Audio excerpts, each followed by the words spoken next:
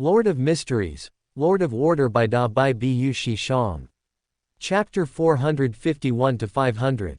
In the eastern waters of Sonia Island, the sound of cannon fire ceased, and amidst the rising mist, a massive, paint-black sailboat stood majestically, like a black sun rising from the sea.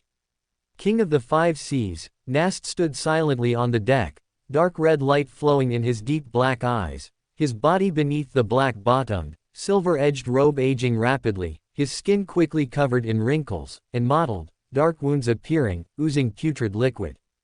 But in the very next second, these contaminations radiated by the authority of decay were twisted and annihilated. Taking advantage of the breathing room, a reddish-yellow flame dispersed, then reconverged in midair, forming the burly Yegor Einhorn. As the commander of the Fasak Empire's Sonia Sea Fleet, and currently a Sequence 4 iron-blooded knight of the Red Priest pathway, he was in an extremely sorry state, his body, forged like steel, now riddled with holes. Yegor Einhorn spat out a mouthful of blood, his left hand pressing against the cracked heart-protecting mirror on his chest, watching the God of Combat emblem, formed by the twilight symbol and sword-shaped mark, inscribed upon it, which had now grown dim, and the sunken vessels floating on the sea, his heart filled with extreme vexation. This was a powerful mystical item he had obtained from the Twilight Grand Hall in St. Millem after he was promoted to a demigod. Even if it wasn't as precious as a god-bestowed item, the protective power contained within it, combined with an iron-blooded knight's control over a fleet, was enough to allow him to hold on until reinforcements arrived, even when facing Nast, who had now achieved angel status. Wiping the blood from the corner of his mouth, Yegor Einhorn, who had lost a precious mystical item in more than half of his fleet, felt his body slightly relax after his silent prayer finally received a response. Then his eyes turned sinister as he looked at the Black Emperor, a cold sneer forming on his lips. Nast, you are provoking the Einhorn imperial family, you are blaspheming the prestige of the God of Combat. Don't think that just because you've been promoted to an angel, you can act recklessly. Before his words had even fallen, the sea area above the Black Emperor was enveloped in a twilight glow, and brilliant, dim yellow light poured down, the terrifying power directly stirring up a tsunami. Flung by the surging air currents, nearly falling into the sea, Yegor Einhorn had just stabilized his body when an uncontrollable smile appeared on his tense face. Beside him appeared an old man with grizzled stubble and a square hat, his light blue eyes containing an aura of looking down upon all creation. The God of Combat Church's Grand Archbishop, a Sequence 2 glory of the warrior pathway. Without looking at the lucky demigod who had survived, Larian's expression grew increasingly solemn, his ancient eyes fixed intently on the distant sea area enveloped in the twilight light, and he said coldly in a commanding tone. Ahomatova is held up in the raging sea and cannot come. Take your remaining fleet and leave here immediately. Yegor Einhorn's heart chilled, as if he had thought of something. He opened his mouth to speak but suddenly stopped, then bowed and quickly flew towards the few surviving vessels on the edge of the battlefield. Dark green symbols appeared in his pupils, and Larian, without any warning, swung his right hand backward, instantly condensing a twilight giant sword emitting an aura of decay. A strange shattering sound echoed, and the twisted order seemed to be shattered by this casual strike. A massive shadow emerged, clearly the Black Emperor, which had previously been enveloped by the twilight storm. Nast lowered his head and glanced at the wound on his arm, which, having been grazed by the twilight giant's sword, continued to fester and could not heal, his deep black eyes slightly contracting. Within the nation of disorder, Aaron rose from the throne, staring at the God of Combat Church's Grand Archbishop within Nast's prayer light spot, and sneered, murmuring. Indeed, with the Saphira's true vision and the blessing comparable to the King of Angels' status, Larian, in Aaron's eyes, was shrouded in faint twilight light, vaguely coalescing into a blurred figure seated on a high throne, leaning against a desolate twilight, and clad in decaying armor. Although he couldn't discern the figure, Aaron had previously had close contact with the divine war outside the Death's Mausoleum, and even with just a fleeting glimpse, he could still confirm that the blurred figure was the God of Combat. This devout Grand Archbishop, deeply favored by the divine, contained within him the will and divinity of the God of Combat, which was why he, despite being only a sequence to glory, could mobilize parts of the Twilight's authority and directly shatter the twisted orders set by Nast, who was also an angel. Looking at the continuous divine light on Larian's body, Aaron couldn't help but recall the Aurora Order's consistently proclaimed doctrine, which asserted that all things possess divinity, and by uniting with more divinity, one could shed their mortal form and become an angel. But for a complete mythical creature, higher-level divinity is more like poison. Of course, for fanatical believers like Larian, this is a divine grace. Having failed to seize the death uniqueness from the goddess, Badhale has already begun to leave a resurrection contingency on his own Grand Archbishop. It seems the fall of King of Giants Ormir and the subsequent calamity have made this god of combat much more cautious, but unfortunately, he still cannot escape the schemes. Having probed Larian's state, Aaron decisively abandoned the idea of helping Nast. Once the hidden will of the god of combat perceived the power of the Nation of Disorder, the plan to usurp Truncest's brass book could very likely encounter unforeseen complications. Larian, who had forced Nast to reveal his true form with a single sword strike, abruptly paused his hand that was about to swing the sword again. A dangerous intuition from a higher level prompted him to directly manifest his complete mythical creature form. But even so, he was still struck rigid on the spot by the sudden surge of chaotic and mad thoughts from the collective subconscious sea. Without the control of the source of power, a brilliant lightning storm directly tore through the seemingly congealed twilight in the sky, engulfing Larian, who had revealed his twilight giant form. Shadows, who had emerged from the collective subconscious sea, looked with some regret at Larian, who was unharmed in the lightning storm, then leapt onto the Black Emperor's deck, and in the gradually twisting space, the Black Emperor dematerialized and disappeared. After capturing the god of combat Church's archbishop in the spirit world and sending Klein away, Shadows left Boyer Bailey of the Warrior Pathway on the Morning Star and rushed here using the collective subconscious sea. Cooperating with Nast's distortion of order, she interfered with Larian's dangerous premonition and subtly planted numerous mental plagues in his subconscious. This was the only way to inflict effective damage on Larian, who had activated his complete mythical creature form and entered a defensive state. Although not fatal, it was enough to buy time for the Black Emperor to escape the battlefield.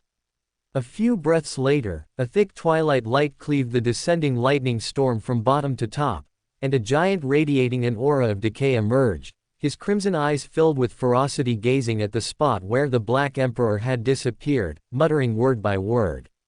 "Calamity Queen, Goshinam." The dull and majestic voice differed somewhat from Larian's original voice, carrying a sense of decay that permeated the soul, and it triggered the solidified twilight that enveloped this sea area. But soon everything disappeared, and the blazing sunlight shone down again, as Larian, who had reverted from his mythical creature form, stood silently in midair, looking down at the many shipwrecks on the sea. After an unknown amount of time, Larian slowly raised his head, his light blue eyes looking into the distance, at the dense mist that once again obscured the sunlight, and at the countless dark brown airships approaching in a dense formation. These airships were painted with the red, white, and yellow striped flags of Fasak. Sensing Larian's gaze, a flash of light, like a fusion of blood and rust, erupted from the lead airship, and the power covering the entire airship fleet rapidly converged. A figure shrouded in dark red armor appeared silently beside Larian, and a strong scent of rust permeated the blood-colored mist. Ahomatova Einhorn. He was the weather warlock of the Fasak royal family, and also the supreme commander of the soon-to-be-established Sonya war zone. Ahomatova coldly swept his gaze over the wreckage on the sea, then snorted and nodded to Larian before speaking indifferently. "It's a pity. If I hadn't been blocked by Yan Courtman of the Church of Storms in the raging sea, perhaps the two of us could have jointly kept Nast there permanently." Larian turned his head to look at the weather warlock, shook his head calmly, and reminded him. "Don't underestimate Nast. She might have truly found the last treasure of the Solomon Empire, and she seems to have signed some kind of contract with the Elven remnants, wanting to reclaim this ancient elf island." Speaking of this, she paused, and sighed with a somewhat inexplicable expression. "I never expected Calamity Queen, Gosyanam to still be alive. Indeed, as the apocalypse approaches, all the fellows hidden in dark corners are starting to stir. Pass this news to the Church of Storms. That tyrant will not allow others to covet the authority of the storm. Ahomatova frowned. As an angel who only advanced in the fourth epoch, he recalled the records of this ancient elf in the ancient texts he had read in the Hall of Twilight. After a moment, he spoke in a deep voice. I will arrange for someone to do this, but I'm afraid the effect will be minimal. If you include the ancient elf you mentioned, this so-called pirate kingdom has 3 angels behind it, and all of them control a ghost ship. Under the current circumstances, as long as they don't provoke the Church of Storms, the Pope should condone them consuming our strength. Nast has already advanced to Duke of Entropy. With the Black Emperor pathway's uniqueness, combined with Bernadette and that ancient elf, they will only be more excessive than today. With the ghost ships, they can even ambush the Church and the fleet at any time. If that's truly the case, with our abilities, we can only be exhausted and even unable to restrict their escape. Larian listened with an indifferent expression, but the increasingly terrifying aura of decay that emanated from him revealed that the Grand Overseer's inner emotions were not as calm as his face suggested. I never expected that the insignificant fellow from back then has now become a major problem that is difficult to shake off. You should be aware of our Lord's oracle. Our time is running out. Before declaring war on LotM, these hidden dangers must be eradicated. You've said so much just now, you must already have an idea in your mind. Don't have any reservations, you can speak it directly. Compared to himself, who preferred to solve problems directly with force, Larian believed that Ahomatova, as a high-level hunter whose prior pathway was conspirer, was more skilled at hunting. As soon as his words fell, a mass of orange-red twilight emerged from Larian's body, enveloping their figures and isolating them from the outside world. Ahomatova glanced at the solidified orange-red around him, his eyes flickered, and he said in a low voice. A high-level arbiter pathway can help us turn the tide, so we can have 2 directions. One is to ask the Castia family's member to act, but this might require the Church to step forward and negotiate with the Earth Mother Church. Larian pondered for a moment, then slowly shook his head. That hand of order was injured by the god of knowledge and wisdom during the War of Betrayal, and her current condition is unknown. Even if the Earth Mother Church is willing to provide assistance and persuade her to act, the price we would have to pay would not be small. Having anticipated this outcome, Ahomatova nodded slightly and continued to add. The other method is to activate the Transmigration brass book. Upon hearing this name, Larian refused without even thinking. Once that brass book is released from the seal of the Hall of Twilight, it will constantly vitalize. The risk is too great. If it gets out of control, only our Lord's descent can seal it again. This time, Ahomatova did not back down, looking directly into Larian's eyes, his tone becoming much heavier. But hasn't the Church already found a way to utilize that brass book appropriately? Although I don't like that fellow Russell, what he said indeed makes a lot of sense. There are only 1,000 days to be a thief, but no 1,000 days to guard against a thief. As long as we can solve those fellows once and for all, a moderate risk is worthwhile. Clearly, compared to expending the Einhorn family's heritage in exchange for the help of a hand of order, Ahomatova was more inclined to incite the Church, which initiated this war, to pay more.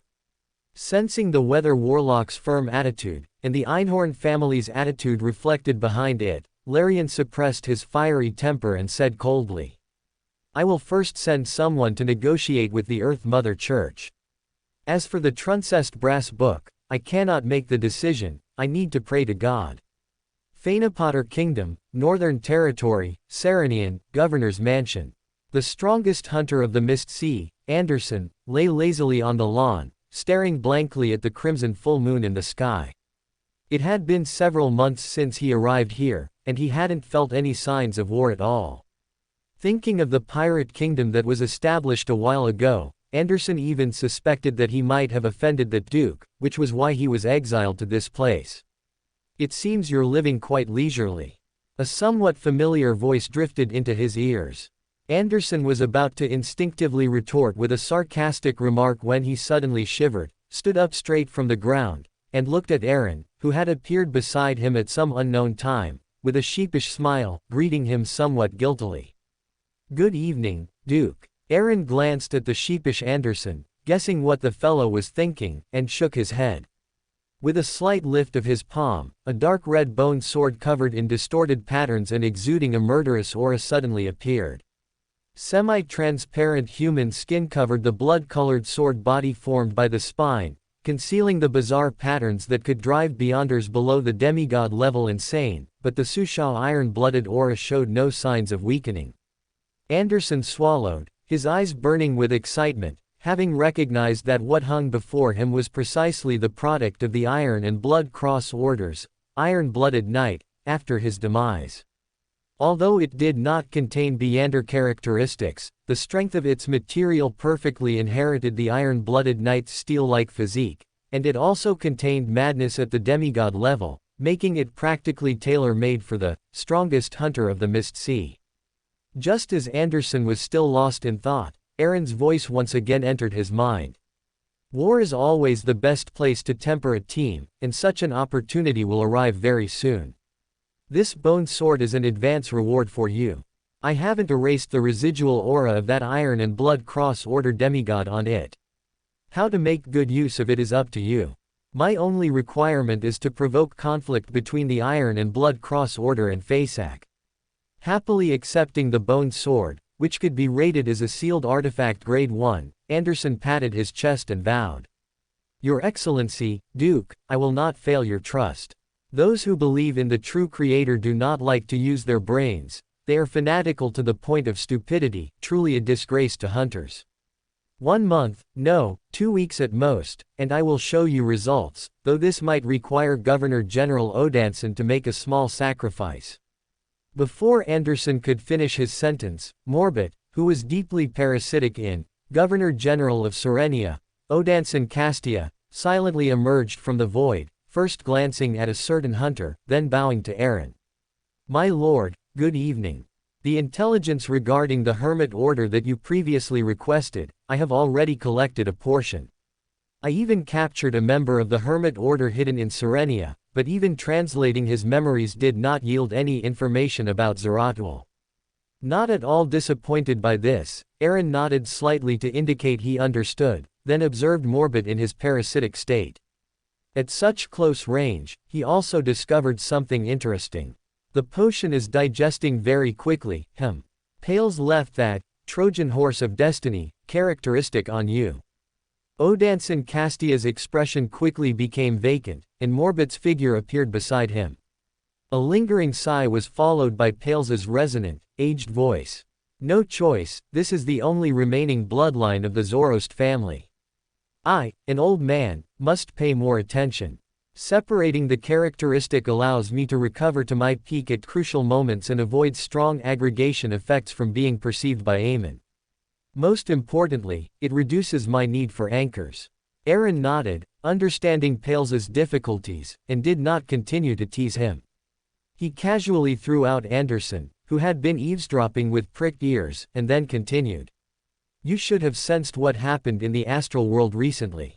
The Evernight goddess has already obtained the death uniqueness, but the god of combat will not give the Evernight goddess time to digest the uniqueness and advance further. If I'm not mistaken, Zeratul should be released by the Evernight goddess very soon, so we need to prepare early." Zeratul, Pales sighed, then responded after a few seconds of silence. "His true body is well hidden, and all related information has been destroyed. Even I cannot accurately find him. Not destroyed, but concealed." Correcting Pales's statement, Aaron continued to explain. "Zeratul is already a Sequence 1 attendant of mysteries. His true body should currently be hidden in the realm of mysteries he created. It's only because his crucial humanity was imprisoned during his advancement that his external true body fell into madness. Therefore, while Zeratul's realm of mysteries is hidden, it has a fatal flaw. Through some special mediums, it might be possible to discover traces. And for that, we need to go to Backland. In the raging sea, near Bansi Island, within the thin mist, a shimmering, illusory long river of rippling light faintly appeared. Accompanying the gentle tremor of the sea surface, the mist was stirred, and Bansi Island, surrounded by the Xiong Qi of destiny, flickered in and out of view amidst silver-white lightning and crimson flames. The next second, a blood-colored light flew out from Bansi Island, which looked as if the apocalypse had arrived, and it escaped the shackles of the Xiong Qi of destiny without any hindrance. Finally, it transformed into the figure of Ince Zangwil, though at this moment, this night watcher appeared extremely miserable, with a clear Duan Ko at his neck, and festering, oozing skin beneath his double-breasted pure black clerical robe. Ignoring the miserable state of his body, Ince Zangwil's face revealed his characteristic mocking smile. He raised his hands to press on both sides of his face, where bloody mouths each split open, then quickly closed again. After all this time, you actually didn't die there, which is somewhat beyond my imagination. An undisguised mocking voice came. Ince Zangwil, or more accurately, Sauron Einhorn Medici, lost the smile on his face. His deep blue, almost black, single eye narrowed slightly, and even his blind eye now faintly revealed a bloody hue. At some unknown point, a young man wearing a pointed soft hat and a classical black robe appeared beside him. The man toyed with a crystal monocle, then put it on his right eye, looking at Sauron Einhorn Medici and continuing. No need to be nervous. I just helped you break the seal left by that Ouroboros fellow. I think that should be enough to show my sincerity, right? Gradually suppressing, or more accurately, assimilating with the contamination so it no longer manifested, Sauron Einhorn Medici glanced at Aemon opposite him and snorted lightly. Is this your true body? Aemon adjusted the monocle on his right eye, the curve of his lips becoming even more pronounced. Guess. A dense ominous aura mixed with an iron-blooded aura dispersed, but then quickly subsided, and Sauron Einhorn Medici, whose state was gradually returning to normal, responded impolitely. Little Raven, after all these years, your personality is still so annoying. Tell me, why did you find me? What do you want? Or, do you want to wait here with me for the Lord's grace? Shaking his head calmly, Aemon turned his head to look at the other side of the sea, at Bansi Island, which was gradually returning to tranquility. The situation on the western continent seems more interesting than I expected. Also, a reminder for you, hey, Cheek is already targeting you. I hope you don't die as miserably as you did in the fourth epic. Flames, some fiery red and some scorching white, ignited on Ince Zangwil's decaying body, but they were immediately swallowed by the uncontrollably expanding underworld within him. A ominous aura of calamity converged within the underworld, merging with twisted souls to solidify into a bizarre, black iron throne. Sauron Einhorn Medici, seated upon it, had the banner-like mark on his glabella growing increasingly crimson, and his decaying face became slightly gloomy, yet his words seemed to express a sense of self-satisfaction. The worst outcome is just merging with him. I'm already 3 in 1, so becoming 4 in 1 isn't a big deal. It won't be fundamentally different from how things are now anyway. Aemon adjusted his crystal monocle and, imitating Medici, let out a tisk sound. You've clearly gone even crazier after visiting Bansi, but I'm quite looking forward to that day. However, with your current state, let alone dealing with Cheek, you probably can't even suppress Sauron and Einhorn for long, can you? As for the one in the forsaken land of the gods, hey, he doesn't have time for you right now. Ince Zangwil's expression was silent, but Medici's sneering laughter came from the door of the underworld at his glabella. Little crow, don't think I don't know what you're trying to do. The sneering laughter stopped abruptly as Aemon leisurely turned halfway, a faint light seeming to flash in his right eye's monocle, and an ancient, mottled stone slab appeared in his hand at some unknown point.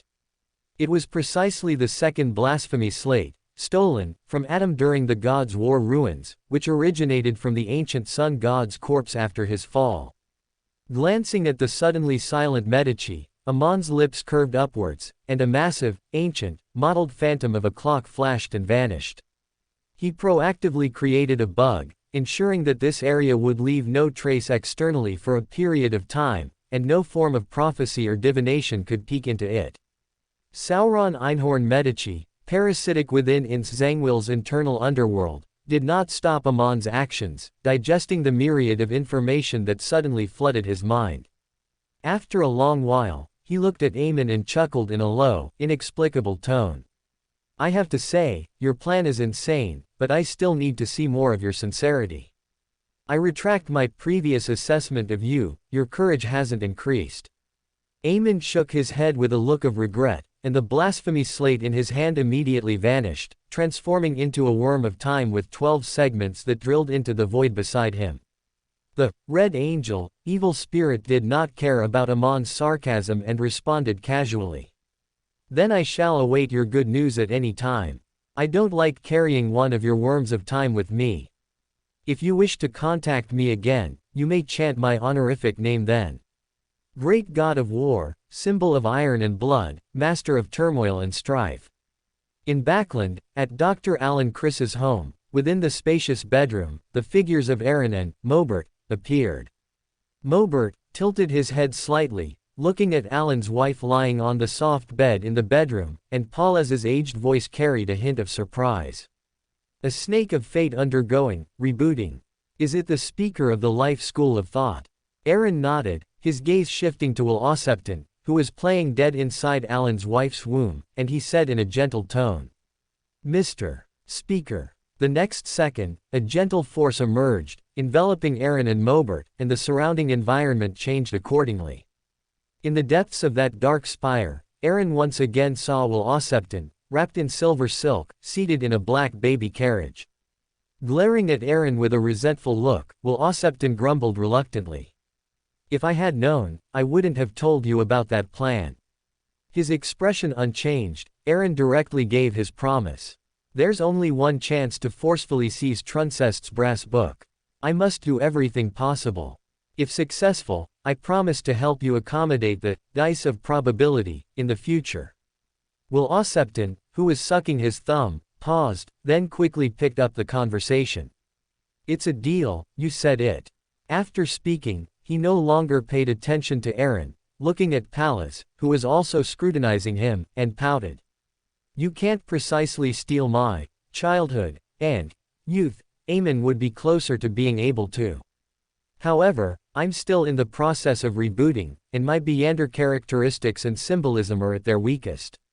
With your Sequence 1 Beander characteristics, you might be able to complete the theft. Moreover, the time remaining until birth is very short. As long as one is willing to bear a certain risk, it's not impossible to complete the reboot early. With the luck I've accumulated, such a risk can be resolved. Steal. Pallas looked around the desolate world surrounding the Black Tower and asked, somewhat uncertainly. Right here. Will Osepton's chubby baby face immediately wrinkled, and he responded with great dissatisfaction.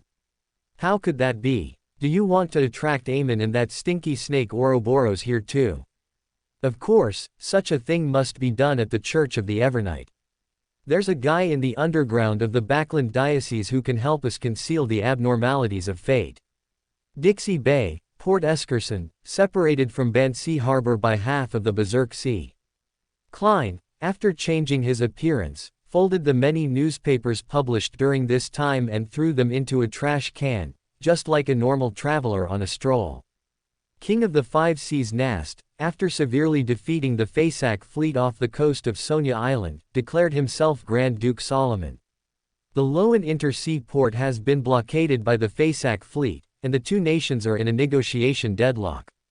The Death Faith on the southern continent is experiencing a resurgence. Recalling some key information, Klein took a deep breath, always having a feeling that a storm was brewing. Suppressing the thoughts in his mind, Klein found a secluded corner and, with the help of the sea god Scepter, manipulated a sea monster to take him away from Port Eskerson, heading towards the Black Tulip, which was anchored outside the safe shipping lane. Along the way, Klein noticed that the Loan Kingdom's Dixie fleet was constantly patrolling the safe shipping lane, seemingly on guard against something. The abnormal changes in the Berserk Sea earlier seemed to have also attracted the attention of the Loan military, but I wonder what reaction the Church of the Storm, which truly controls the Berserk Sea, will have. Klein sat cross-legged on the whale-shaped sea monster, gazing at the scene on the deep sea surface, using the sea god scepter's ability to conceal his aura, avoiding unnecessary trouble. After the fleet above them left, Klein quickly manipulated the sea monster, moving away from the safe shipping lane, and relying on his perception of the marionette, he quickly found the black tulip. Raising his hand to push away the milk that Frank offered, made from who knows what, Klein's expression turned serious. He explained in detail to his only 2 crew members the changes in the Sonia Sea last time, and especially emphasized the fact that he would be unable to send him to the Evernight plane for a while. Frank scratched his messy hair, involuntarily recalling the elf who had knocked him out with a casual flick, and let out an embarrassed, dry chuckle. Deeply feeling his own weakness, Frank drained the glass of milk that had been politely refused and looked at Klein, saying very sincerely, "Germain, I've made up my mind. I'm not going to be a druid anymore. I want to become a classical alchemist." Klein's expression froze for several seconds as he walked towards the captain's cabin, feeling the burning gaze from behind him. He resisted the urge to rub his forehead and responded calmly, "Having a goal is a good thing. Good luck to you." Then, ignoring Frank, Klein directly closed the door to the captain's cabin. This was the last untouched sanctuary on the Black Tulip that Frank hadn't ruined. Taking out some daily necessities he had purchased from the port from his spatial pocket, Klein pondered for a moment. After setting up a spirit wall, he took 4 reverse steps to ascend above the gray fog. The Dixie Bay already belonged to the boundary waters between the raging sea and the fog sea. In other words, Vice Admiral Iceberg, with whom he had a hunting agreement, should also be in the vicinity of these waters. Just as he was about to check Danitz's current location, Klein suddenly noticed that among the crimson stars silently suspended in the boundless gray fog, one suddenly brightened, spreading out light like water. Hesitating for a moment, Klein cautiously extended his spirituality, allowing the constantly expanding and contracting crimson star to reveal the scene it contained. A robe entirely woven from starlight draped down, and clusters of silver light enveloped Admiral of the Stars Catlia's entire body. But the pressure, which only a demigod could possess, didn't attract too much of Klein's attention. He waved his hand to retrieve the blasphemy card depicting layered doors from the pile of sundries, his gaze fixed on the space above Catlia. There was a pair of cold, emotionless, lashless, almost transparent eyes. And opposite these indifferent eyes was Bernadette, with a calm expression. Deep within St. Samuel Church, in the spacious room that only Nighthawk's captains and bishops could freely enter. One of the Evernight Goddess Church's 13 archbishops, the head of the Backland Diocese, St. Anthony Stevenson, took out an urgent telegram from the Holy Cathedral and whispered concisely, "Phoenix's ambition is already evident. We must abandon all illusions. The dispute in the Intersea will be handled by the Church of Storms. But the Amantha Mountains in the Winter County and Eastchester County are the Holy Cathedral's barrier, and no accidents are allowed. Lady Ariana is already stationed there, and both the Ahorva County and Backland Diocese will dispatch a portion of Nighthawks for support." At this point, Archbishop Anthony paused, his gaze sweeping over the serious-faced Red Gloves team captain Sost and Bishop Electra. Then looking at the figure completely shrouded in a black robe behind them, he added, "Major General Alfred of the Hall family has returned to Backland from the southern continent. You will accompany him to lead the army to the front line. There, you won't have to worry too much." To appease the church's anger over the Backland Great Smog, the Lowen royal family allowed the 3 major churches to send personnel into the military. The direct consequence of this was that Colonel Alfred, as the representative of the Evernight Church's interests in the Hall family, coincidentally, obtained a sealed artifact corresponding to the Earl of the Fallen in the southern continent, and then very naturally became a true army major general. Sost and Electra, who knew a little about the identity of the person behind them, exchanged glances but did not speak first. In the suddenly quiet secret room, a pale hand lifted a hood, revealing an aged face. It was Prince Edsac, whom Aaron had saved earlier. "The Church and the Kingdom still haven't caught Trissa, have they?"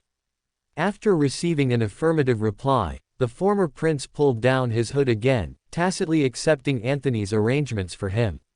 Archbishop Anthony lightly tapped the table, and the surrounding light suddenly vanished, as if swallowed by the dimness in the room. The next second, he arrived at Channy's gate, located underground. The Nighthawks who were originally on duty had already retreated. In front of the black iron double door engraved with 7 holy emblems, Aaron and Pallas looked sideways at the arriving Anthony.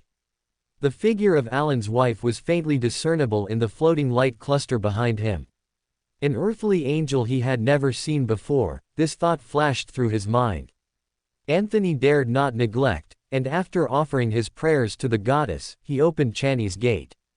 But before they could enter, 0 to 17, which should have still been in a sealed state, already appeared before Channy's gate, its pure black, indifferent pupils sweeping over the people in front of him.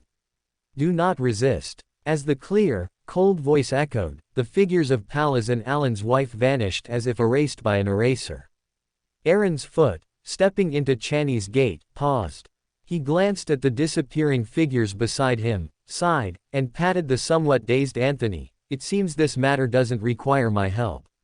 Come with me to retrieve the Antigonus family's notes. The enormous red moon hanging in the sky dyed the surrounding mist crimson. Pallas stood in the deep, cold night, facing 017's emotionless black pupils. As one of the few great nobles of the fourth epoch, Pallas naturally recognized the mother of the night country. His expression shifted slightly, and he immediately cupped his hands in greeting. Pallas greets the goddess. His gaze swept over the two, and 0 to 17 calmly nodded. Under the illumination of the red moon, his figure became ethereal, leaving only a clear, cold voice echoing, "This place is isolated from the fate of the outside world. What you wish to do will not attract the attention of those with ulterior motives." The feeling of being pricked in the back slowly dissipated. Pallas let out a long breath, only then having the presence of mind to assess his situation. Not far away was a small town shrouded in mist, the most prominent building being a very ancient-style spire church. It was entirely black, had no bell tower, and at its apex, countless black crows circled and lingered. A tremor from the depths of his soul startled Pallas. His spiritual intuition told him that something extremely precious might be hidden there. Forcing himself to push the matter to the back of his mind, Pallas looked at the somewhat silent Wei Ang Sai Ting, and an illusory, mottled clock appeared in his pupils. Not far away, in the deepest part of the black church at the very center of the town, stood a stone statue in the form of a human female. Beast legs, covered in hard black fur, grew from her ribs and waist, adding a touch of malevolence. At the feet of this stone statue, souls slumbered, as if a cluster of stars surrounding it. The 0 to 17, which had just disappeared, now stood before this stone statue, looking at the old man in black robes sitting cross-legged diagonally behind the statue. Welcome to Fanfic Audiobook, your go-to place for immersive audiobooks. If you enjoy the content, don't forget to like the video and subscribe to our channel for more amazing stories. And please support the author by link in description. In this ineffable and heart-pounding silence, the head bowed beneath the hood trembled slightly, revealing a face covered in pale whiskers. The spirit-body threads, interwoven and circling throughout the entire church began to retract and recede, as eyes as dark as a lightless water surface silently watched 0 to 17. After a prolonged sigh, Zeratul looked up at the ceiling of the church, where countless corpses hung, and his voice even carried a hint of a smile. If I'm not mistaken, I've been imprisoned here for 150 years. The advent of the apocalypse is imminent. Bethel Abraham has been exiled by you, but the gods need a lord of the mysteries. Although I am not comparable to that blasphemer, I am willing to bet everything for one chance. I think this must also be the reason you have come here again after more than 100 years. On 017's expressionless face, the corners of her mouth curved slightly, and her clear, cold voice made the red moon above the foggy town outside the church grow even more brilliant. Find the Saphira castle amidst Amon's encirclement, and I will give you a chance to face Antigonus. As her words fell, pure crimson light poured into the church, then converged and flowed along the patterns on the altar beneath the stone statue, finally meeting. In a burst of bright light, 017's figure vanished, replaced by an illusory, mysterious double door. Although he had long perceived the Evernight goddess's conflicted state of mind from her choice to imprison him rather than annihilate him, and even had a guess the moment 0-17 appeared, Zeratul was still somewhat stunned looking at the luminous door that seemed to lead out of this prison. What he had said earlier was merely based on his speculation about the Evernight goddess's state of mind over the years, but in reality, he had no intention of fighting Aemon to the death. After all, neither the King of Angels, who possessed the uniqueness, nor the Lord of the Mysteries' consciousness, which might revive from him, were something he wished to face. Saphira Castle. Zeratul muttered, turning his head to glance outside the church and slowly shaking his head. After 0-17 appeared, his power was restricted to the vicinity of this altar, only vaguely sensing the emergence of other high-level powers in this hidden world. Abandoning the idea of risky prying, Zeratul then slightly raised his left hand, and his historical void image appeared in the void beside him. Without hesitation, he slowly pushed open the double luminous door. For a deity like the Evernight goddess, who controlled the authority of darkness, in a situation where their Beander sequence was not equal, both divination and spiritual intuition could yield error answers. This was also one of the reasons why he, as a sequence 1 of the seer pathway, was still ambushed during his advancement and ended up in such a state. During these 100+ years, Zeratul, having learned his lesson, decided to use the safest method for the final test. Beyond the pushed-open luminous door was a dilapidated palace made of ancient stone slabs and broken walls. Everything seemed quiet, with no abnormalities. But if one looked up, one would notice that the palace ceiling hung with even more corpses of various races. They were densely packed, as if performing a grand opera. Zeratul silently watched all of this. With his Beander sequence, even if it was just a historical void image, he could still clearly see the transparent, slimy tentacles behind these hanging figures, with complex patterns, hidden mysteries, seemingly capable of driving one mad. Following the countless tentacles into the depths of the hall, Zeratul's gaze fixed on an ancient, enormous stone chair, its surface inlaid with dim gold and jewels. This was the main peak of the Hornassus mountain range, the territory of the Fourth Epoch's Night Kingdom, and also where Zeratul was secretly ambushed by the Evernight goddess 150 years ago. Confirming that he was not in some kind of dream but had truly returned to this palace where he had obtained the Attendant of Mysteries characteristic, Zeratul decisively swapped positions with his historical void. At the same time, on that massive chair, countless transparent maggots clustered together, slowly wriggling, growing rampantly, and extending nearly invisible tentacles towards Zeratul. The next second, those slimy tentacles with intricate patterns pierced through Zeratul's body, instantly crushing him into points of light. The tentacles, failing to capture their prey, vented their rage within the dilapidated palace, but quickly disintegrated back into countless transparent worms, falling into an eerie silence. At the edge of the Hornassus mountain range, Zeratul, shrouded in a black robe, suddenly appeared, the smile gone from his face, his brows tightly furrowed as he looked at the object suspended before him. It was a tarot card. Depicted on the card was his old acquaintance, Roussel Gustave, and the top corner of the card was outlined with brilliant starlight, forming text. Sequence 0. Fool. This was the Fool card he had lost when he acted as a decoy to obtain the Attendant of Mysteries characteristic from the half-mad Antigonus. His expression quickly turned gloomy. Zeratul felt no joy whatsoever. While this, recovered, blasphemy card could certainly make facing Aemon much easier for him, likewise, the gifts of fate always came with a hidden price. The Evernight goddess, who controlled a portion of the authority of darkness, was even more exceptional in this regard. The last time, in order to advance to sequence 1-inch Attendant of Mysteries, he had lost the blasphemy card gifted by his old friend and had spent 150 years neither living nor dying. Now, for freedom, for that illusory godhood, what more would he have to pay? The joy of rebirth was instantly diluted. Zeratul suddenly raised his head, gazing for a long time at the crimson moon, and vanished the moment he grasped the Fool card.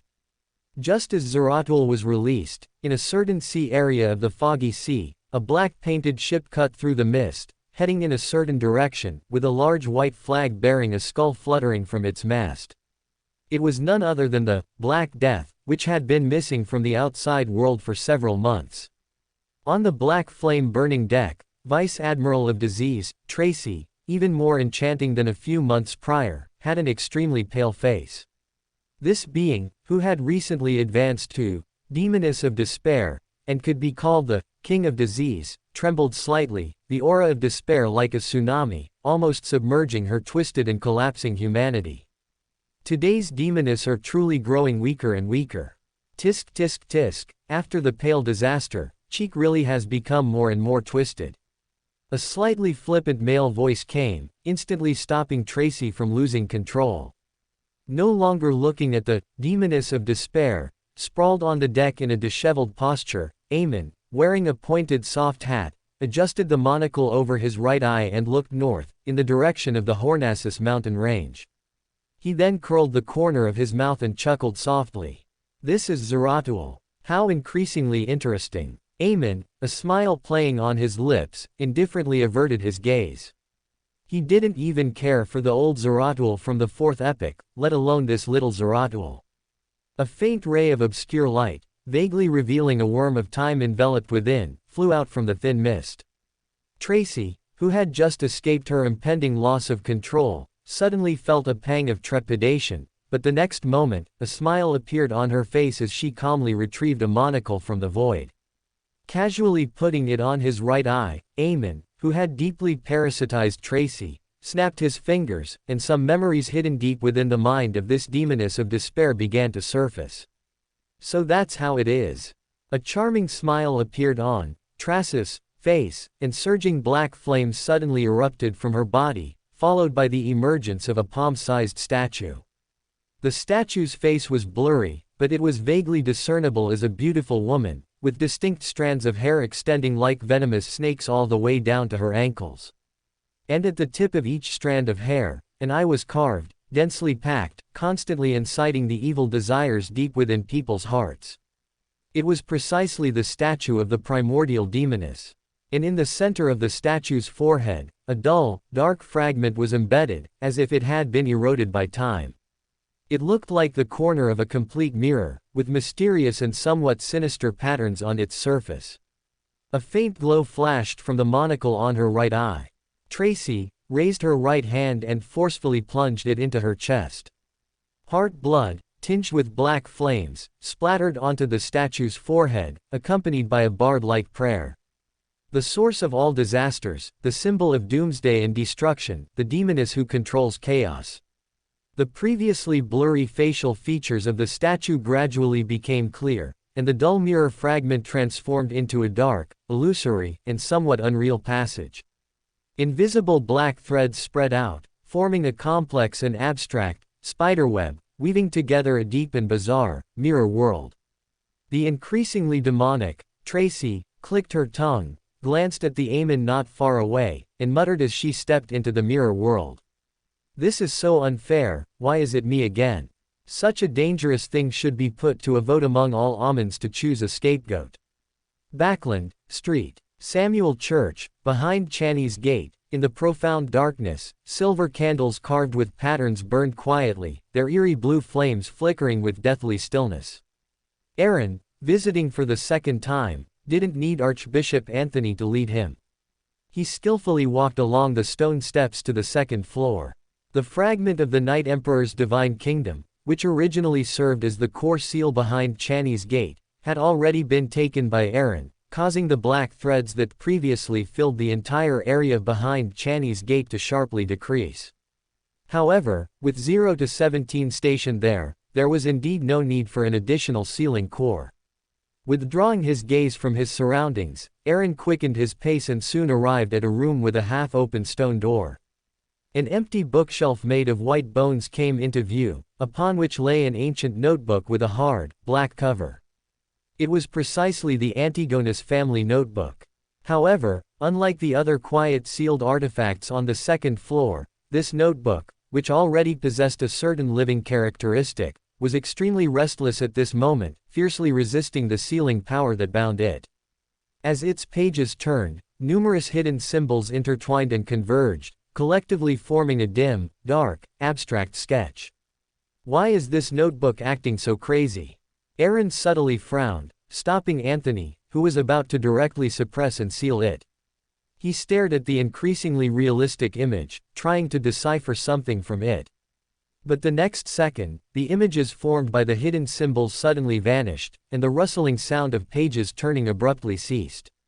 Picking up the notebook, which had suddenly played dead and now looked unremarkable except for its age, Aaron, sensing something, looked towards the entrance leading to the third floor.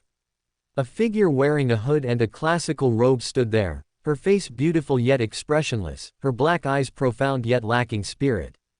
0 to 17 nodded slightly towards Archbishop Anthony, who was bowing respectfully. A flicker of excitement crossed the horror bishop's placid face. After a low word of praise, he merged into the darkness and voluntarily left the area behind Channy's gate.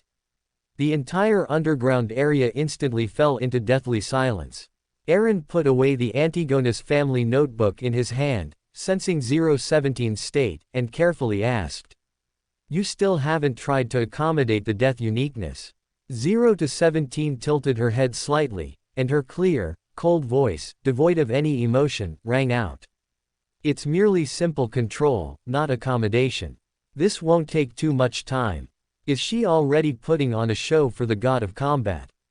Aaron nodded thoughtfully, then cleared his throat and explained his idea of establishing the Byron kingdom in the southern continent using the remaining death faith and the numinous episcopate. To some extent, the current numinous episcopate could actually be considered a subordinate of the Church of Evernight. Even though Aaron had a good reason for poaching them back then, he also took this opportunity to gauge the goddess's thoughts on the matter. The hidden angel's expression remained unchanged, and her voice responded calmly. "No matter. But if any believers convert, you must not stop them." Aaron's expression relaxed slightly, and he immediately agreed to this request, which could barely be called a condition. After all, even though the forces he currently controlled were no less than any of the Orthodox churches, and even surpassed them in terms of the number of angels that could be deployed. But as the surprise he had prepared for George III, most of their identities were temporarily not to be revealed. And before that, the Byron Kingdom, which integrated the indigenous people of the southern end of East Byron, would be an excellent leverage point. At a necessary moment, the Eastern Tark colonial zone, which had secretly controlled half of the Paw River Valley, combined with the Church of Evernight, which controlled the harvest grassland in central East Byron, and the Byron Kingdom at the southern end of the Haggerty grassland, could almost change the allegiance of the entire East Byron overnight. Except for the Starry Plateau in West Byron and the Intis colonial zone, and the only remaining Fusik colonial zone in East Byron, east of the ancient forest, the Truncest Empire could almost be rebuilt in the southern continent immediately. Taking a deep breath, Aaron suppressed the blueprint he had conceived in his mind, and only then did he have the leisure to care about a certain hidden fetus. If Will Ossepton's premature birth takes too long, I'll have to hypnotize Dr. Allen. But if luck is bad and the traces of hypnosis are discovered by the psychology alchemists, or even more deviously, just find a faceless to impersonate Allen's wife. While still deep in thought, Aaron suddenly saw 017's lips seem to curve slightly. Dense darkness, like a tide, surged from all directions, forming a vortex that spat out three figures. Aaron froze for a moment, then raised his hand in surprise to grab one of the silver light clusters, but even with his sequence, he missed it without intentionally restraining it. "You're getting more and more impolite. I'm just a newborn baby." A disgruntled murmur sounded beside Aaron, and a pink, chubby baby wrapped in silver silk appeared. He completed the theft and was successfully born so quickly. Suppressing the doubt in his heart, Aaron lightly coughed and looked at the current Will Ossepton, responding with a smile. "Just a joke. With our friendship, there's no need to be so formal, right?" Will Ossepton snorted, rolled his eyes, and dodged a large hand that wanted to pinch his face. He didn't say much more, as this was, after all, the Evernight goddess's territory. Aaron, who also understood this principle, didn't continue to tease. After confirming through a few jokes that the state of this, trickily, prematurely born snake of fate was fine, he prepared to leave Street Samuel Church. The swirling darkness vortex had receded at this moment. Before Aaron could speak, 0 to 17, whose figure slowly dissipated, subtly moved his lips. Zeratul has been released. This is a necessary sacrifice.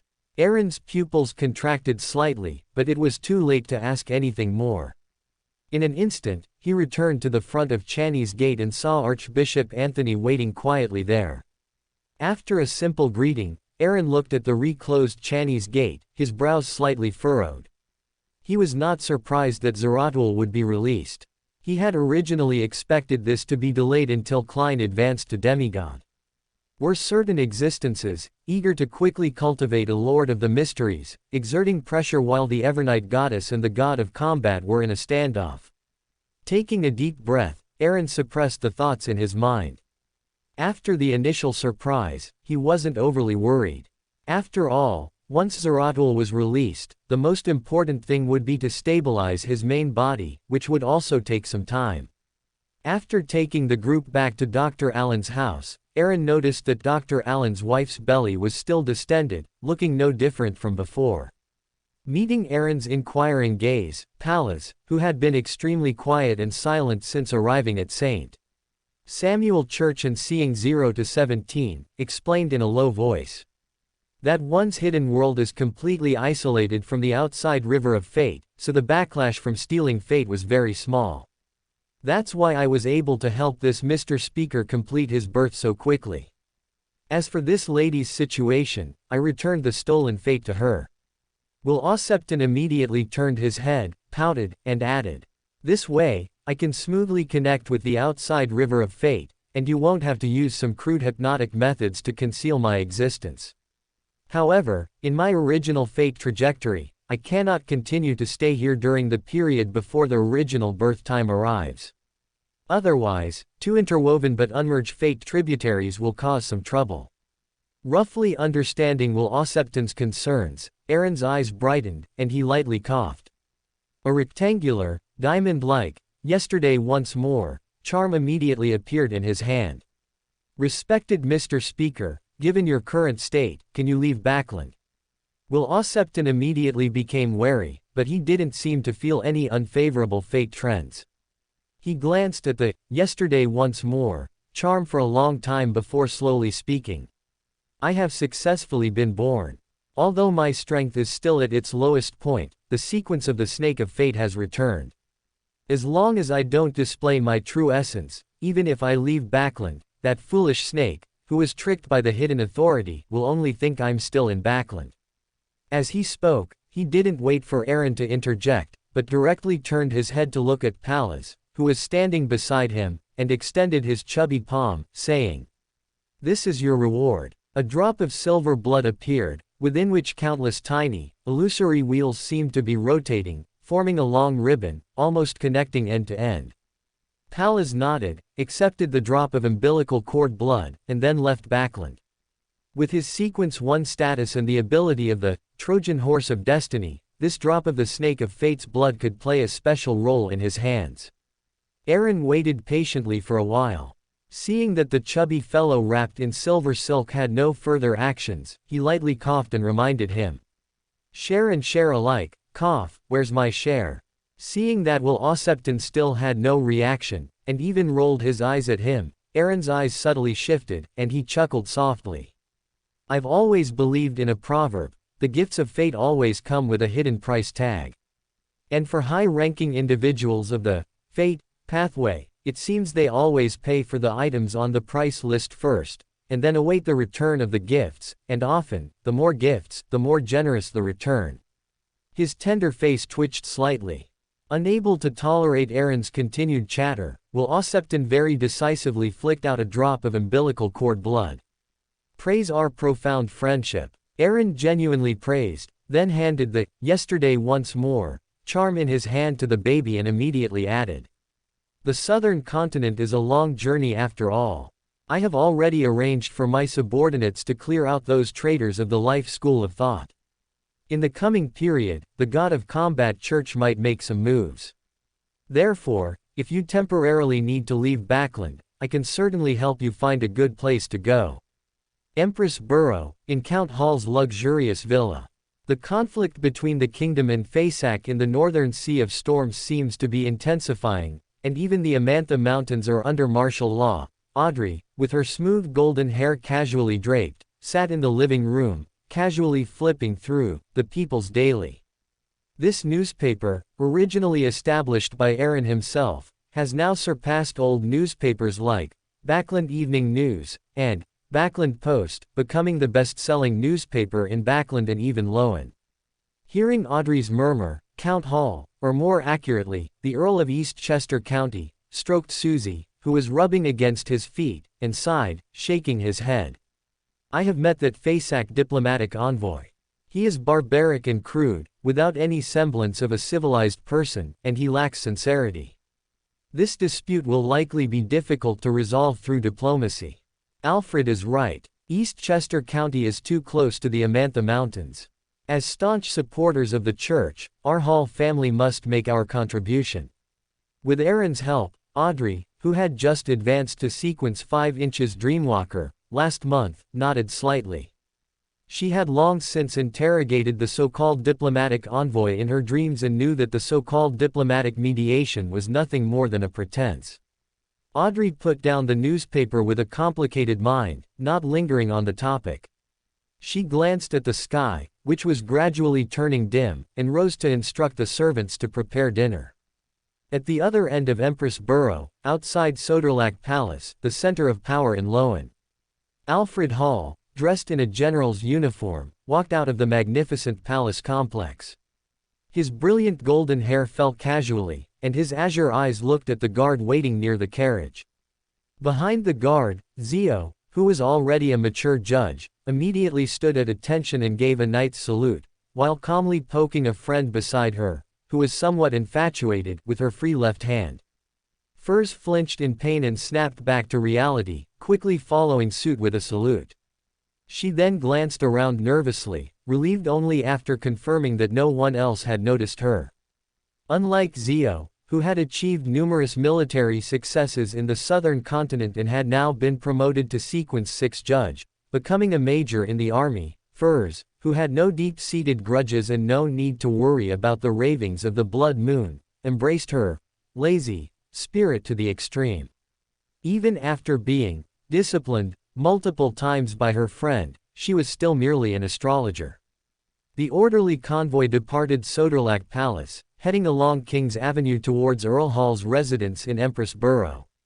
Under the shadow of the Intis plane trees, Susie stretched her body lightly and joyfully, contentedly watching the maid trimming the garden nearby. Suddenly, she straightened up, wagging her tail, and ran out with a bouncy gait. At the entrance of the spacious Earl's residence, Alfred Hall had just alighted from his carriage and quickly embraced the golden retriever that was wagging its tail and pouncing on him. A smile appeared on his resolute and serious face. The Major General stroked Susie's fur and dismissed his guard, but he stopped 2 ladies at the end of the line who were trying to sneak away. Audrey wrote to me earlier, wanting to see both of you again. Come in with me. Even without deliberately displaying his authority, the aura of a disciplinary knight combined with his shining Major General's uniform made Furs instantly timid, unable to utter a refusal. Zio merely paused for a moment before silently nodding. After arranging for maids to lead the 2 ladies, Alfred did not linger and went directly to the banquet hall with Susie, where he saw Audrey and Earl and Countess Hall waiting, as well as his elder brother, Hibbert Hall.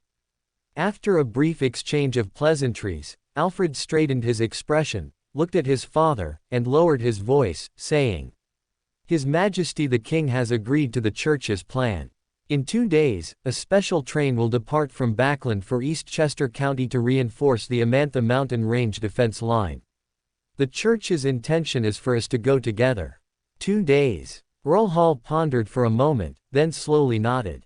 This time was enough for him to finish his current tasks, and it would also allow him to avoid the disputes in the upper and lower houses over the new Prime Minister candidate. In the void, which neither naked eye nor spirit vision could penetrate, Aaron withdrew his gaze from Audrey and spoke plainly to Will Osepton, who was playing with the silver light ball in his hand. Have you found anything valuable? The fleshy hand stopped kneading, and Will Osepton pouted, muttering. You might be disappointed. After all, this is just a virtual personality of that manipulator. However, I can help you find his true body through the trajectory of fate. Aaron nodded, glanced at Huon Rambus, who had just entered Earl Hall's residence and was unknowingly caught in a fate loop. Ariana's night emblem appeared, and a dense darkness subsequently engulfed the silver light cluster. Will Osepton, on the other hand, rolled his eyes and fixated on the specially made ice cream neatly arranged in the corner of the banquet hall. In a hidden small port somewhere in the Rorstad archipelago waters, in the future's captain's cabin, green vines strangely retracted. Katlia, the star, emerged from within, her eyes a deep purple mixed with silver white, her ears seemingly still echoing the illusory ravings from the hidden sage. She grunted. The leap brought by her divinity subtly revealed a corner of the thick, layered, impenetrable curtain. It seemed as if one moon after another, in different colors, some blood red, some silver white, some dark brown, emerged, like eyes watching the earth. Calm your mind and meditate. A familiar soft voice sounded in her ear, and a warmth emerged around her eyes. Katlia's various abnormalities were quickly suppressed. In just a moment, her eyes were already dark, no longer containing the mysterious deep purple and silver white. Katlia's body trembled slightly, and Bernadette's tall figure was reflected in her shimmering tears. Her lips moved, unable to suppress her emotions, and she said tremblingly, Your Majesty. Looking at Katlia now, Bernadette seemed to recall the stubborn little girl who walked off the dawn many years ago. She raised her hand to wipe away her tears and said in an extremely gentle tone, You've always done very well. I'm proud of you. Her gentle tone carried a hint of guilt. Analyzing the blood of the snake of fate, and completing the ritual to gain divinity should have been an extremely easy task for Katlia. But because of his conflict with the hidden sage during his promotion to sage, he vented his anger on Katlia. If he hadn't left a contingency plan on Katlia, she would likely have failed her promotion and mutated into an information monster. After Katlia's emotions stabilized, Bernadette straightened her expression and cautioned. Promoting to a demigod grants immense power, but it also brings more dangers. Among all sequence 4s across the 22 pathways, Mysticologist is the sequence most prone to danger. After all, we often see things we shouldn't see, hear sounds we shouldn't hear, and touch secrets we shouldn't touch. Therefore, if you wish to live long, you must learn to restrain your curiosity and control your corresponding actions. Katlia inexplicably recalled the eyes behind the curtain she had seen, and a chill inexplicably rose in her heart. Bernadette glanced at the astrolabe, which had fallen to the ground and shattered into pieces, and quietly added, Do you remember what I told you back then? Your destiny is not with me. After my promotion to sage, I have a more accurate interpretation of that prophecy. Your destiny has intertwined with an existence named Fool. Above the gray fog, Klein, who had been secretly observing through the prayer light, suddenly rose from the high-backed chair. Even when the power projection of the hidden sage had appeared earlier, he had not lost his composure like this. For some reason, he always felt as if Bernadette was deliberately speaking to him, and this feeling gave him an inexplicable sense of unease. Mystery Prior, Sequence 3 is called Clairvoyant.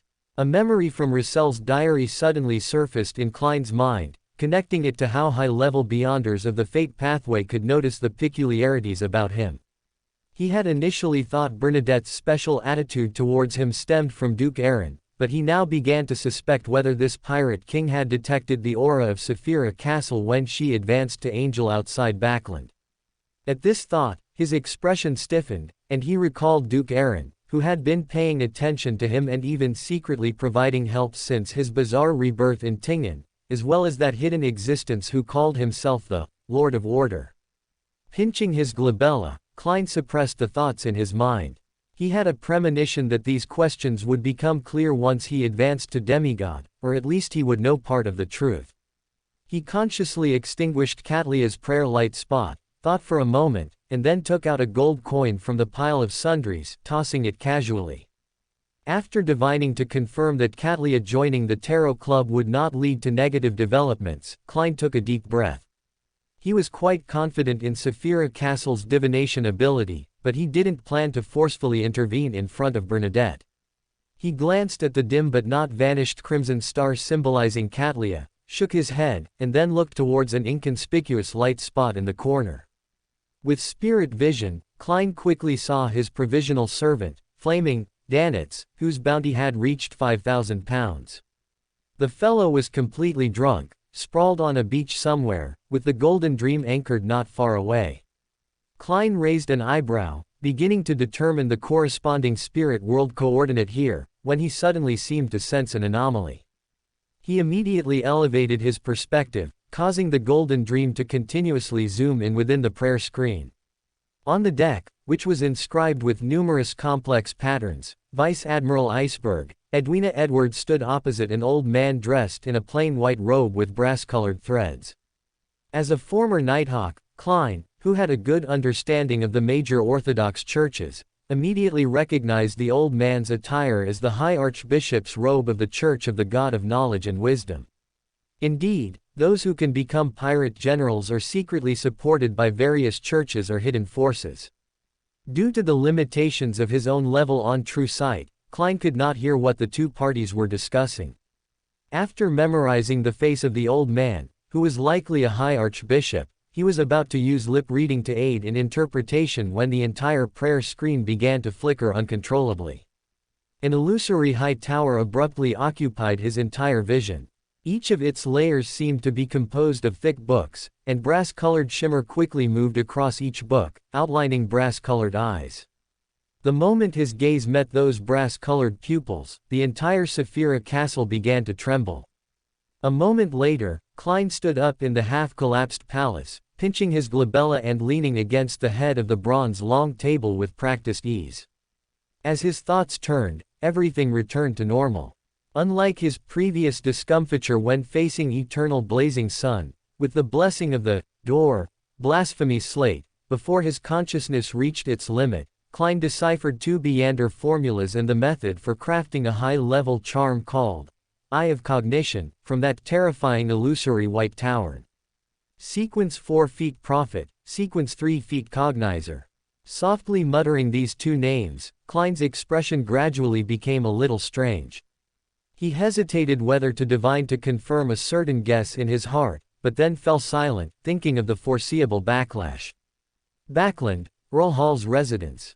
Led by a maid to a loft, Zio used her sheriff instincts to scan her surroundings, exchanged glances with Furs beside her, and looked at the maid who brought them with an inquiring gaze. Miss Audrey asked me to arrange you two here first. She will come after the dinner party ends. The maid leading the way made a crimson moon gesture on her chest and softly explained with a gentle voice. Rubbing her constantly protesting stomach, Furs coughed lightly and asked about the matter she cared about most. Can you provide us with dinner first? If we could have a glass of Sunya blood wine, it would be even more perfect, or... Before she could finish her sentence, she was already dragged into the loft by an expressionless Zio. Furs, who had initially looked regretful, suddenly stiffened and subconsciously looked at her wrist. There was a silver bracelet on it, and the only two remaining rough, dark green stones on it were glowing. Abraham. Perhaps it was an astrologer's intuition, Furs subconsciously uttered this ancient surname. Very keen intuition. No Abraham bloodline. It seems that Roberto and Annalisa chose you then. A distorted space shrouded in shadows emerged. A steady middle-aged man with gold-rimmed glasses and a scholarly demeanor slowly walked out of a transparent vortex. Madame Annalisa, after so long, hearing the name of the person who changed her destiny again, Furs's expression became a little dazed, but she immediately realized something and widened her eyes to look at the person opposite her. The middle-aged man smiled and pushed up his gold-rimmed glasses. The pointer of the compass-shaped mystical item in his hand slowly turned, pointing towards Furs. My name is Victor Abraham, and I am the current patriarch of the Abraham family. Backland is my last stop on the northern continent. All Abraham descendants and related individuals have been found, and the task assigned by His grace can be considered partly completed. As he was speaking, a youthful, delicate, and gentle face emerged from the transparent vortex behind him. It was Aaron's younger sister, Afni Will. Her clear blue eyes blinked, curiously sizing up Furs and Zio opposite her. Her golden hair was simply tied up with a dark blue diamond hair ornament, and she held a large, pure white cat in her arms. Victor, meanwhile, turned his head to look at the door, opening a door in the barrier that originally enveloped the villa. Audrey, dressed in a plain white dress, walked in with Susie. Afni's eyes lit up. Ignoring the somewhat protesting Evelina in her arms, she hopped over to Audrey's side, looked up, and called out in a clear voice. "Hello, sister-in-law." Audrey's cheeks flushed slightly at such a direct address. She rubbed Afni's head and softly called out to Susie. Susie, who was sprawled on the ground, staring at Evelina who had broken free from Afni's embrace, immediately sat up, revealing a small leather pouch tied within her long, thick golden fur. Audrey reached into the special spatial pocket Susie was carrying and took out a crystal ball that shimmered with brilliant light in its purity. With a gentle swipe, after removing the spiritual seal covering it, the points of brilliant light within the crystal ball grew brighter and brighter, as if the night cosmos had cast its reflection. "Knowing you were coming, I've always wanted to prepare a gift for you. Your next sequence seems to be an astrologer, so you should be able to use this crystal ball." Audrey stroked Evelina, who was elegantly perched on Susie's head, and handed the crystal ball, which was clearly a mystical item, to the eager Afni. Afni giggled as she took the crystal ball, her eyes darting around, and the corners of her mouth turning up slightly. "Thank you, sister-in-law. Hee, my brother said I can go to Eastchester County with you this time."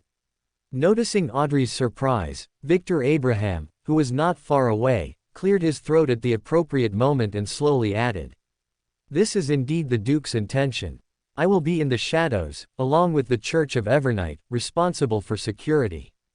The smile on Audrey's face slightly receded as she understood the meaning behind the demigod's words. Someone did not want to see her, or more accurately, Earl Hall, return to Eastchester County smoothly. Fosac people. Or, Audrey glanced at Furs and Zio, who were listening in nearby with their ears perked, and did not dwell on the topic.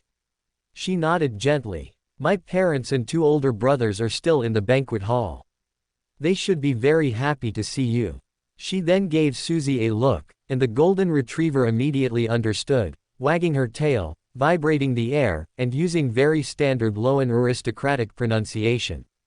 "Woof, follow me." Afni nodded obediently. Still having a child's mindset, she was still immersed in the joy of being able to travel alone. She followed Susie towards the door, and Victor bowed slightly to Audrey before his figure faded and disappeared. The empty villa returned to silence. Audrey did not set up a spirit wall. Using her dreamwalker ability, her slightly smiling voice directly appeared in Furs's mind. "Good evening, Furs, or should I call you Miss Magician?" Backland, atop the towering Gothic clock tower. Aaron, whose figure was shrouded in a layer of shadow, withdrew his gaze from the magnificent, layered palace complex not far away. That was the highest elevated area in all of Backland, and where the LotM royal family resided. "You mean, Hovan Lambus's true body is in Serdilak Palace." A baby wrapped in silver silk appeared on the clock of order beside him, its slightly tender voice carrying a hint of dissatisfaction. "Please do not question the judgment of a great snake of fate. The trajectory of destiny points there." Aaron nodded with an indifferent expression, not too disappointed. Hovan Lambus was, in the end, just a slightly stronger ant. It would naturally be best to kill him simply and decisively, but now it would probably require the power of the church. As he was thinking this, he suddenly looked up, only to see the red moon in the sky suddenly become extremely enchanting. It was no longer merely a full moon, it was closer to a blood moon, or even surpassed it. Deep within his reddish-gold pupils, dark golden mist surged. Aaron directly looked at the invisible barrier that separated the Earth's corresponding astral world regions and the complete astral world, the entire cosmos.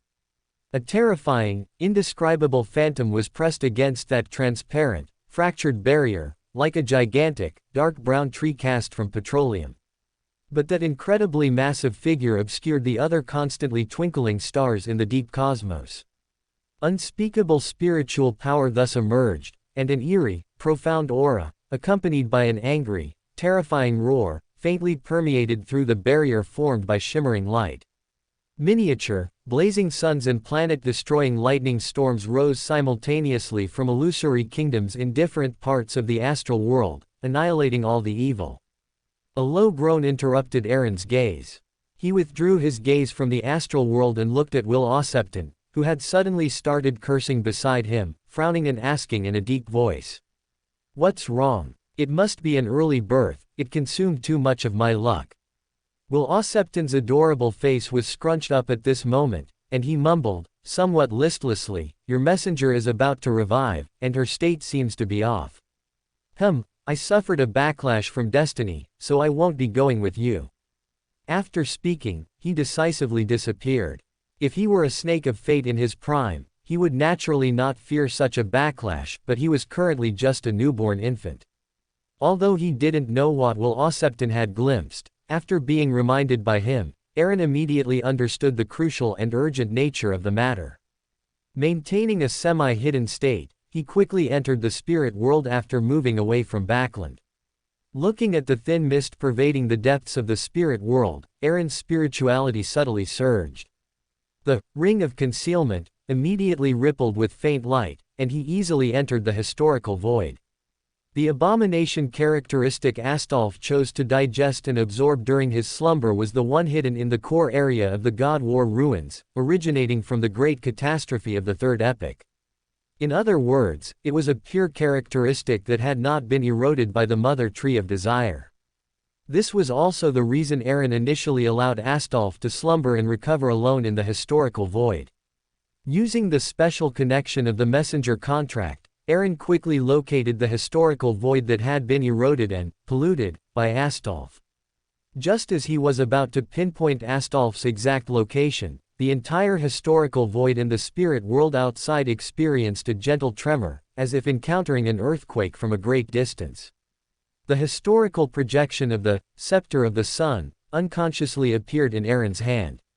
He watched as viscous, pitch-black liquid seeped from a lost historical fragment, from which grew many indescribable things that, merely by seeing them, were enough to drive Beyonders below the demigod level insane. Those were terrifying, distorted, and even materialized curses. Feeling the undisguised malice, Aaron unhesitatingly mobilized the Nation of Disorder. A phantom world engulfed in endless dark golden mist directly enveloped this portion of the historical void. In this environment, akin to a divine kingdom, Aaron declared with authority, as if his words were heavenly decrees. No curses allowed here. The clash between the evil aura and the Nation of Disorder was decided almost immediately. The pitch-black ocean formed by curses dissipated like mist, revealing a colossal figure wrapped in evil vines, its face obscured. In its blood-red eyes, pain and madness were suppressed, its sanity like a lonely boat in the sea, ready to capsize at any moment. Even with the suppression and restraint of rules, that terrifying pressure was constantly manifesting. This was a Sequence 1 abomination. Watching Astolfo, who was struggling to control himself, Aaron finally understood why Will Ossepton was urging him. This was a state of losing control where godhood was almost overwhelming humanity. There was no time to ponder why Astolfo, who had been perfectly normal when he recovered to Sequence 2, suddenly lost control at the abomination stage. With the Nation of Disorder's boost, Aaron decisively continued his assault. He had already found the source of Astolfo's loss of control through the imbalance within the pseudo-divine kingdom area. The illusory world behind him trembled slightly, and the madness and malice in Astolfo's blood-red eyes rapidly receded at an incredible speed. This was achieved by using the Sequence 2 balancer's ability to forcibly balance Astolfo's mad godhood and human self after his advancement to abomination, instantly stabilizing the dam that was on the verge of collapse. This kind of forced balance, based on modifying rules, can generally only be used on existences of the same rank or lower. For existences exceeding one's own rank, the effect will be greatly diminished, or even ineffective. Under the Nation of Disorder's blessing, Aaron, who was already approaching the King of Angels rank despite still being a sequence 2, easily suppressed Astolfo, who had reverted to an abomination. With his humanity restored and madness receding, Astolfo did not hesitate, directly severing the evil vines that were wrapped around his body, connecting him to other historical fog fragments. The mad godhood that had been constantly impacting the balancing force immediately quieted down, seemingly losing the support of its source power, but Aaron's expression remained solemn. The awakened Astolfo completely unreservedly showed Aaron everything, allowing him to discover a brown flower bud that had quietly appeared on Astolfo's chest at some unknown time. Even without the power infused by the evil vines connecting to the historical fog, the flower bud stopped blooming, but it still clung like a bone maggot, unable to be completely annihilated, as if it were a higher-level curse, transcending abomination. I was careless. That guy had been pretending ever since I recovered to ancient Bane. A low sigh, enough to separate a demigod's spirit and flesh, sounded. Astolfo's blood-red eyes reflected the withered brown flower bud on his chest. After a moment of silence, he slowly explained. The reason I was able to reach my current rank in such a short time without the need for an advancement ritual is because I am one with the bound God. For me, this is not an advancement, but merely a recovery. The special nature of abomination forced me to choose a segment of historical fog where my main body existed, to reabsorb the sins I once bore. I was careful enough to select a lost history from the second epoch. Unfortunately, I didn't expect that the one in the cosmos would use the bound God to curse all historical fog related to me in the past. The absolute suppression in terms of rank and authority made me unable to detect this trap. As long as I tried to recover to the abomination rank, I would suffer a calamity. In the historical fog of the spirit world, one cannot mention true names, but Aaron knew very well that Astolfo was referring to the mother tree of desire. Remembering the outer deity's actions outside the primordial one's barrier before, it was likely a feint to attract the attention of the seven deities, while secretly extinguishing the bound god's last hope. Aaron solemnly withdrew his hand. Although the mother tree of desire's pollution, or rather curse, was like a rootless duckweed after Astolfo severed all connections with the historical fog, the essence of that transcendent power was like a bone maggot, difficult to remove. This, after all, was not pollution attached to a sealed artifact that could be simply and brutally crushed and the curse separated by an angel's might. He couldn't possibly completely crush Astolfo just to remove this curse. Even for an abomination, as long as the Beander characteristic remained, it wasn't difficult to resurrect in the spirit world, but the long time required for this was something Aaron could not accept. Looking at his nominal messenger, Aaron thought for a moment and carefully spoke. You must have a deep understanding of her pollution, but compared to the bound god, your current situation is still within a controllable range. The process of pollution has been interrupted, but this lingering, unremovable curse is still a hidden danger. The power of an outer deity can only be dealt with by an outer deity. Fortunately, this curse has just begun and is not complete. I do have a way to expel it, but it depends on your choice. Astolfo's blood-colored eyes flickered. Looking at Aaron and the illusory kingdom that enveloped the entire historical fog, he had already guessed Aaron's plan. This host, chosen long ago, naturally couldn't be an outer deity, but there was indeed something comparable to an outer deity hidden within him, the Sephira, or more precisely, the Sephira's pollution. Even if it couldn't truly be equated with an outer deity, across the primordial one's barrier, it could indeed expel the mother tree of desire's lingering curse. However, if one accepted the Sephira's pollution, whether willing or not, the relationship between the two could no longer return to its original equal cooperative relationship. This was also why Aaron, apart from the angels who inherently belonged to his sphere of influence, had not forcibly demanded belief in the Lord of Order, such as Pallas and Will-Osepton, and the Calamity Queen, Gosinum. Actually, long ago, after I was polluted by that one, I had no choice. Astolfo self-mocked with an inexplicable tone, having already made up his mind. He solemnly chanted the honorific name he had long known but had never prayed to. The origin and shadow of order. The great emperor of the chaotic kingdom. The lord of order who wields rules. Almost at the instant he chanted the honorific name, the nation of disorder's power projection in the historical fog rose a miniature sun, and Aaron simultaneously established a much closer connection with Astolfo than that of a messenger. The faith of a sequence one great angel made Aaron feel a certain change in the nation of disorder, and a certain past conjecture inexplicably came to his mind. The Black Emperor's subjects should not be narrowly limited to humans, but should also include various life forms such as elves, giants, and beyonders. Sequence 1 abomination is itself a high-level existence of the Beyonder pathway. Could this be considered a kind of perfection of order? Unfortunately, I am not of the Black Emperor pathway. As two opposing sides of order, although I can feel a certain change in the nation of disorder, there is no clear feedback. If I have the opportunity to obtain the uniqueness of the Black Emperor pathway, perhaps there will be some unexpected surprises. All sorts of chaotic thoughts flashed through his mind, but Aaron's actions did not stop at all. His main consciousness quickly returned to the nation of disorder, summoning the Justiciar card and the Black Emperor card, mobilizing the sequence one hand of order characteristic from the crown of chaos, allowing endless dark gold mist to surge into Astolfo's prayer light spot. Astolfo's body stiffened for a moment, and a three-dimensional symbol composed of a scale representing order and a scepter symbolizing dominion emerged between his eyebrows. Thick, solidified dark golden mist surged out, swirling around Astolfo, like a mummy wrapped in dark golden bandages.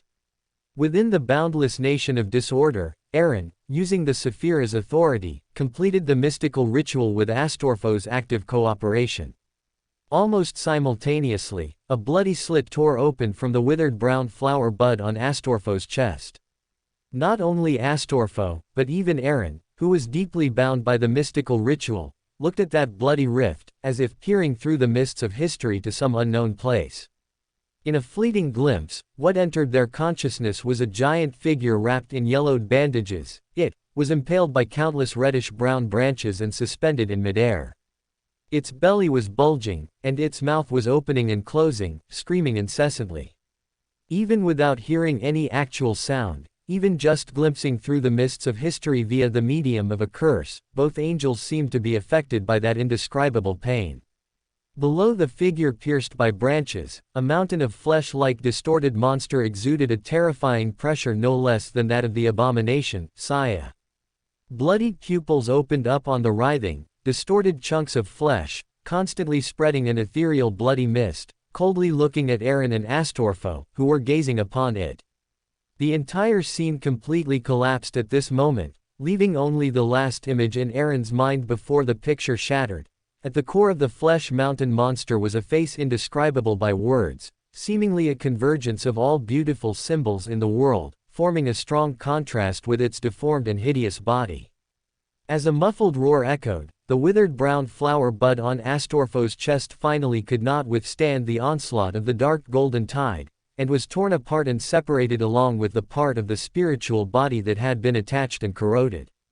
The illusory world that enveloped the entire historical mist suddenly shrank, sealing and suppressing the peeled-off curse originating from the mother tree of desire.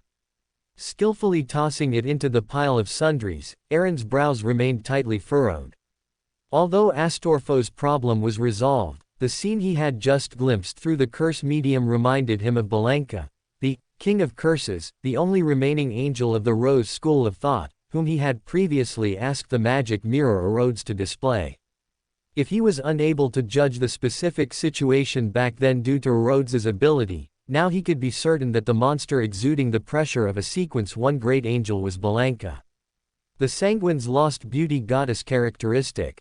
A somewhat grotesque yet seemingly the only logical explanation emerged.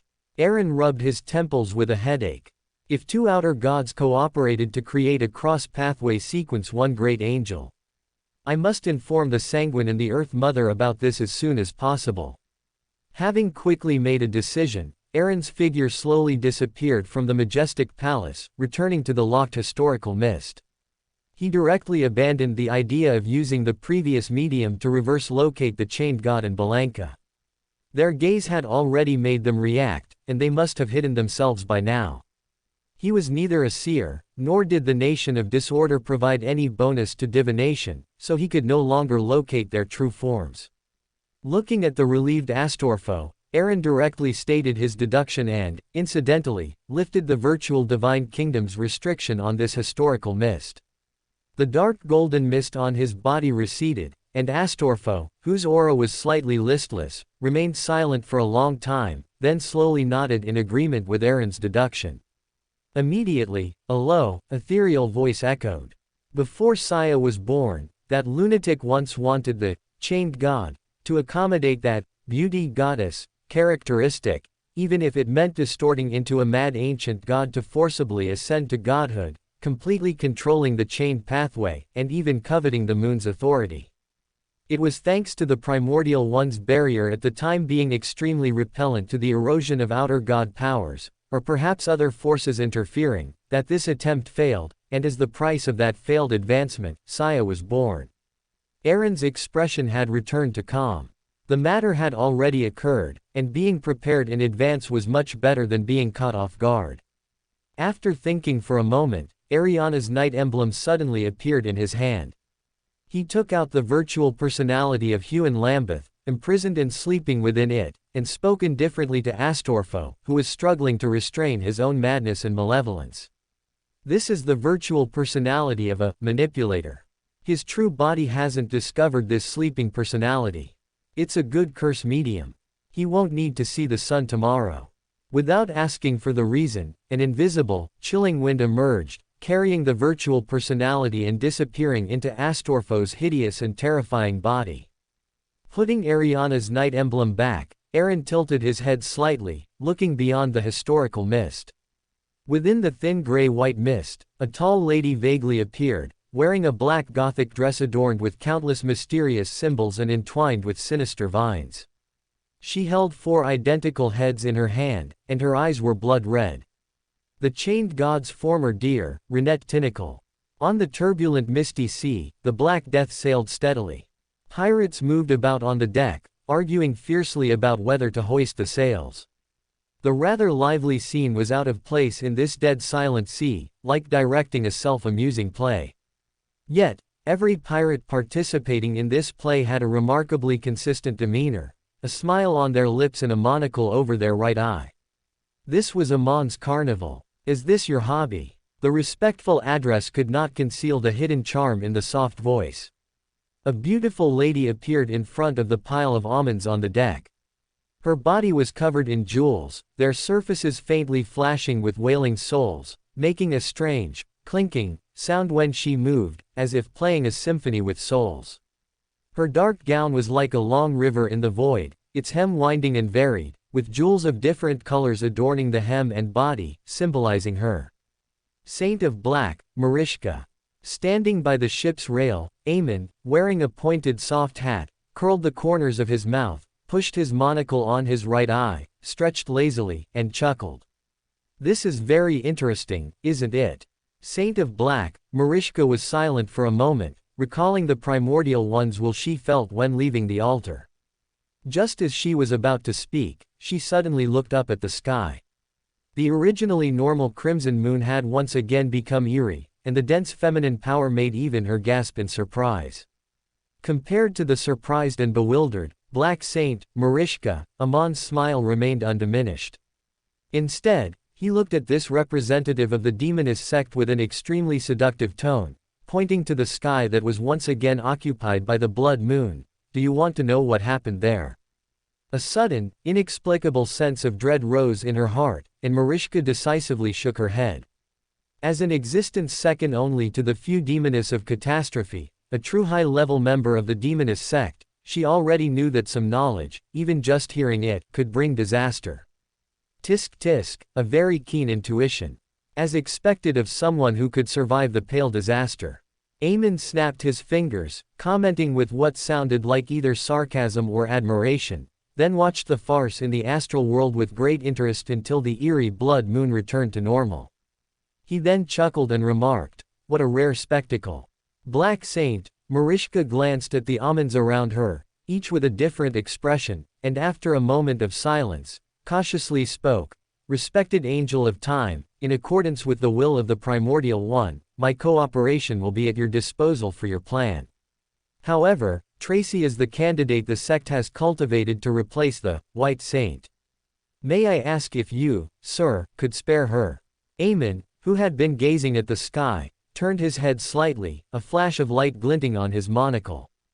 Under Mariska's horrified gaze, a human skin, the size of a head, suddenly appeared in his hand. Its surface was outlined with deep black patterns forming an abstract portrait. The star-filled night sky was torn apart by black, python-like tentacles, one after another, as if it were the end of the world.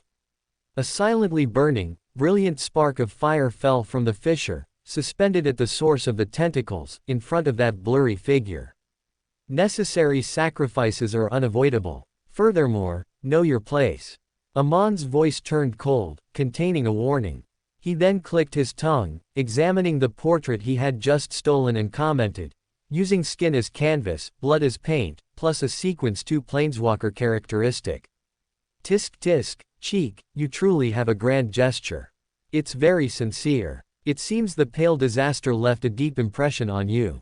Before Eamon could finish speaking, the tentacles on the human skin painting seemed to come alive, rising one by one. The indifferent pupils embedded in their slimy, eerie tips stared in unison at Eamon outside the painting. At the edge of the deck, a certain monocle-wearing pirate's body stiffened and instantly turned to stone. A 12-segment worm of time struggled to crawl out, but the next second, it too could not escape the fate of petrification. "Just a joke, no need to be serious." Eamon casually transferred the petrification to his clone, then threw the human skin to Mariska, who looked both terrified and respectful. He added leisurely, "The astral world is getting livelier and livelier. Our cooperation should begin. Tisk, I hope this is a win-win transaction." Backland, Earl Hall's residence. Walking along the path in the garden, Zio looked at Furs with a somewhat strange expression, noting her varied facial changes. She couldn't help but lower her voice and ask, "What's wrong with you? Did Miss Audrey say something to you?" Furs opened her mouth, her thoughts seemingly still stuck in the shock and embarrassment of Audrey exposing her identity. She cleared her throat and somewhat stiffly changed the subject. Nothing, I'm just a little surprised." "Justice, oh no, Miss Audrey invited me to go to Eastchester County with her, and she even promised to let me learn Beander abilities of the apprentice pathway from Mr. Abraham." Zio eyed her friend suspiciously, not understanding why she would be so anxious about such a good thing. Her arbiter's intuition told her that something was definitely hidden within it. Watching Furs and Zio walk away, Audrey unconsciously wore a faint smile, then, just as she had arrived, used her psychology invisibility to return to her bedroom. Pushing open the slightly ajar door, Audrey paused, her expression becoming somewhat strange. The golden retriever Susie lay on the velvet carpet, her smooth, fluffy fur serving as a pillow for a baby wrapped in silver silk, who was comfortably leaning against her. Avril was giggling, holding a silver spoon, feeding the special, expensive ice cream in her hand to the infant on Susie's back. Evelyn, meanwhile, elegantly walked with a cat-like stride, stacking the scattered empty ice cream containers. In the corner of the room not far away, Victor Abraham's figure flickered in and out of sight, his expression quite solemn, his gaze shifting back and forth between the crimson moon outside the window and the baby. Only angels and some demigods with special authority could clearly perceive the abnormalities in the astral world. As a demigod of the door pathway, Victor Abraham was naturally one of them. Burp. With a very satisfied burp, Will Ossepton lazily turned over and looked at Audrey, whose expression was somewhat uncertain, saying, "Little girl, this is our first meeting in reality." Avril, who was feeding Will Ossepton, suddenly widened her eyes, looking in surprise at the infant who had suddenly become old-fashioned and could speak. Listening to the familiar tone and looking at the silver silk depicting many wheels, Audrey recalled the desolate wilderness with the black tower standing tall that she often saw when traveling through dreams to digest her potion. Her expression relaxed slightly, and she curtsied a standard court bow, lifting her skirt slightly. "It's an honor to meet you, Mr. Snake, or should I use a more formal title?" Waving his chubby arms, Will Ossepton said nonchalantly, "Will Ossepton, just call me that for now." After speaking, he looked at the somewhat stunned Avril. Will Ossepton pointed to his empty mouth, grumbling discontentedly, "I've helped that fellow Aaron so much, as his sister, you should compensate me." Avril looked up in a daze, and after receiving Audrey's approval, she finished feeding the remaining ice cream with a strange expression. Very good ice cream." Giving a very satisfied evaluation, Will Ossepton's eyes darted, looking at Victor Abraham, who was standing in the corner of the room, and advised, "Hey, little fellow from the Abraham family, the matters of the astral world are not for you to worry about. Also, you should leave here for the next 2 days." Feeling the few puzzled gazes falling on him, Will Ossepton, in the manner of a charlatan, mumbled, "This is a revelation of fate. To be precise, Huon Rambus will fall tonight, so some fellows will frequently visit here these next few days. A demigod from the Abraham family has reappeared, and coincidentally, they are at Earl Hall's residence. Tisk tisk, if this is discovered, it won't be good news for certain individuals." Huon Rambus. A flicker of disgust passed through Audrey's eyes, then turned into something akin to disbelief. Will Ossepton glanced at the somewhat surprised Audrey and the still bewildered others, then rubbed his bulging stomach and lazily added, "All right, as a newborn baby, I need to catch up on my sleep. We can talk about anything else later." Catch up on sleep. Audrey resisted the urge to cover her face, picked up the baby who had started to feign sleep, and asked gently, "If you don't mind, I'll just call you Will. As you said, what preparations should we make? Do we need to inform the church?" Will Ossepton rolled over, buried his head in the silver silk, and mumbled indistinctly, "Don't worry about it. Do nothing, and nothing will go wrong. I'm just reminding you to pay a little more attention, so you don't get entangled in unnecessary trouble. As for me, you don't have to worry at all. If I intended to hide, only a few people in the entire backland would be able to find me." Speaking of this, he coughed lightly, his tone rising a few notches. "Also, your chef's ice cream is good. You can bring it to East Chester County. It's just too sweet and needs some improvement." Audrey was briefly stunned for a second. Only when the infant in her arms suddenly vanished did she come to her senses, and the corner of her mouth twitched involuntarily. Deep within the collective subconscious sea, in the mind city, Eden, a black church adorned with skulls stood in the center of the Gothic-style complex. In the center of the church, a massive cross stood in the grand but empty hall, entwined with a statue of a grayish-white giant dragon. The president of the psychology alchemists, Boli Delau, surveyed the members of the council wearing various masks, raised his hands, clasped them, and rested them on the surface of the long table, speaking slowly. "Everyone, I apologize for disturbing your beautiful dreams." With her eyes tightly closed and the mouth on her mask naturally drooping, Miss Sloth interrupted lazily. "After all these years, you still haven't changed your verbose habit. There's no need for these pleasantries, you can get straight to the point." Boli Delau's pale yellow eyebrows slightly raised. He glanced at Miss Sloth, who looked on the verge of falling asleep, and calmly added, "Everyone present is a demigod in the spiritual domain, and more or less, you can all feel the abnormality of tonight's blood moon. The dense yin tide is merely the surface. More crucially, many strange mental imprints have appeared deep within the collective subconscious sea. Therefore, different personality masks will experience varying degrees of influence, especially certain council members who enjoy exploring the collective subconscious sea need to pay extra attention." At this point, Boli Delau, without any concealment, directly turned his head to look at Gluttony. Howard Phillip paused for a moment, and then continued. "In addition, the actions to instigate the northern continent nations to start a war must be expedited." When the indifferent voice reached his ears, it sounded somewhat hollow and distant.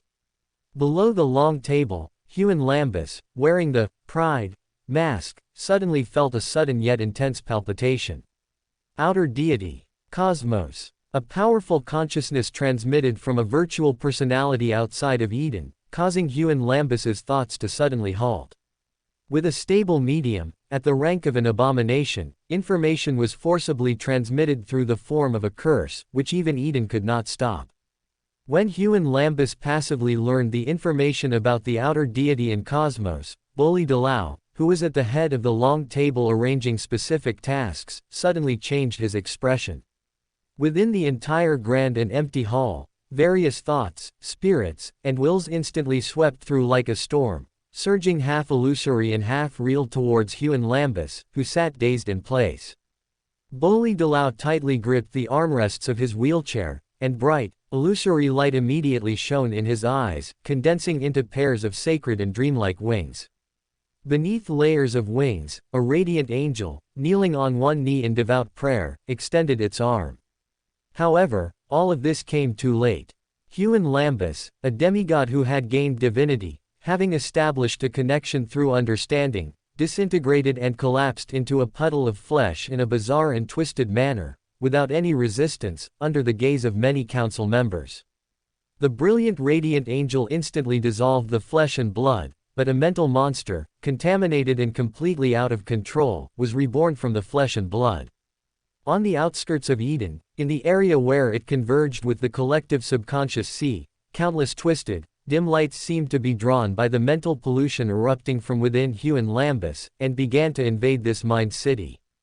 The expressions of the Psychology Alchemists Council members at the edge of the long table changed drastically. Pollution that could cause a demigod in the spiritual domain to die without resistance would yield the same result for them. Boli Dalao, as if sensing something, looked behind him. Beneath the cross entwined with the grayish-white giant dragon, a priest wearing a simple white robe and with a light gold beard covering his face stood there at some unknown time. Putting down the silver cross pendant on his chest, Adam tilted his head slightly, his light-colored pupils stained pure gold.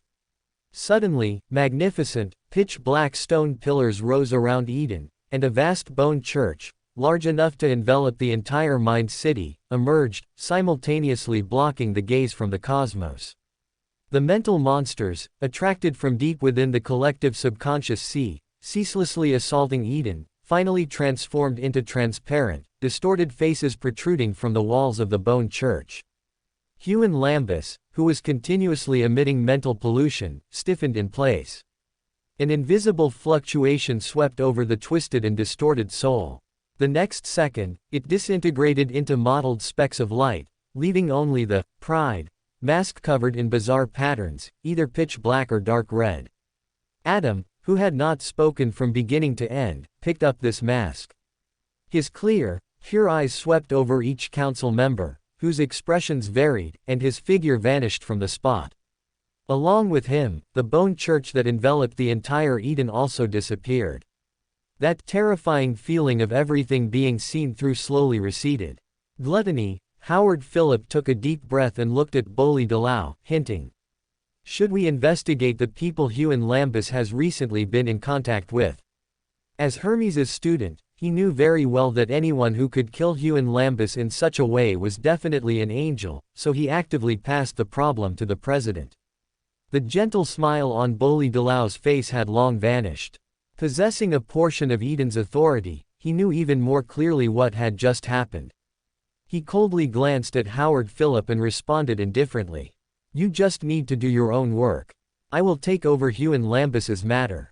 At the very least, we need to put on a show and give those few in Loan an explanation.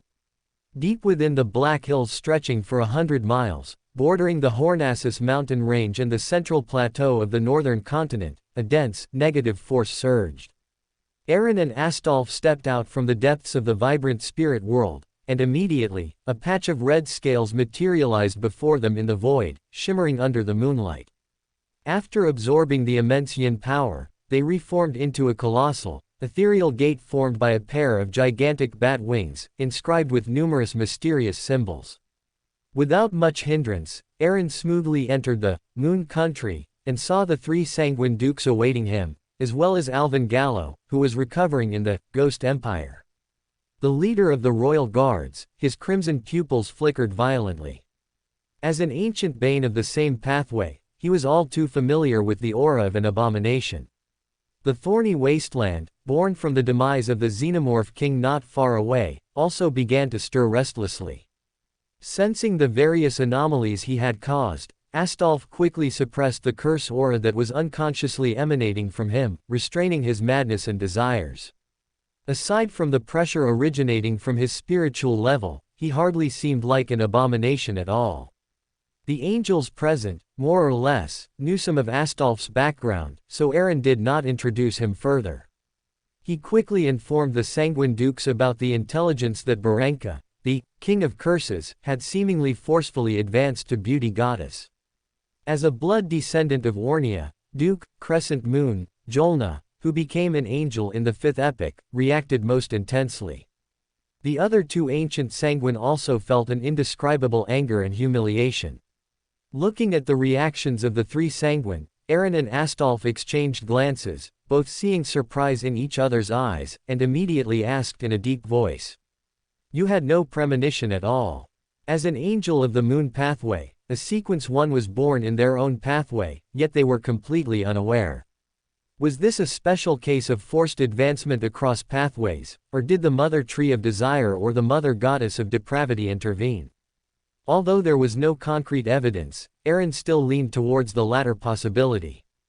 If not for using the curse against Astolf to glimpse the distorted beauty goddess in reverse, he might have been ambushed at an unknown time. Lyanna, the purple moon, the most ancient of them, who had followed Lilith and survived the great cataclysm to this day, shook her head with a cold expression, evidently already aware of what this implied. Astolf, standing behind Aaron, suddenly tilted his head slightly, as if sensing something, and whispered in a hoarse voice. "That manipulator has already fallen." "That quickly?" Aaron nodded slightly, not surprised by this outcome, just a little surprised by Astolf's efficiency. For him now, describing a sequence 4 demigod as a somewhat stronger ant might be an exaggeration, but in reality, it was not far off. Aaron was unsure whether Heaven Lanbus's constant use of virtual personalities against Audrey was due to the pride mask corroding him too severely, or if it was Adam's inducement. But now, he had the confidence to overturn the table, so he didn't care about these things. Dismissing this trivial matter from his mind, seeing the three Sanguine Dukes opposite him fall into a strange silence, Aaron wisely did not press further. After roughly understanding the abilities of the beauty goddess as recorded by the Sanguine, he then left the Moon Country with Alvin Gallo and Astolf. "You two go to the abyss of ferrying in the southern continent first. Your former dear, Renette Tinicole, and the Temperance faction that has been secretly developing during this time, are now both in Manuel, the city of the undead." Sensing Astolf's surprise, and remembering that this abomination had been dormant ever since the great battle at the God War ruins, Aaron briefly explained the current ownership of the former Death Church altar. After informing them of the correct way to enter Manuel, Aaron nodded and then entered the spirit world first, heading south of the central plateau, towards Fainapotter City, the capital of the Fainapotter Kingdom. Going directly to the astral world to find the Earth Mother's divine kingdom was indeed the most convenient option, but the previous impact of the Mother Tree of Desire on the astral world undoubtedly made the gods' monitoring of the astral world even stricter. In contrast, going directly to the Earth Mother Church headquarters was the safest choice. Before even approaching the corresponding spirit world area, Aaron voluntarily stopped, his expression somewhat surprised as he looked ahead. Verdant green vines snaked through colorful patches. At the center of the dense vitality, a slender figure emerged, wearing a triple crown, exuding a distinctly withered and desolate aura, and with her face obscured by a light veil. Even without seeing her face, this attire instantly reminded Aaron of the pontiff he had seen in the Church of Life, the Earth Mother Church headquarters, Matriarch Roland. The verdant, pupil-less eyes subtly shifted, and this angel, who seemed to be specifically waiting there, spoke first. "The Mother Goddess has sent down an oracle. She is already aware of the matter concerning the beauty goddess. She neither reminded me to pay attention to anything, nor made any further arrangements." Aaron was stunned for a moment. After confirming again that this was the only part of the conveyed oracle, his brows furrowed involuntarily. Looking at the contemplative Aaron, Matriarch Roland calmly added, "I have already clarified the situation you inquired about earlier. The great bishop of the God of Combat Church and the Hand of Order from the Castia family did not reach a consensus on the distribution of benefits, and therefore did not sign a contract." Suppressing the chaotic thoughts in his mind, a smile involuntarily appeared on Aaron's face. This was an unexpected gain. Without the help of the Castia family, to completely resolve the pirate kingdom, which had several angels, the God of Combat Church would probably have to use the Truncest brass book. Compared to a complete Hand of Order, although the Truncest brass book's rank was higher, for him, who controlled the nation of disorder, the latter was easier to deal with. In other words, the time required to suppress and withdraw from the battlefield would be shorter. After all, this was equivalent to snatching something under the God of Combat's gaze. With that fellow's fiery temper, if he discovered his true target was the Truncest brass book, he would definitely descend.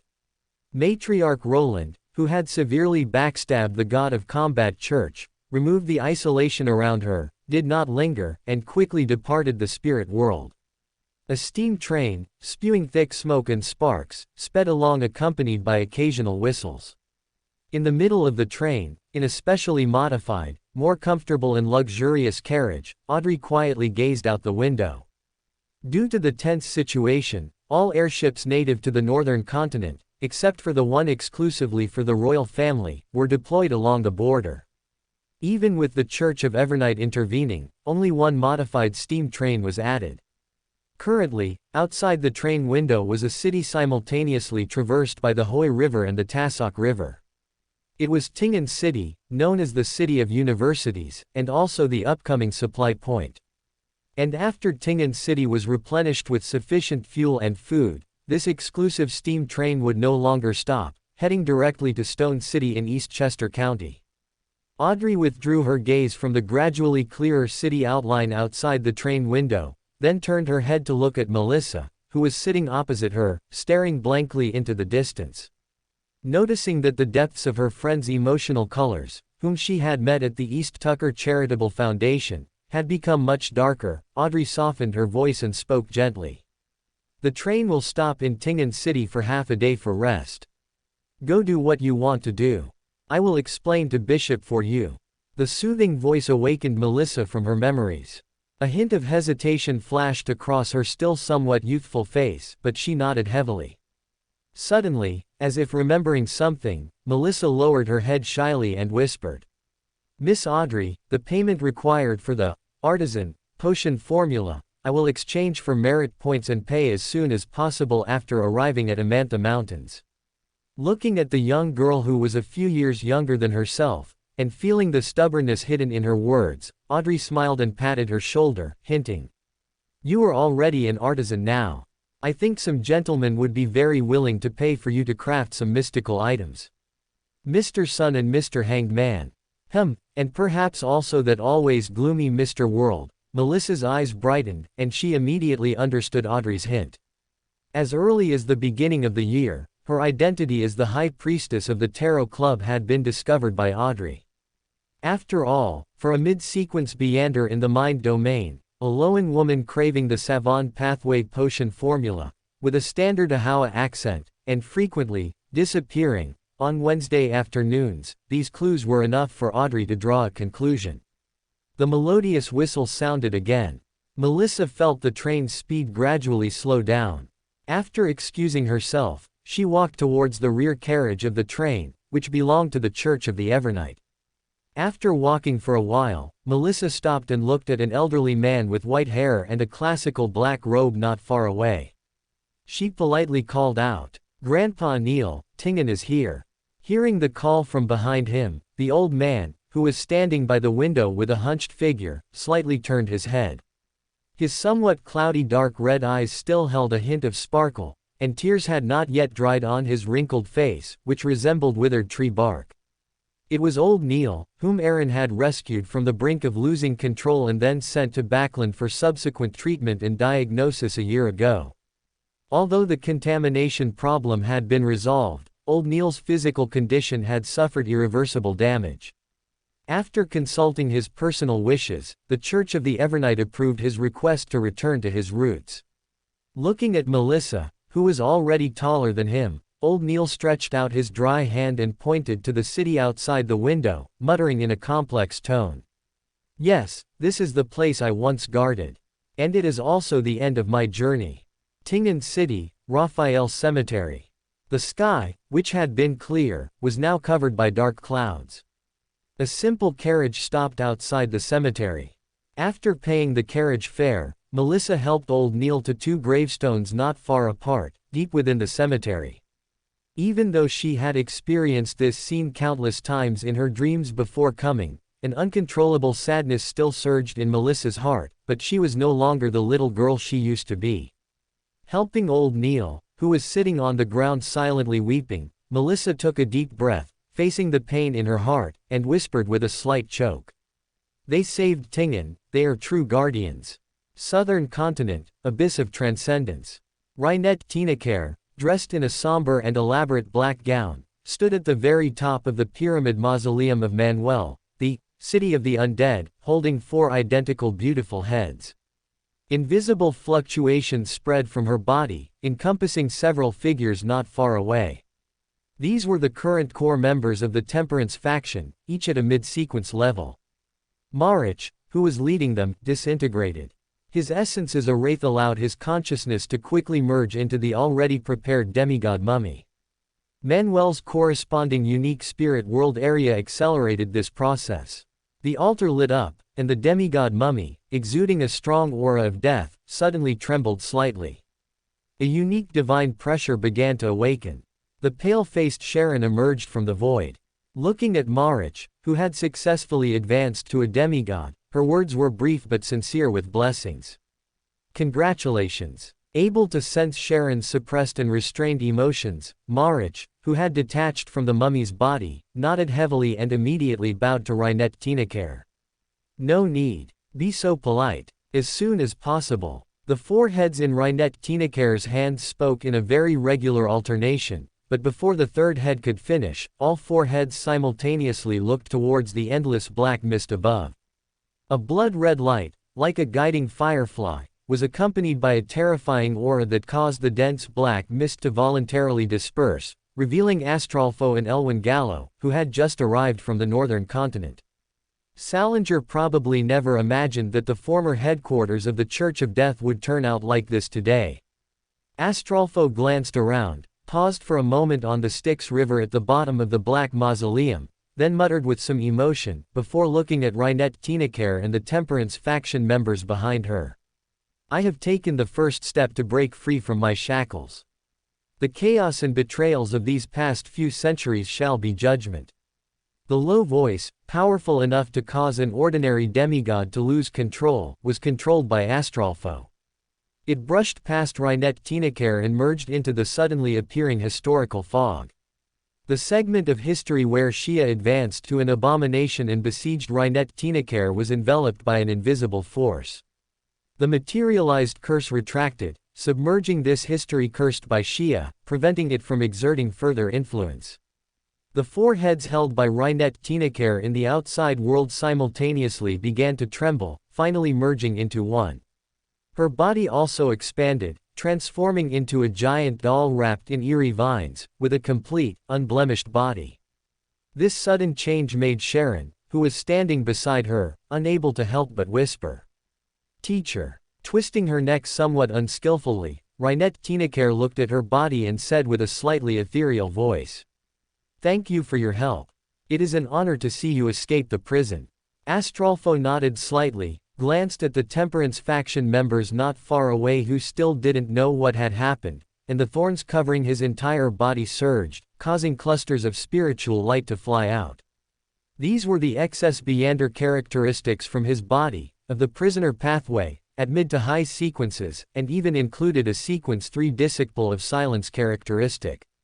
With his current status, he could actively expel these characteristics which no longer offered him much assistance, but they could greatly aid the growth of the Temperance faction. He needed enough anchors to accommodate the second abomination characteristic.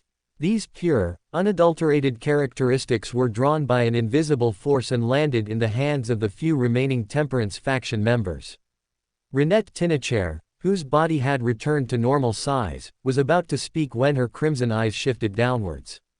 The inverted black mausoleum trembled, and the deep river of eternal darkness surged, as a pair of eyes burning with pale flames slowly opened.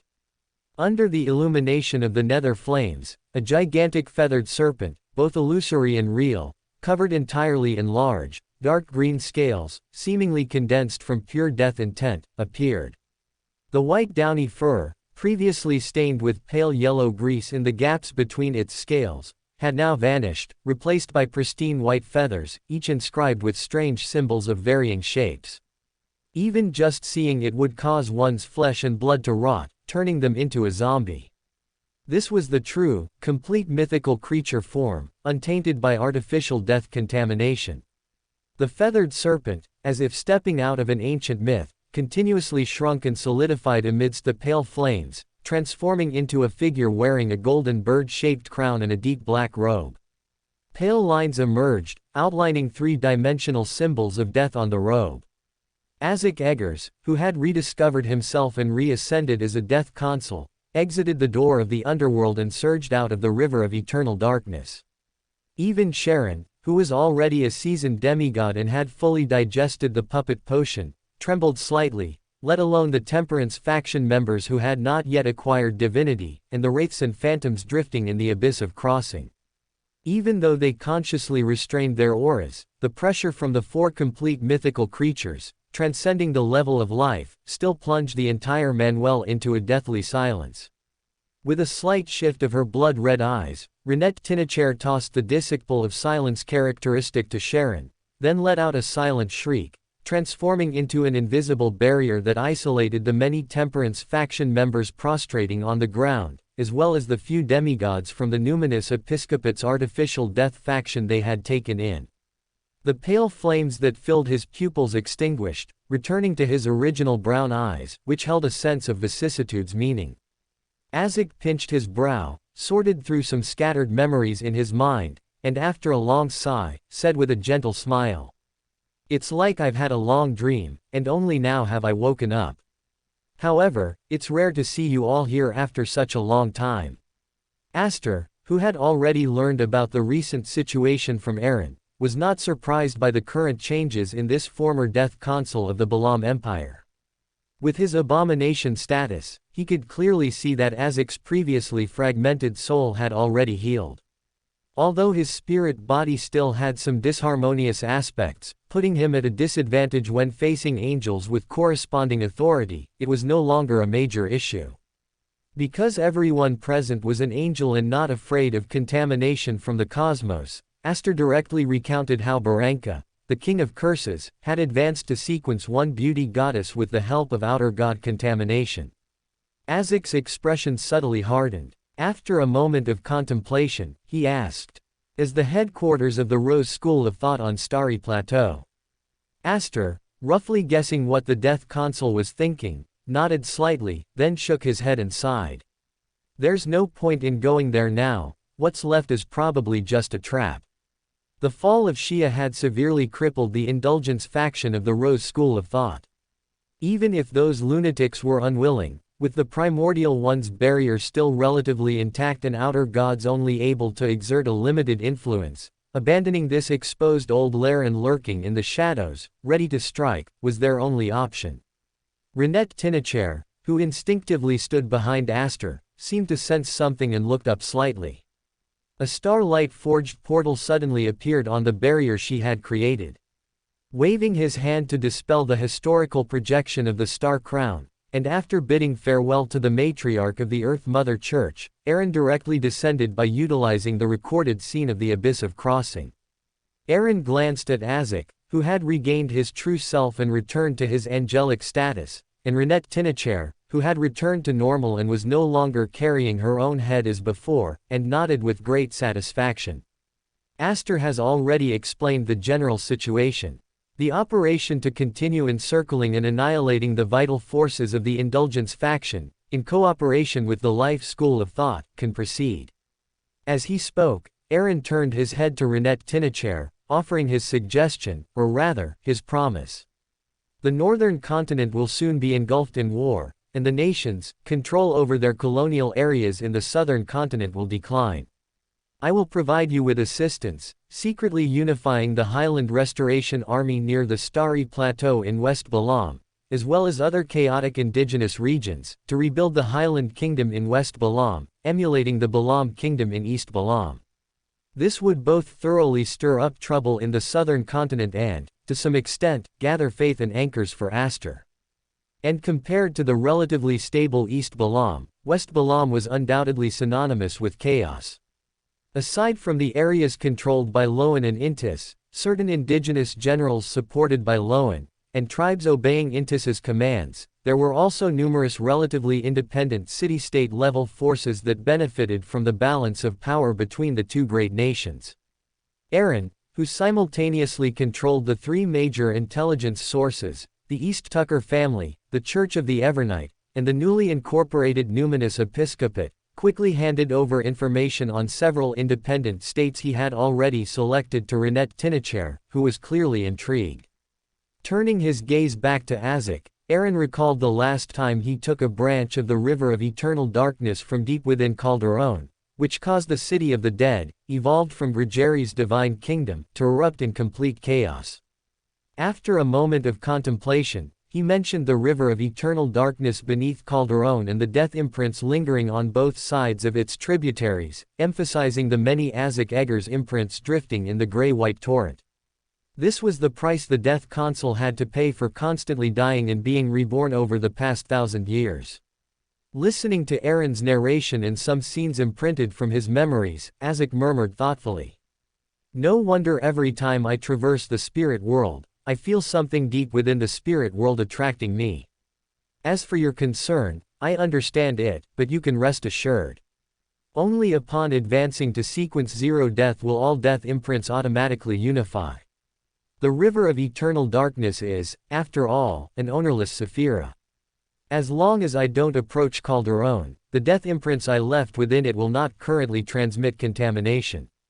With confirmation from the person involved, Aaron nodded slightly and then asked, "How is Dunn Smith?" Hearing the somewhat familiar name, Azek's lips curved slightly, and he pointed to the inverted mausoleum behind him.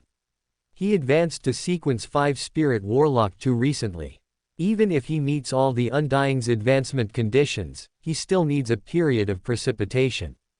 The environment there is very suitable for him to digest the potion. In the deepest part of the inverted tomb, the coffin that the artificial Death Consul, the Angel Hadel, had used to repair himself had long since vanished. In its place was a sarcophagus adorned with depictions of strange birds, long snakes, and feathers, appearing ancient and mysterious, with a strong style reminiscent of the ancient Highland Kingdom. It was precisely the pharaoh's sarcophagus gifted by Renette Tinacher, while the sarcophagus's original owner had just been borrowed by Marich to advance to a demigod. Dunn Smith, clad in a hooded black robe, sat cross-legged beside the sarcophagus, his gray eyes completely taken over by wraiths and spirits, his body even covered in a layer of white frost. Even so, a relieved smile appeared on his sharply defined face. A spirit warlock conceal natural spirits and wraith shadows within their body, and Manuel just happened to possess all sorts of strange and unusual spirit bodies. The overload of accommodating spirits, which were considered extremely rare even in the records of the Church of Darkness, repeatedly pushed Dunn Smith's body to its limit, but it was precisely this madness, walking on the edge of losing control, that allowed him to completely digest the Spirit Warlock potion within just a few months. Well done, even faster than I anticipated. A familiar yet gentle voice echoed in his ears. Dunn froze, startled to find that the surrounding environment had instantly changed. The sarcophagus that had been so close was gone, replaced by 5 figures that made his spirit body tremble. Without the protection of the tomb, and under the focus of several oppressive gazes, Dunn, though looking somewhat disheveled, still drew a standard crimson moon on his chest and murmured, "That helpless feeling of powerlessness, I don't want to experience it again." Aaron nodded with satisfaction, reining in his pressure.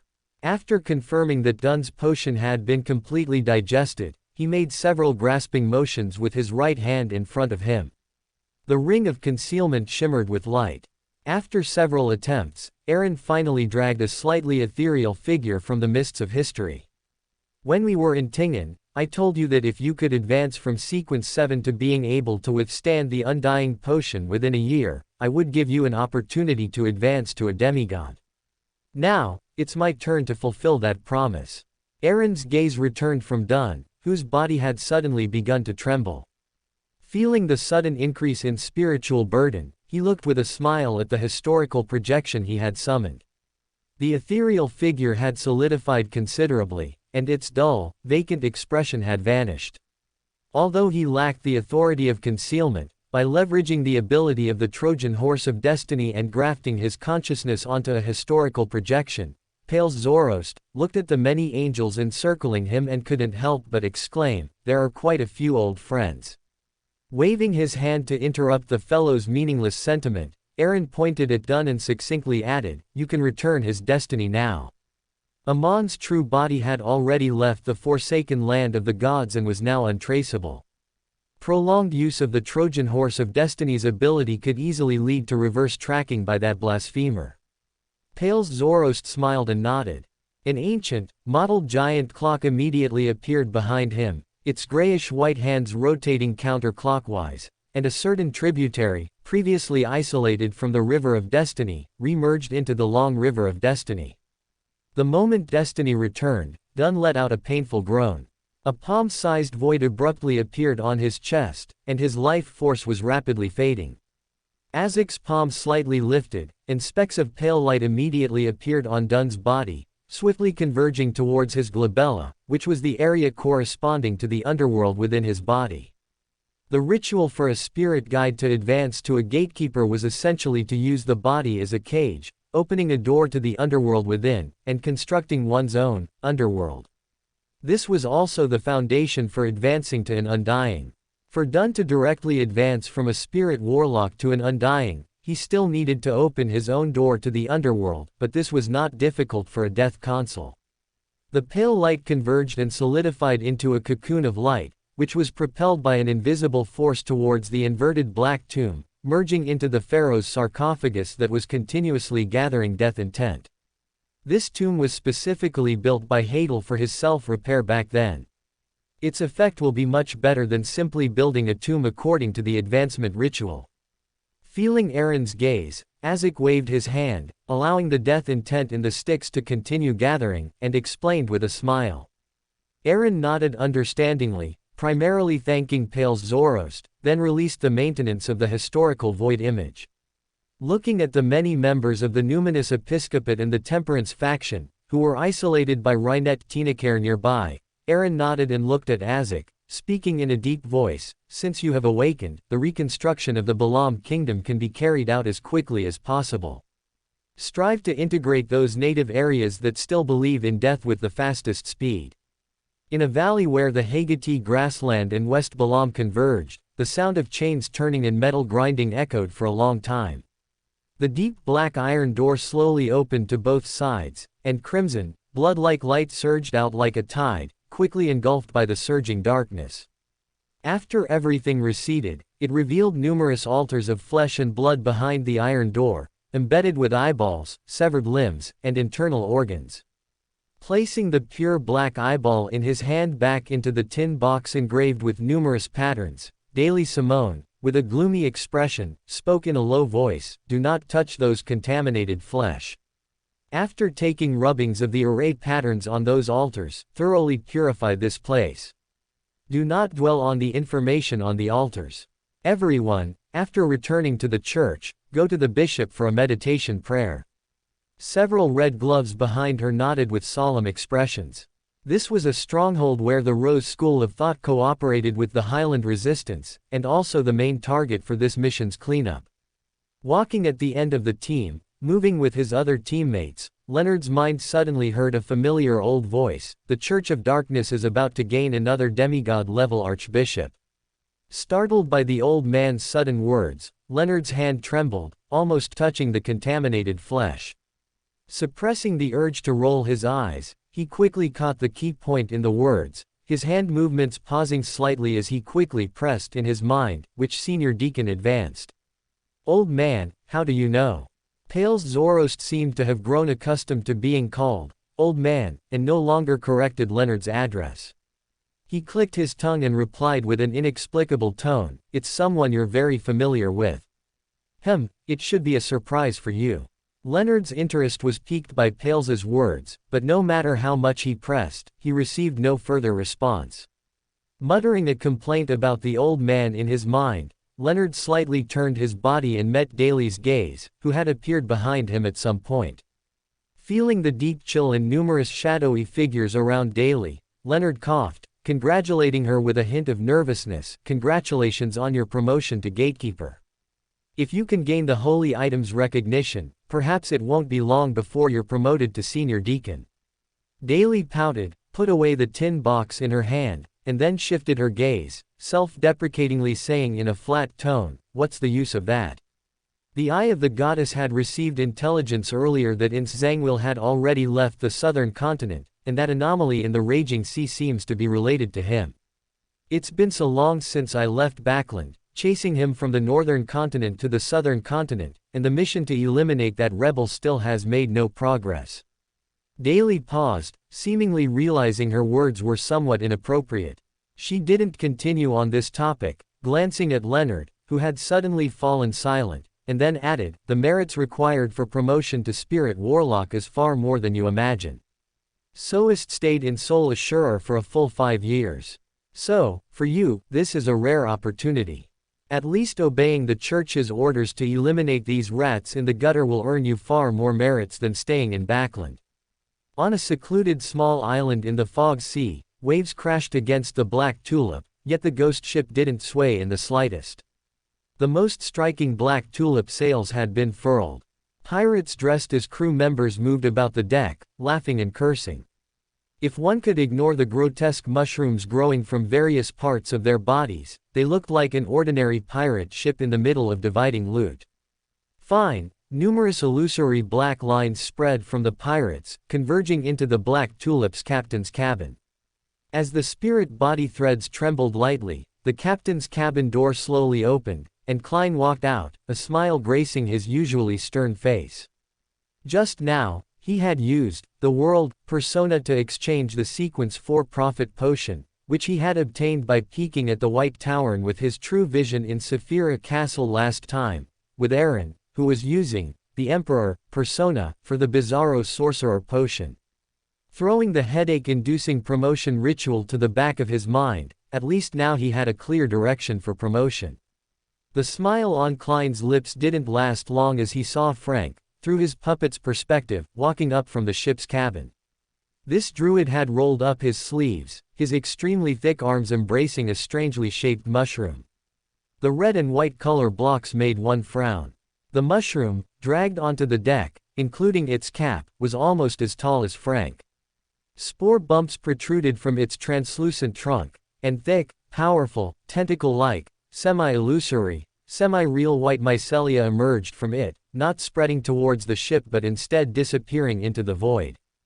Good afternoon, Gehrman. Ignoring his puppets, who all retreated in unison, fleeing from him, Frank happily hugged the large mushroom in his arms, greeting Klein as he strode towards him. The smile still lingering on his face instantly froze. Klein decisively swapped places with his puppet, moving away from this guy whose thought process was not quite normal. Gehrman, my experiment has finally succeeded. To be precise, the first step has succeeded. Haha, thanks to your reminder last time, it really is easier to realize my ideas with mushrooms. Although there are still some immature aspects and it cannot freely reproduce and grow in the spirit world like true spirit world creatures, it can already absorb necessary nutrients from the spirit world through its mycelia. I also gave it a new name, Spirit Devouring Mushroom. With his view blocked by the huge cap, the chattering Frank hadn't noticed that the Gehrman sparrow in front of him had already become a puppet. It wasn't until a steady voice came from the other end of the deck that he heard, so, can this thing be eaten? Turning his head in surprise to look at Klein, who had run to the other side of the deck, Frank thought seriously for a few seconds, then suddenly opened his mouth and took a bite out of the large mushroom in his arms. The words that were about to come out of his mouth suddenly got stuck. Watching Frank smack his lips and give the evaluation, "It should be non-toxic, the taste still needs improvement," Klein was silent for a long time, then coughed lightly and suggested in a low voice, "Drawing conclusions rashly is not rigorous.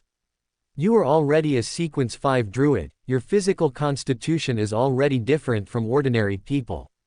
If there are still some ignorant pirates later, I can leave them all to you."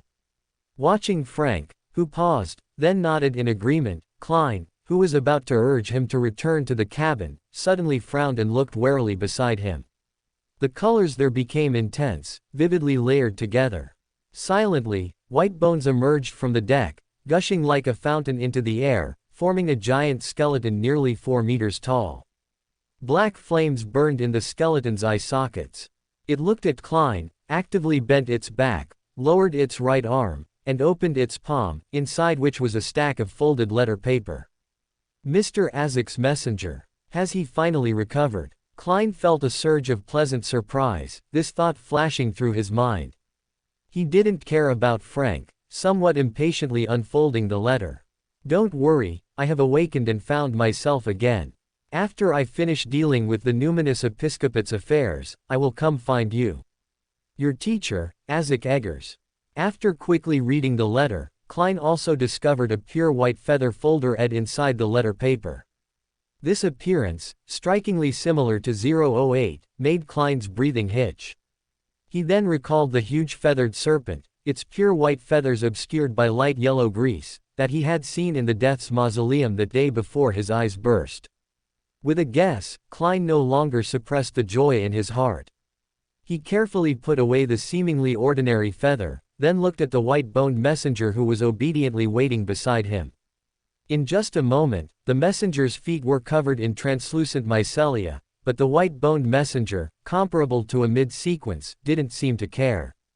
After confirming that Klein had no intention of replying immediately, the white-boned messenger no longer lingered, instantly disintegrating and falling to the ground like a waterfall, quickly disappearing. The gathered mycelia stiffened in midair, somewhat bewildered, seemingly not understanding where the prey they had just caught had gone. Frank, who had already reached the cabin door, his eyes suddenly lit up. He opened his mouth to speak but was interrupted by Klein beforehand. "No, this won't do." That decisive tone choked Frank. He scratched his head regretfully, muttering as he looked at the spot where the white-boned messenger had disappeared, "But I haven't said anything yet." Klein decisively dismissed Frank's idea. After instructing the man not to bring the experimental subject onto the deck, Klein returned to the captain's cabin. Sealing the wall of spirituality, Klein took 4 counterclockwise steps and ascended above the gray fog. He took the telegraph machine from the pile of miscellaneous items and brought it back to reality. Azek's awakening brought him a long-lost sense of security. Aside from Aaron, whose background was mysterious, the Tarot Club finally had a reliable angel supporting it. It was no longer the empty shell it used to be. Now, it truly lived up to the name of a secret organization, and certain hesitant ideas could now be attempted with confidence. As soon as Klein brought the telegraph machine back to the captain's cabin, a rhythmic tapping sound eagerly rang out. Illusory white paper was spat out, and lines of text appeared. "Great existence above the spirit world, your most humble and loyal servant Erodes has finally caught up to your footsteps, ready to serve you at any time." This guy couldn't have been sensing this telegraph machine the whole time, could he? Klein, who had originally expected to wait a while for a response, was stunned. He glanced at the telegraph machine in his hand with a strange expression, feeling a sense of déjà vu, like a common trope from his previous life where a simp waited for a goddess's reply.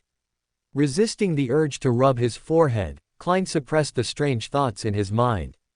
Maintaining the aloofness of a mysterious existence, he calmly nodded.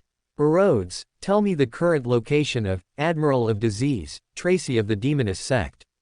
Erodes was silent for 2 seconds, then made the telegraph machine emit tapping sounds again. A large amount of illusory white paper was spat out, forming a series of portraits, which were precisely Tracy, whom Klein had seen on the wanted posters. "Great Master, is this the one you were looking for?" A sentence was appended to the end of the illusory white paper. "This magic mirror is getting better and better." After examining the portrait, Klein clicked his tongue inwardly and slowly nodded. Tap, tap, tap, the telegraph machine immediately gave a reply. "The Black Death is currently in the Lip Islands in the southern waters of Seeger, but Tracy is now a sequence 4 Demoness of Despair." The illusory tapping sound paused.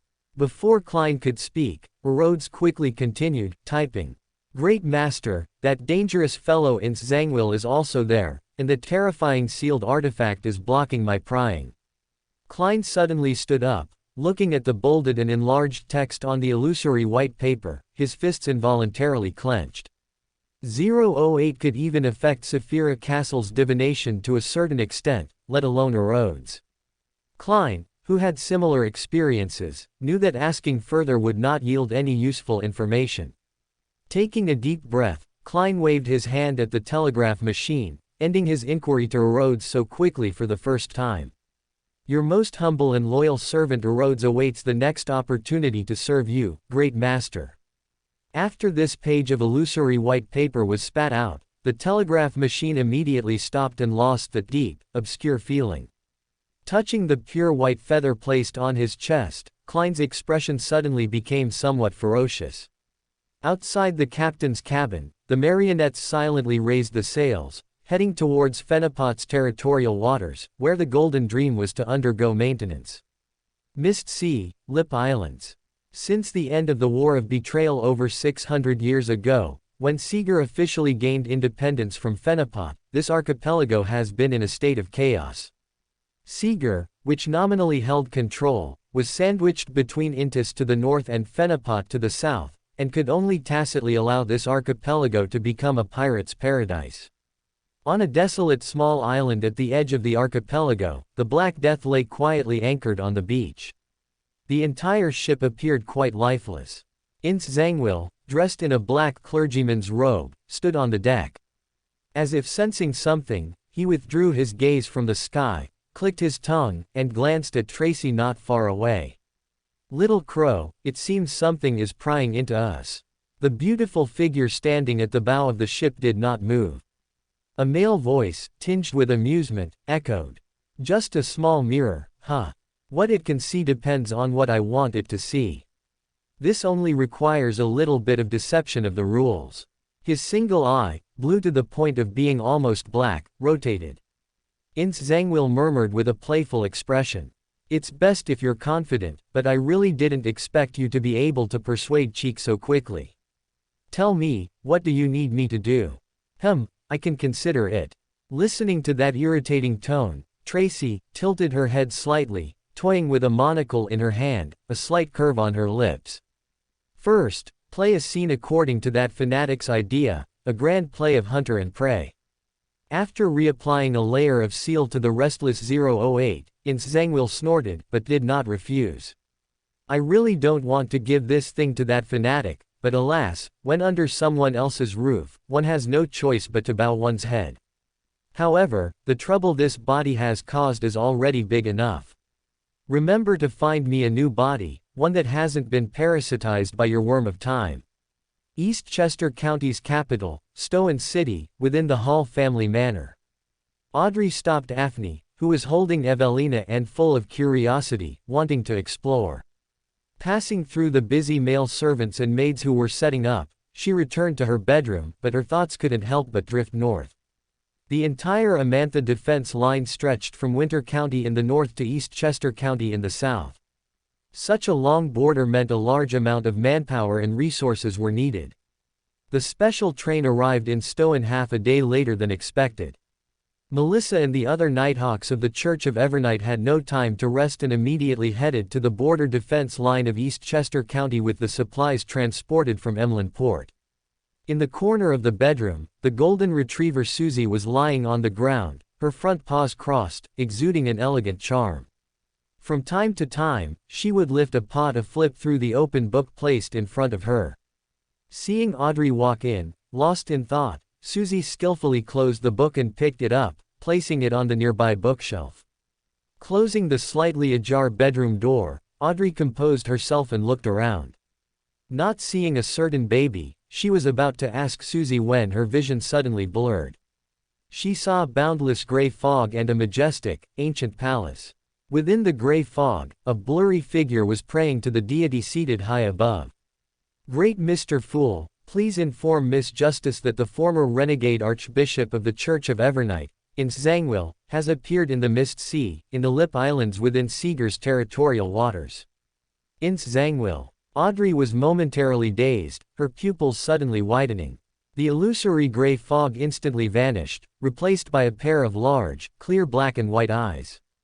Will Ossepton, who had appeared from nowhere, sized up Audrey, muttered something softly, then his figure flickered, and he directly sat on the head of the still confused Susie, using her thick, smooth golden fur as a pillow. Having recovered from her surprise, Audrey suppressed the thoughts in her heart, comforted Susie, and then smiled nonchalantly. "Good afternoon, Mr. Speaker. I thought you had gone to the Amantha Mountains with the church." Will Ossepton, who treated Susie as a portable bassinet, pouted and shifted to a more comfortable position, grumbling discontentedly, "The situation hasn't deteriorated to that extent yet, but it's only a matter of time." Audrey's breath hitched as she heard the hidden meaning behind the words. Her voice slightly low, she murmured, "Do you also think this war is unavoidable? Isn't that obvious common sense?" Will Ossepton raised his head from his thick golden fur, spread his chubby palms, and responded with a matter-of-fact expression. Glancing at Audrey, who still wanted to ask more questions, Will Ossepton lightly coughed, "If you want to know the specific reason, go ask that guy Aaron.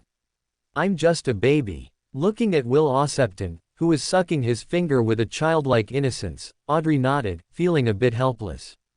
After thinking for a moment, she carefully asked, "Mr. Speaker, do you know Ince Zangwil?" Before Audrey could finish, the chubby baby's eyes widened, and his mouth suddenly opened into a loud cry, "Wah!"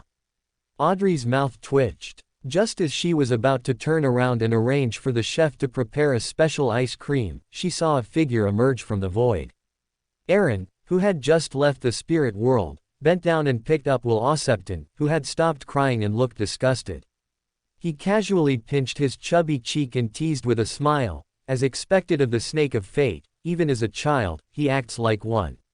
Will Ossepton unhappily slapped away the large hand that still wanted to pinch him twice, wiped away the tears from the corner of his eyes, and mumbled, "You're getting more and more impolite." Aaron's lips curved slightly. He pretended not to hear that and turned to Audrey, asking, following up on their previous conversation, "Ince Zangwil?" Audrey, with a hint of joy still lingering on her face, blinked her eyes, then suddenly smiled slyly. "Mr. World just told me that Ince Zangwil appeared in the Lip Islands of the Seagull Sea area in the Fog Sea." As she spoke, Audrey's eyes fixated on Aaron, even using her psychiatrist abilities to observe all subtle changes in his expression. Discovering the true identities of two members, Magician and High Priestess, in half a year made her more curious about the identities of the remaining Tarot Club members, especially Mr. Emperor, who gave her a strong sense of familiarity. Guessing Audrey's thoughts at a glance, Aaron smiled and responded directly, "Mr. World's news is truly well informed." This time, he didn't equivocate or change the subject as before. After all, the mirror that allowed Audrey to successfully contact the Tarot Club was a birthday gift he had given her. More importantly, ever since the last time he seized the Attendant of Mysteries Beyander characteristic in the Forsaken Land of the Gods, which led to the revival of the Celestial Venerable's consciousness within it, although it was successfully resolved in the end, it still had some impact on Saphira Castle. When Klein advanced to Sequence 5, Aaron clearly felt the repulsion between the Saphira Castle imprint and the Nation of Disorder. Relying on the absolute difference in Beyander characteristics, the impact of the repulsion could be weakened. However, if Klein were to cross the threshold of a demigod, this repulsion would escalate into a confrontation between Saphira. Klein, who had not fully controlled Saphira Castle, could not suppress this instinctive repulsion. To prevent Mr. Fool from getting injured every time he held a Tarot Club meeting, he might only be able to temporarily withdraw from the tarot club at that time. Therefore, he needed someone who could fully represent him in the tarot club after his withdrawal, and Audrey was naturally the best and only candidate. This indirect acknowledgement of his identity instantly made Audrey's eyes widen, but considering Will Ossepton, as well as the bewildered Afni and Susie nearby, the exclamation that had already reached her lips was forcefully held back. Looking at Audrey, who was a mix of surprise, understanding, and annoyance, Aaron seemed to think of something, and the corners of his mouth curved slightly. "Do you want to know the true identity of Mr. World?" Even though she knew this was a deliberate attempt to change the subject, Audrey still couldn't control her curiosity and subconsciously pressed, "Who is it?" After speaking, Audrey remembered Mr. Fool's previous warning and glanced at the others around her. "Don't worry, I've temporarily shielded their perceptions." Aaron smiled, looking at Audrey, who was full of curiosity after exhaling in relief, and slowly added, "Mr. World's real name is Klein Moretti." Audrey silently repeated the name, feeling it was somehow familiar. The next second, she looked up in disbelief and exclaimed, "Melissa's brother. The Nighthawks who died when the evil god's descendant was born in Tingen City." Meeting her shocked gaze, Aaron, who had peeled off a layer of Mr. Fool's old account, pondered for a moment and rephrased, "I saved him when he was on the verge of death." After all, an Avenger who is nominally dead is obviously more suitable for tracking down in Zangwill. Not questioning this seemingly reasonable explanation, Audrey, stunned by the succession of news, suddenly thought of something and murmured, "Then Melissa. I also introduced her to the Tarot Club, and that includes you." Able to guess what Audrey was thinking, Aaron no longer avoided the topic, the curve of his lips rising even further, but he still left Mr. Fool with some privacy. "Well, my relationship with Mr. Fool is more like a mutually beneficial cooperation. Also, Klein's identity still needs to be kept secret by you. Resurrection from the dead is not without cost. He has already become Mr. Fool's blessed, and this will bring some dangers and troubles. Whether to tell Melissa the truth or not, let him choose for himself." Audrey slowly nodded, withdrawing her thoughts from the complex information. She also understood why Mr. World had gone through her to relay Zangwill's whereabouts to the Nighthawks. Considering Audrey's current sequence, Aaron explained the essence of the tense situation on the Amantha defense line in more common language, subtly mentioning the apocalypse. Looking at the stunned Audrey, Aaron thought for a moment and carefully continued, "For the recent period, you'd best thoroughly digest the Dreamwalker potion as soon as possible. It might not be long before there's an opportunity for a ritual that can fulfill your advancement to a demigod.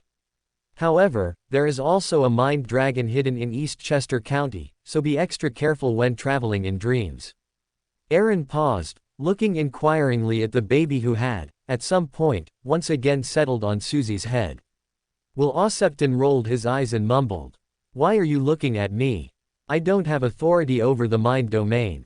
If what you say is true, that fellow is related to Ankwelt, and in my current state, without the aid of the yesterday's recurrence charm, I wouldn't be able to detect him.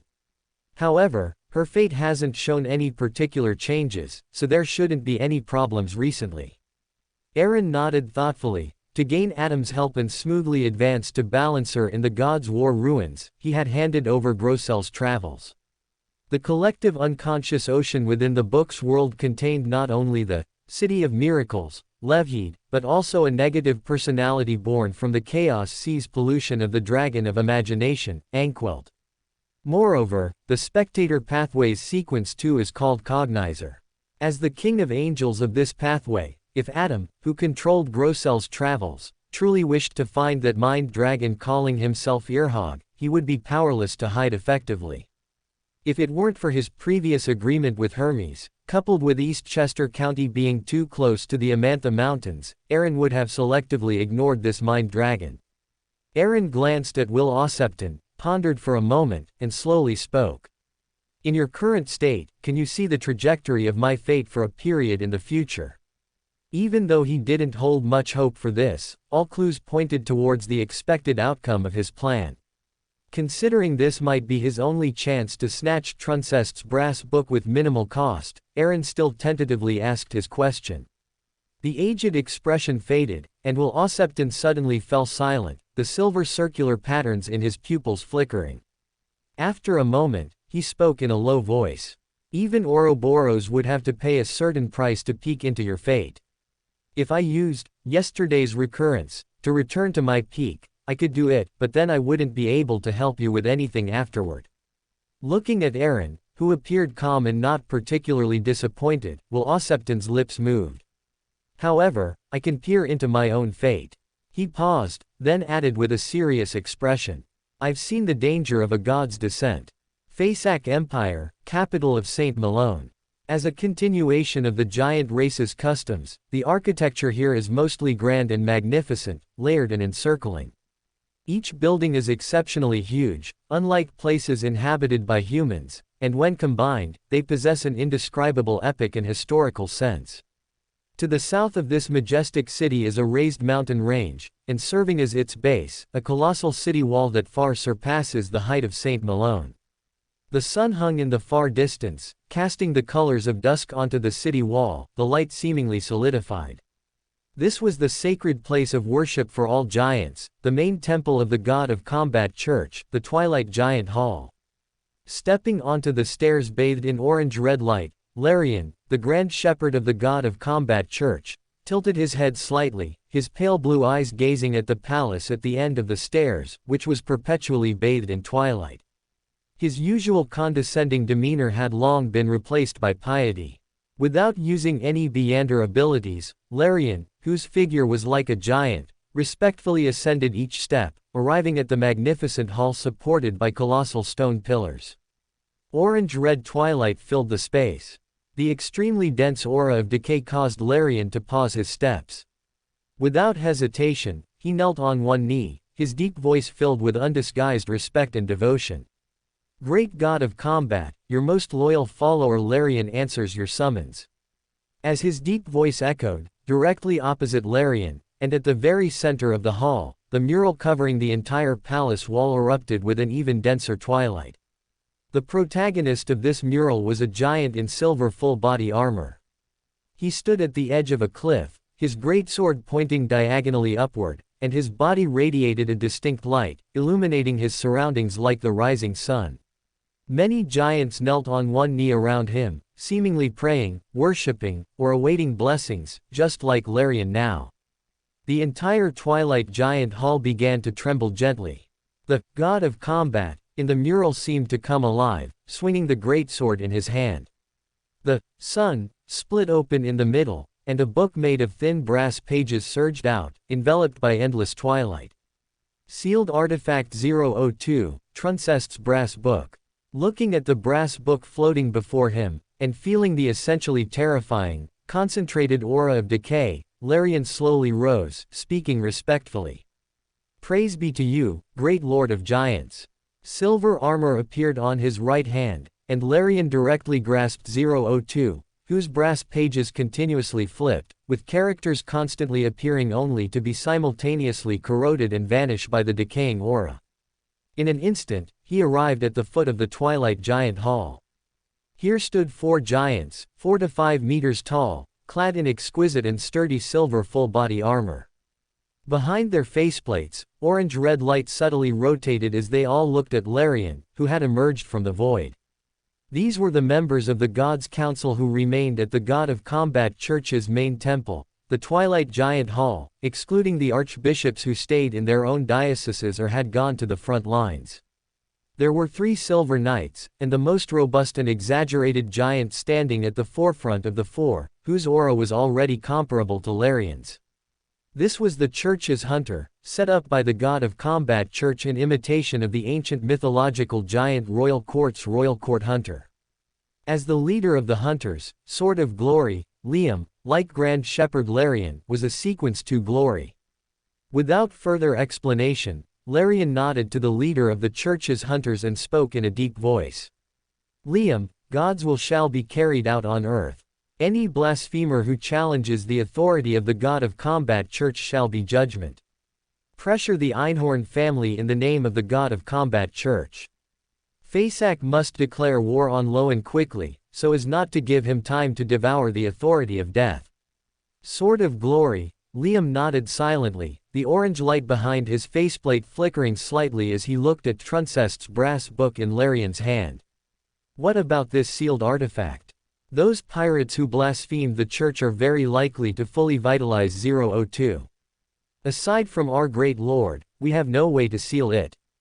As someone whose status in the God of Combat Church was second only to Larian, Liam clearly understood the intelligence regarding their Grade 0 sealed artifact. Larian smiled, a cold arc forming at the corner of his lips. Then throw the fully vitalized 002 into the Chapel of Serenity. For our great lord, this might even be an opportunity. Esteemed Mr. Fool, please inform Mr. World that I have already reported the matter of Ince Zangwill to the Church of the Evernight. The pleasant, brisk voice echoed in his ears, and the deep crimson before his eyes faded. Klein looked out through the captain's cabin window at the richly colored spirit world outside the Black Tulip, his expression slightly relaxed. He pondered for a moment, and only when his spirituality subtly stirred did Klein's eyes shift. The Black Tulip simultaneously changed course, crashing into a vibrant patch of color. After a not-so-violent jolt, the crimson moonlight entered his vision. Klein's expression returned to indifference, and he instantly swapped places with his Beander puppet, appearing on the deck, gazing at the Golden Dream, which was rotating its broadside cannons and beginning to stand guard not far away. No need to be nervous, this isn't Ludwig. After reassuring the extremely nervous crew members who had seen the Black Tulip's flag, Iceberg Admiral, Edwina Edwards walked out of the captain's cabin. Her clear, light blue eyes, like a spring, looked at the Black Tulip, which had voluntarily stopped approaching, and at Klein, who stood at the ship's rail. Edwina gently stroked her palm, and a light golden scroll ignited into flames. Under the crimson moonlight, specks of brilliant starlight sprinkled down, condensing into a transparent long bridge that continuously extended forward, landing on the deck of the Black Tulip. This is a polymath's imitation, Klein mused to himself, observing this ability which was remarkably similar to what Star Admiral Katlia had displayed at the pirate gathering. Without hesitation, taking his Beander puppet Ludwig with him, Klein pressed the brim of his semi-tall silk top hat and stepped steadily onto the long bridge formed by starlight. Watching the adventurer, whose appearance was refined and courteous but whose eyes held a hint of madness, walk towards the Golden Dream, Danitz, who was behind Edwina, froze for a moment, then quickly lowered his voice. Captain, isn't it too risky to let such a dangerous fellow board? Or perhaps, a very familiar sense of hunger suddenly rose in Danitz's heart, causing his remaining words to catch in his throat. He stiffly turned his head and found that the adventurer who had left a deep impression on him had already stepped onto the deck. Unconsciously lowering his head, Danitz chuckled twice dryly, then silently hid behind Edwina. 4,000 pounds, 2,300 pounds, 1,200 pounds, as he swept his gaze over the watchful crew members, who were eyeing him with suspicion, a series of numbers flashed through Klein's mind. Good evening, Mr. Adventurer. Please convey my respects to that esteemed Death Consul. Recalling the message brought by Archbishop Luca Brewster from the church's main headquarters, the strange symbols in Edwina's eyes faded, and her gaze shifted from the Black Tulip back to Klein. Klein, who was also secretly observing the Golden Dream, did not find the demigod of the god of knowledge and wisdom whom he had observed from Saphira Castle's true vision last time. After Edwina finished speaking, he feigned nonchalance and revealed the pure white feather that Mr. Azek had gifted him with his letter, speaking in an indifferent tone. I have received confirmed intelligence that Disease Admiral Tracy, whom we previously planned to hunt, is currently in the Fog Sea, at the Leap Islands in Seeger's territorial waters. However, she has already advanced to a demigod, and that renegade Archbishop of the Church of the Evernight, Ince Zangwill, is also on the Black Death. Looking at Edwina, whose expression suddenly turned serious, Klein paused and added in a low voice. That Ince Zangwill, in order to advance to a demigod, once desecrated the bloodline of the consul. Therefore, he must die. Glancing at the pure white feather, Edwina did not question why a Sequence 5 would arrogantly claim to deal with two demigods. After a moment of contemplation, she responded in a cool voice. I will convey this information. Klein watched Edwina turn and return to the captain's cabin, also falling silent. Seeger, like Lundberg, also worshipped the god of knowledge and wisdom. In order to avoid unnecessary negative reactions from the Church of the God of Knowledge and Wisdom due to his subsequent actions, he could only use Azek's identity to exert influence. As a force cultivated and developed by the Church of Knowledge in the Five Seas, under the current tense world situation, the news of two demigods gathering in Seeger's territorial waters made Edwina the only suitable person Klein could think of to convey the message. Edwina's unique secret art isolated their conversation from the outside world. All the crew members, including Danitz, only saw their captain return to the captain's cabin with a solemn expression, but they didn't understand what had happened. In this somewhat somber atmosphere, a deep, muffled voice came from the Black Tulip, connected by the Starlight Bridge not far away. "Gehrman, are these all the pirates you're preparing to give me for experiments?" Klein's face darkened. He manipulated his Beander puppet to pull Frank, who was about to jump onto the Starlight Bridge, away.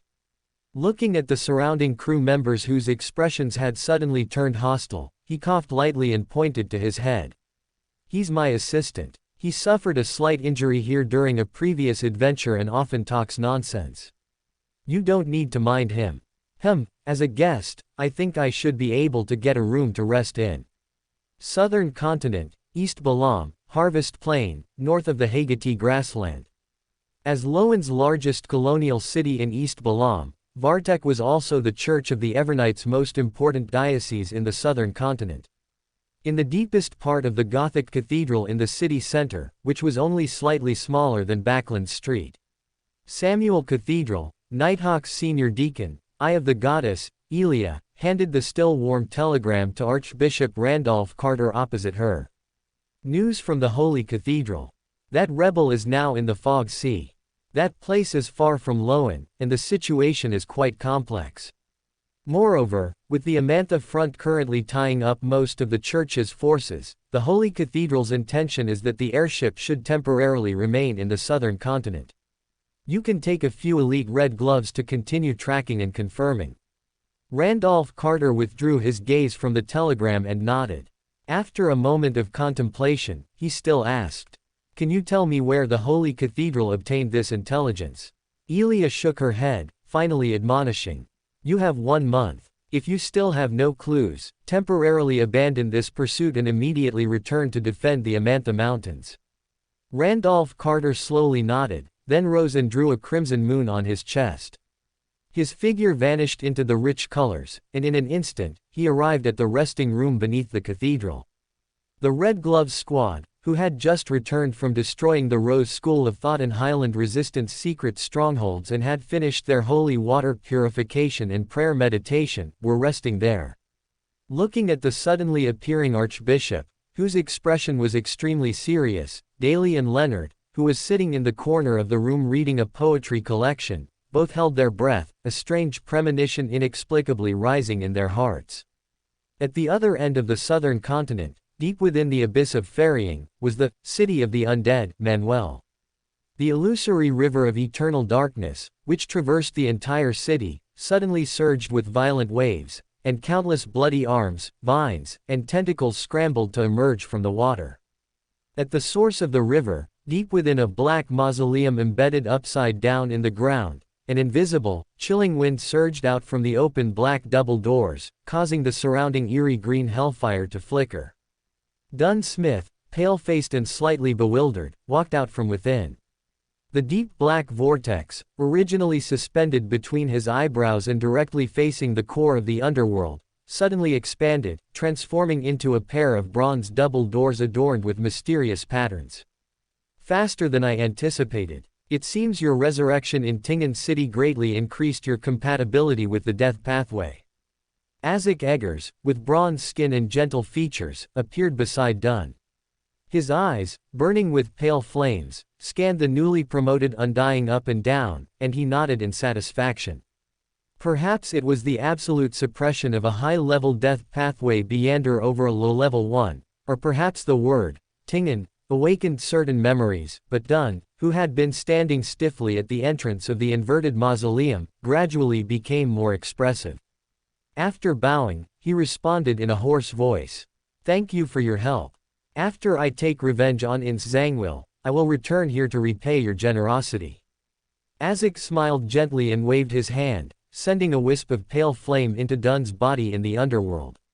He said in a gentle voice, "Ins Zangwil is also my enemy, but the restoration movement in East Balam has reached its most critical moment, and I cannot easily leave. However, I will act when necessary. As for you," Azek paused, the corners of his mouth curving slightly upward as he added, "the price for the gift of destiny has already been paid by someone else. You don't need to return here afterward. Returning to the Church of Evernight with the glory of slaying a renegade archbishop, that is the suggestion Duke Aaron gave you. As for your resurrection and your increase in strength over the past 6 months, he will explain it to the Church of Evernight. You don't need to worry about that." Now, with the help of the River of Eternal Darkness, Azek, who had devoured the other half of his incomplete soul-containing divinity and fully recovered, could in some sense be considered the angel with the most abundant humanity. Due to his affection for Klein, he was also willing to reveal more information to this undying. Return to the church. Dun couldn't help but feel a moment of daze, then, as if by reflex, he subconsciously asked, "What about Klein? He has his own path. You can just consider him to have died in the disaster in Tingen City." Azek's expression was indescribably complex, and he offered no further explanation, only adding, "Ins Zangwil completed the ritual with the help of my bloodline. I left something in your underworld. It will create a sensation within a certain distance, which can help you find him." As he spoke, he waved his hand, and the surrounding space instantly became colorful, like an oil painting splashed with paint by a god, instantly sweeping Dun, who still wanted to ask something, into it. Indescribable, even transparent and seemingly non-existent, objects swept past them. In the depths of Leonard's pupils, myriad clear lights of different colors, containing endless knowledge, were reflected from an infinite height. His Adam's apple bobbed. He subconsciously wanted to say something but suppressed the urge, glancing out of the corner of his eye at Daly beside him and Archbishop Randolph Carter, who was guiding them through the spirit world. Unlike Leonard, who was experiencing spirit world travel for the first time, Daly, who already had a messenger at the spirit guide stage, was truly interested only in information about Ins Zangwil. Just as the two were engrossed in their own thoughts, Randolph Carter suddenly stopped without warning, looking sternly at a certain location in the spirit world. A pale light emanating a strong aura of death flashed and disappeared, carrying with it a terrifying, profound, and indescribable sense of being high above, causing the spirit world creatures along the way to flee, as if they had encountered a natural predator. It seems to be a demigod from the numinous episcopate. The anticipated attack did not occur. Randolph Carter frowned, watching the fading pale light, and murmured to himself. In another area of the spirit world, the pale light gradually dissipated, and Dun's figure appeared. On his right index finger, he wore a square, dark, heavy ring. This was also Azek's final gift to him, the death ring once held by Admiral of Hell, Ludwell, and now the medium for sensing Ins Zangwil. With the blessing of this ring, Dun slightly tilted his head, and the figures of Daly and the others were reflected in his deep gray eyes. In the sea area dotted with numerous icebergs, 2 colossal vessels, even more exaggerated than Lowen's ironclads, crushed through the ice. These were none other than the Black Emperor and the Morning Star, which had disappeared from the outside world for some time. The biting cold wind seemed capable of freezing even spiritual bodies. Through the barrier of wind and snow, one could vaguely see in the distance a continuous world that seemed eternally shrouded in darkness. This was the Northern Sea. Although it was one of the so-called 5 seas, its extremely harsh weather conditions made even the least picky pirates steer clear. Even with all crew members being beyonders and having the protection of a ghost ship, many crew members still suffered greatly. Inside the Black Emperor's cabin, Nast, wearing a spire crown and self-proclaimed Grand Duke Solomon, stood up from a mottled stone chair 2 to 3 meters high. His two deep black eyes flowed with dark red light, reflecting Aaron, who had emerged from the star gate. Voluntarily yielding the stone chair that symbolized his status, Nast spoke in a deep voice. I have been monitoring the matter you previously entrusted to me.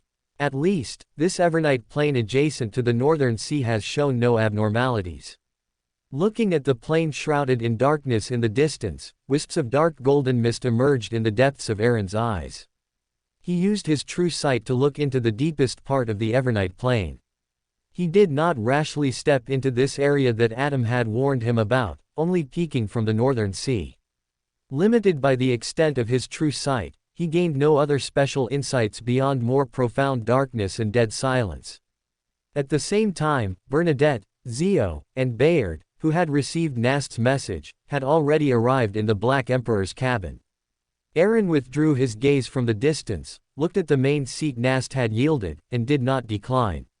He sat down with a serious expression, directly recounting a corner of the future that Will Ossepton had glimpsed. Divine descent. Bernadette, seated at the lower end, raised her eyebrows slightly. As an angel who also wielded some authority over destiny, she could roughly guess that this prophecy must have come from the chairman of the Fate Council. Before Bernadette could speak, Shardas, who was sitting beside her, trembled slightly, a hint of silver-white flashing in her pupils, and an ethereal aura revived within her body. Goswinham's voice then emerged. Phoenix Sunia Sea Fleet has all been dispatched and has left Sunia Island. That weather warlock has also departed. The sudden news attracted everyone's attention. Aaron, sitting in the main seat, raised his eyebrows slightly, and asked with a guess. Amantha Mountains, or Enmat Port. Departing from Sunia Island, the Amantha Mountains in northern Loan and all ports in the central region would be within the attack range. If that Phoenix, weather warlock, were bolder and disregarded losses, he could even head directly south to target Backland, the capital of Loan, not far from Pritz Port. Goswinham, whose true body was hidden somewhere unknown and who had descended through the virtual personality within Shardas, shook his head. Although Sunia Island was an ancient elven island, elven faith had almost vanished. He could only monitor it to a certain extent by leveraging that elven ruin and the authority of the Calamity, but he could not further probe the specific destination of the fleet where a weather warlock was stationed. After a moment of contemplation, Aaron slowly nodded and looked at the crowd with varied expressions, speaking in a deep voice. This is an opportunity, but it could also be a trap meticulously prepared for you. Without the Sunia fleet guarding it, the difficulty of seizing this ancient elven island is much reduced, but it also means that Phoenix and the God of Combat Church can set up traps without restraint, regardless of the consequences. Aaron paused, then directly transmitted information about the Truncest Bronze Book, held by the God of Combat Church, to all the angel-level Beyonders present. Feeling the atmosphere solidify, Aaron slowly stood up, with a hint of piety in his expression, and after looking around, he solemnly declared. The Chaos Council will use all its foundations to reclaim the Truncest Bronze Book, allowing the Great Lord of Order to fully revive before the arrival of Doomsday. At the southern end of the Amantha Mountains, in the area bordering Winter County and East Chester County, were stationed troops drawn from various Lowen counties and Nighthawks reinforcing the defense line. Melissa, wearing a black trench coat, followed behind a somewhat weary-looking bishop and arrived at a black iron double door built in a mountain crevice. A muffled hammering sound faintly emanated from within. This is the family crest of the East Tucker family. Noticing the symbol engraved on the large door, Melissa raised her eyebrows slightly and looked speculatively at the bishop who pushed open the door. Although she had only just advanced to Sequence 6 with the help of Audrey and the Tarot Club when she left Backland, the value of a craftsman was clearly not demonstrated on the battlefield. And although Bishop Ola, who had just rotated off the front line, was unclear when the church had trained a craftsman, he knew how to make the best use of things. A hot wind mixed with loud forging sounds assailed them. Bishop Ola, with a tired face, forced out a smile and pointed to the massive forging factory behind the door, which had almost hollowed out the mountain, explaining. This is a factory that the East Tucker family secretly built in the Amantha Mountains 2 years ago. It includes craftsmen, assigned by 2 dukes, responsible for helping the church create various mystical items and scrolls. Your next task is simple: cooperate with their work. The church will accumulate merits for you based on your contributions. Melissa nodded understandingly, but her cheeks were slightly flushed. She always felt that this kind of assignment, which allowed her to accumulate merits and digest the potion without having to go to the front line, was something Audrey had used her connections to secure for her. Praise the goddess, I will do my best to complete the church's tasks. Drawing a crimson moon on her chest, Melissa stepped forward to examine this massive creation, but her gaze suddenly stopped in a certain direction. Following her gaze, Bishop Ulla saw a 2-headed giant, estimated to be over 8 meters tall, with bluish-black skin. Its unbelievably massive size was as if it had stepped out of ancient legends. The giant's chest and abdomen were open, its internal organs no longer visible. Indescribably complex and mysterious symbols protruded from its flesh, half illusory and half real, causing a sense of dizziness if stared at for too long. These are Phoenix 2-headed giant legions. They originated from a forbidden experiment by the god of combat church, which transformed them from ordinary giants into their current appearance. Although they have incomplete spirituality and no complete intelligence, being merely robots of war, their strength and physique, far surpassing ordinary beyonders, and their legion-level scale, under the manipulation of a war bishop, will be the church's most troublesome target.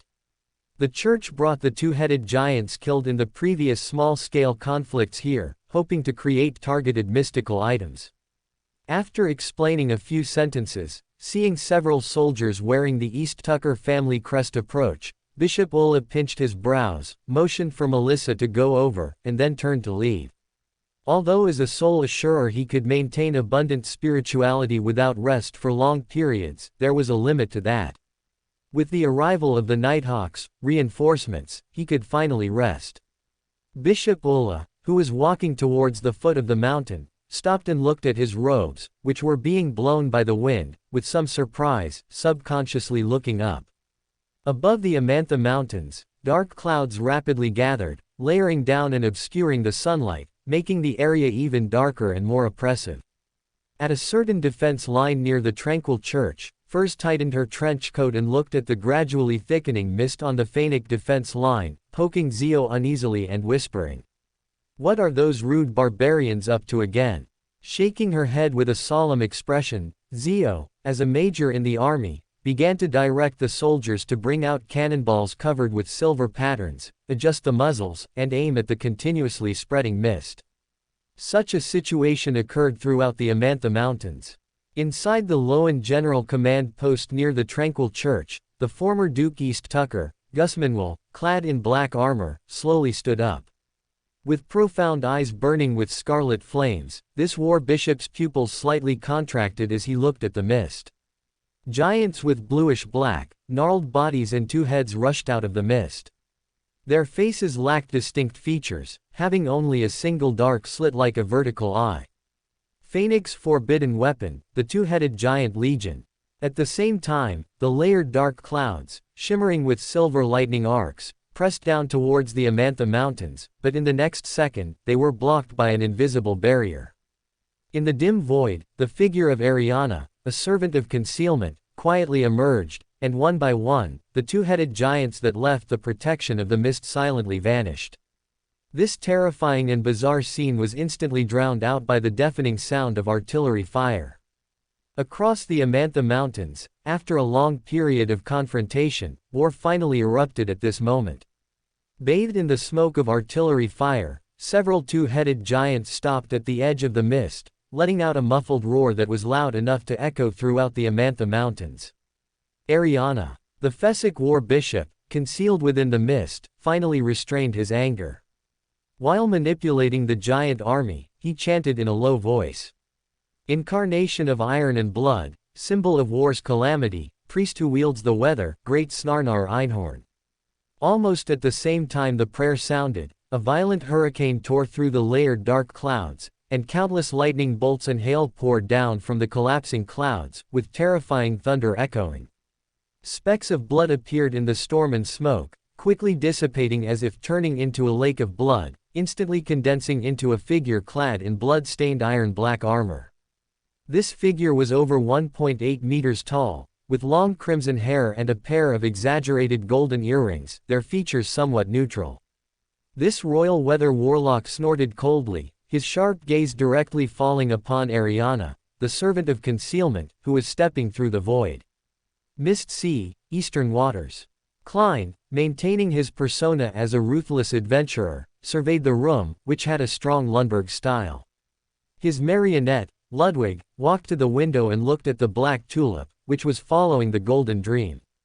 Through Vice Admiral Iceberg, Edwina, he had already reached an understanding with the god of knowledge and wisdom behind this pirate general. Given a choice, Klein still wanted to stay away from Frank and those mushrooms. Esteemed Mr. Fool, the Fesic Giant Legion is launching a large-scale attack on the Amantha Mountains. After skillfully setting up a spiritual wall to prevent some of his secrets from leaking, a thin gray fog suddenly appeared before Klein's eyes, and Furza's slightly flustered voice echoed in his ears. Miss Magician. Klein's expression subtly changed after a moment of stunned, and he immediately thought of Melissa, who was still in the Amantha Mountains. Cursing under his breath, Klein didn't hesitate at all. He immediately took 4 reverse steps to Saphira Castle. After sitting at the head of the bronze long table, his spirituality surged, directly illuminating the crimson star symbolizing Melissa. After confirming that Melissa was not in danger, Klein breathed a sigh of relief. After pondering for a moment, he cautiously raised his perspective and looked at the sky, where dark clouds layered. Under the enhancement of true sight, through the aftershocks of clashing authorities, Klein could vaguely see a blurry and enormous figure formed by the intertwining and twisting of scorching white flames, which had gathered the iron-blooded aura of the entire battlefield. Opposite him, countless black threads, seemingly alive, surged, blocking a fiery giant that represented disaster and was composed of various symbols, including flames. At the deepest part of the darkness tide was a terrifying creature covered in gloomy black fur, with 8 terrifyingly spread limbs, somewhat similar but not identical to the demonic wolf described in the Nighthawk's internal records. Klein grunted, blood flowing from his eyes, and his true sight dissipated. The gray fog surged, and after a long while, the pollution from directly viewing the complete mythical creature form was finally soothed. Leaning back in the bronze high-backed chair, Klein exhaled deeply, pinching his still throbbing forehead, and let out a bitter laugh. Even though he didn't recognize either of the combatants, it was clear that they were both at the angel level. He wondered how much energy the church could still invest in hunting in Zangwill. Collecting his thoughts, Klein slowly rose, his gaze profound, increasingly eager to advance to demigod as soon as possible. After recalling and organizing the potion formula obtained from peeking at the mythical creature form, Klein no longer lingered and directly returned to reality. Almost as soon as he left this gray fog world, a bone-chilling coldness came from Klein's chest. His solemn expression relaxed slightly, and Klein, somewhat surprised, took out the pure white feather and Azek's copper whistle that he kept in his clothes lining. The mysterious patterns on the ancient copper whistle, full of mystical charm, had now lit up on their own, and Klein's spiritual perception clearly felt the whistle resonating with the spirit world in some way. It's a good thing I set up a spiritual wall earlier, otherwise Vice Admiral Iceberg would probably have noticed by now. Praising his own caution, and out of absolute trust in Mr. Azek, Klein did not stop the copper whistle's anomaly. Instead, he was somewhat expectant. Specks of gloomy green detached from the copper whistle, forming an unreal, illusory vortex in the void. In the cold, invisible wind, a hand, mostly concealed by a black robe, reached out, its index finger bearing a dark, cold, square ring. Death's ring. Klein's eyebrows twitched slightly, and at the same time, he felt the oppressive sensation originating from divinity, as well as an unusual throbbing in his spiritual intuition. The next second, Klein's expression suddenly froze, his pupils dilated violently, and his raised arm became rigid in midair. A figure walked out of the constantly expanding vortex, with a gentle expression, a high hairline, and gray eyes that revealed an indescribable sense of vicissitude. The man in the black trench coat-like attire tilted his head slightly, winked his left eye at Klein, and spoke in a mellow voice with a complex tone. "Klein, long time no see." The familiar voice entered his mind, and Klein suddenly shivered, as if he had thought of something, instantly swapping positions with his marionette, Ludwig, and at the same time, pouring his spirituality into the pure white feather given by Mr. Azek. A misty pale flame appeared, and after not sensing any danger, it returned to being an ordinary feather. After several attempts, Klein confirmed that he had not been pulled into a dream by Ince Zangwill or a demigod with corresponding authority. If it wasn't a dream, then… Klein fell silent, standing still like a statue, and called out hoarsely, "Captain." Sensing Klein's suppressed emotions, a relaxed smile, originating from within, appeared on Dunn's face. His gray eyes seemed to flicker with light, and the heaviness in his heart dissolved considerably at that moment. His voice grew softer and softer as he watched Klein's face contort, returning to his original appearance, and he said softly, "I've always been here. Pritz Harbor, Oak Island, Royal Navy Base." The piercing alarm was drowned out by a continuous series of explosions. The warships anchored in the harbor were instantly engulfed in a sea of fire, including an ironclad ship whose general outline had already been built. Under the cover of thick fog, airships and organized Fesic Sunya sea fleets unleashed artillery fire on Pritz Harbor. On the leading airship, the Supreme Commander of the Sunya Sea Theater, Ahomatova Einhorn, the royal weather warlock, had silver light dancing deep in his eyes. He gazed at Pritz Harbor, engulfed in flames, and after a moment, said in a deep voice, "Those two Loan ironclads are not here. Your intelligence disappoints me." His low voice carried a terrifying sense of oppression. He tilted his head slightly, looking indifferently at the void behind him.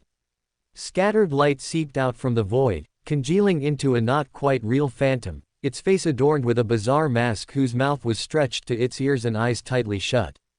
It was Lady Greed, a member of the Psychology Alchemists' Council of Review responsible for St. Millen, the capital of Fainapotter. Even though what remained on the airship was merely a virtual persona, being gazed upon by an angel still made Greed feel a bone-chilling coldness. She carefully weighed her words before speaking slowly. Heaven Lambus, who was originally responsible for the Backland region, suddenly died violently some time ago. I haven't yet contacted his successor, the new Council of Review member. It is indeed our problem that there was an oversight in intelligence. Snorting, Ahomatova Einhorn disdained to argue with this manipulator who didn't even dare to reveal her true body. He warned with a majestic voice, "Tell Pauli Derlau that we have a common goal.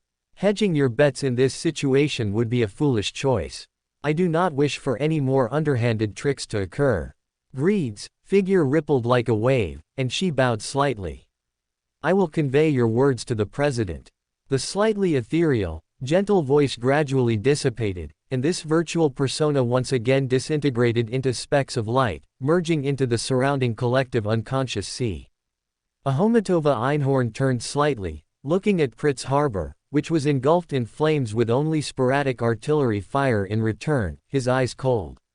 There was only one chance for a surprise victory. The reason for choosing Pritz Harbor was to completely destroy Loan's largest port and shipyard on the eastern coast, as well as the Loan ironclad fleet docked within it. If successful, even with the help of the Church of the Storms, Fasak would be able to completely suppress Loan in the Sonia Sea and the Raging Sea in the early stages of the war, and even cut off the shipping routes to the southern continent colonies. Such a quick reaction, what a pity. Ahomatova Einhorn reined in his thoughts, his eyes, flickering with silver-white electric arcs, looked towards the Raging Sea. Using the hidden connection between the weather warlock and the entire fleet, he directly transmitted his will to Yegor Einhorn, who was below the airship and on the flagship of the Sonia Sea Fleet. Change the original plan. Stop bombarding Backland and continue south to attack coastal ports. This war will be your best opportunity to become a war bishop. Even as a seasoned iron-blooded knight, Yegor's breathing hitched for a moment. Without the slightest hesitation, and without even asking for the reason, he immediately stopped the bombardment and retreated south. Ahomatova Einhorn, on the airship, manipulated a mist to envelop the Sonia fleet as it detached from the Pritz Harbor coast. His figure flickered, appearing above Pritz Harbor. As a Sequence 2 weather warlock, with a worldwide response, as long as a special hidden connection was established with him, even if there was some attenuation after leaving this battlefield, the power of the entire fleet could still be mobilized. A dense aura of iron and blood emanated, and the smoke and flames that covered most of the harbor instantly gathered, congealing into crimson long spears, emitting a terrifying aura. Looking at Backlund, whose outlines could be vaguely seen not far away, Ahomatova Einhorn's lips curled into a cold arc, and he manipulated those flaming long spears to rush towards that city of 10,000 capitals. Bastard! An angry roar came from behind. The originally azure sea had long turned deep, with dark black waves nearly 10 meters high surging. Silver-white electric snakes shot out of thin air, carrying a strong, almost tangible, tyrannical and destructive aura, densely striking Pritz Harbor, engulfing the sky above the port area in a forest of thunder. Most of the flaming long spears shattered and evaporated, dissipating in the storm, but there were still some stragglers. Watching the dazzling firelight bloom in Backlund, the tornado giant, which shot up into the sky and stirred up a tsunami, quickly dispersed the mist and dark clouds covering Pritz Harbor. Aside from a crashed airship, the culprit was nowhere to be seen. The lightning storm gradually subsided. Pope Gad II, the current pope of the Church of the Storms, wearing a triple crown inlaid with sapphires, emeralds, and other gems, and dressed in a dark blue, almost black, robe, rode the strong winds, his expression terribly gloomy. As a high-ranking individual who had presided over the Privy Council for nearly a century, and who had always adhered to the principle of treating enemies with storm-like cruelty and immediately venting any anger, he felt an extreme rage at this feeling of punching cotton. Several cardinal bishops of the Church of the Storms who had remained at the headquarters had already gone to the low and straight coast to guard key cities along the long coastline, to prevent the Fasak Strait fleet from the opposite shore. Coupled with Pritz Harbor being deep within Loan territory, he had agreed to hand over the defense to the Loan military. It's just a tragic act to gain sympathy. An undisguised sneer sounded. Aaron's figure emerged from the mists of history, glanced at the ruined Pritz Harbor and the smoking Backlund in the distance, and added with a sneer. However, this does give the royal family an opportunity to unite all strata of Loan in a common hatred. A port so close to Backlund didn't even have a demigod from Military Intelligence 9. The organized ironclad fleet was completely unharmed, yet the residents living in Pritz Harbor became the bargaining chip to incite public outrage. His gloomy expression gradually receded. Gad too nodded slightly towards Aaron, who was clearly just a historical projection. I will demand an explanation from the Augustus family. South of the bridge, Backlund, Rose Street, Harvest Church. Several consecutive explosions broke the quiet of the prayer hall. Emlyn White, who was only a Beander characteristic away from becoming a noble sanguine viscount, paused, stopping his action of wiping the candlestick, and looked at the agitated crowd on the street with a bewildered expression. Wounded people were constantly being sent into Harvest Church. Emlyn White, who had experienced the Great Smog, didn't bother to delve into the reason and cooperated with Father Utravsky to treat these believers. It wasn't until the afternoon that Emlyn White, who had gone out to purchase medicine, bought a copy of the Minbao from a newsboy, the paper still warm.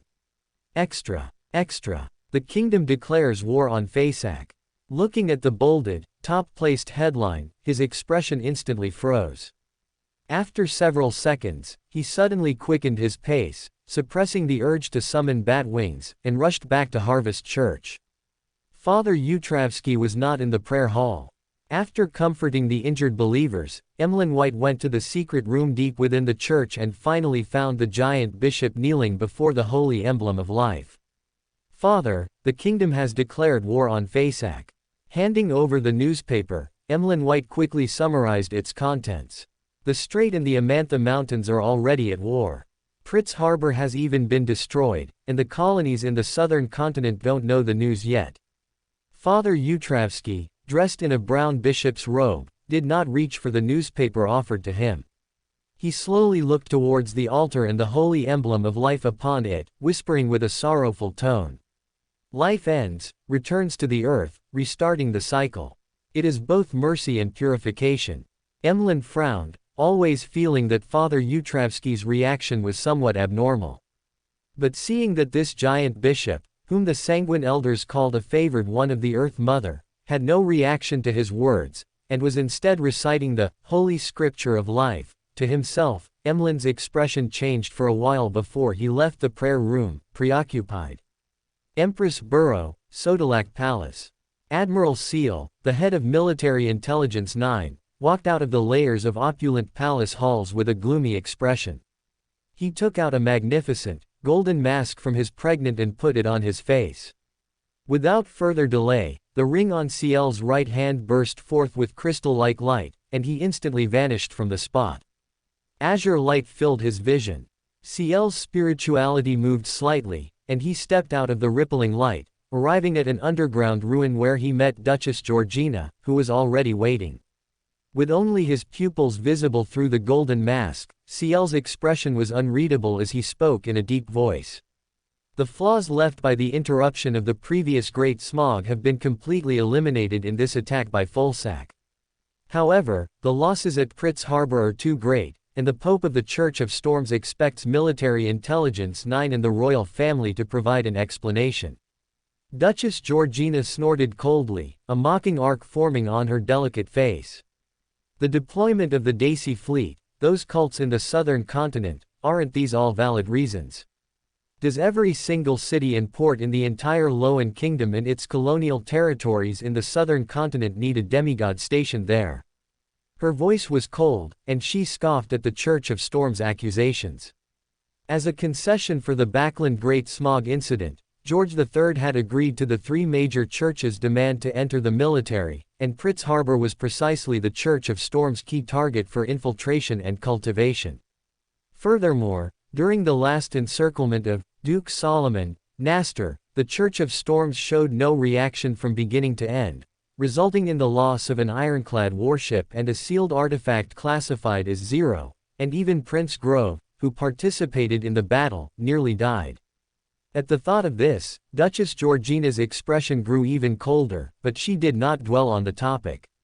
She slightly tilted her head to look at a certain spot in the corner. The Church of Storms matter can be delayed for now. I called you here this time to introduce you to a new friend.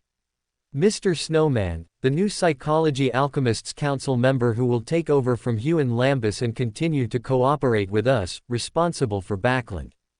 Admiral Ciel's expression froze slightly, his pupils contracting a little. With his demigod-level spiritual perception, he hadn't noticed anything before. He followed Duchess Georgina's gaze and saw a figure seated on the ground in a praying posture. Dressed in an extremely simple white robe, with various old scars covering his exposed skin, it was Snowman, the ascetic from the Third Epoch who was left in Grossel's Travels, and packaged by Aaron to Adam. Though unaware of Snowman's identity, Ciel's gaze suddenly froze as he noticed the ancient silver cross pendant held in the hands of this ascetic-dressed demigod. As one of the members of the Twilight Hermit Order, Ciel had last seen this pendant in the hands of the Gathering's initiator, the legendary son of the Creator. A hint of apprehension flashed deep within his pupils.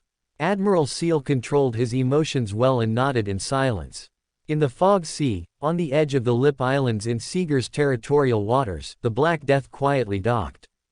Inside the captain's cabin, which burned with a gloomy green flame, it was filled with illusory, almost invisible, indescribably colored, light, yet it was bound by some power, not affecting the outside world.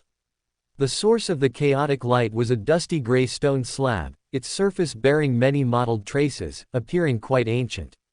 A script, seemingly the origin of all languages, slowly receded, yet it did not disappear, but rather seemed to merge with the stone slab.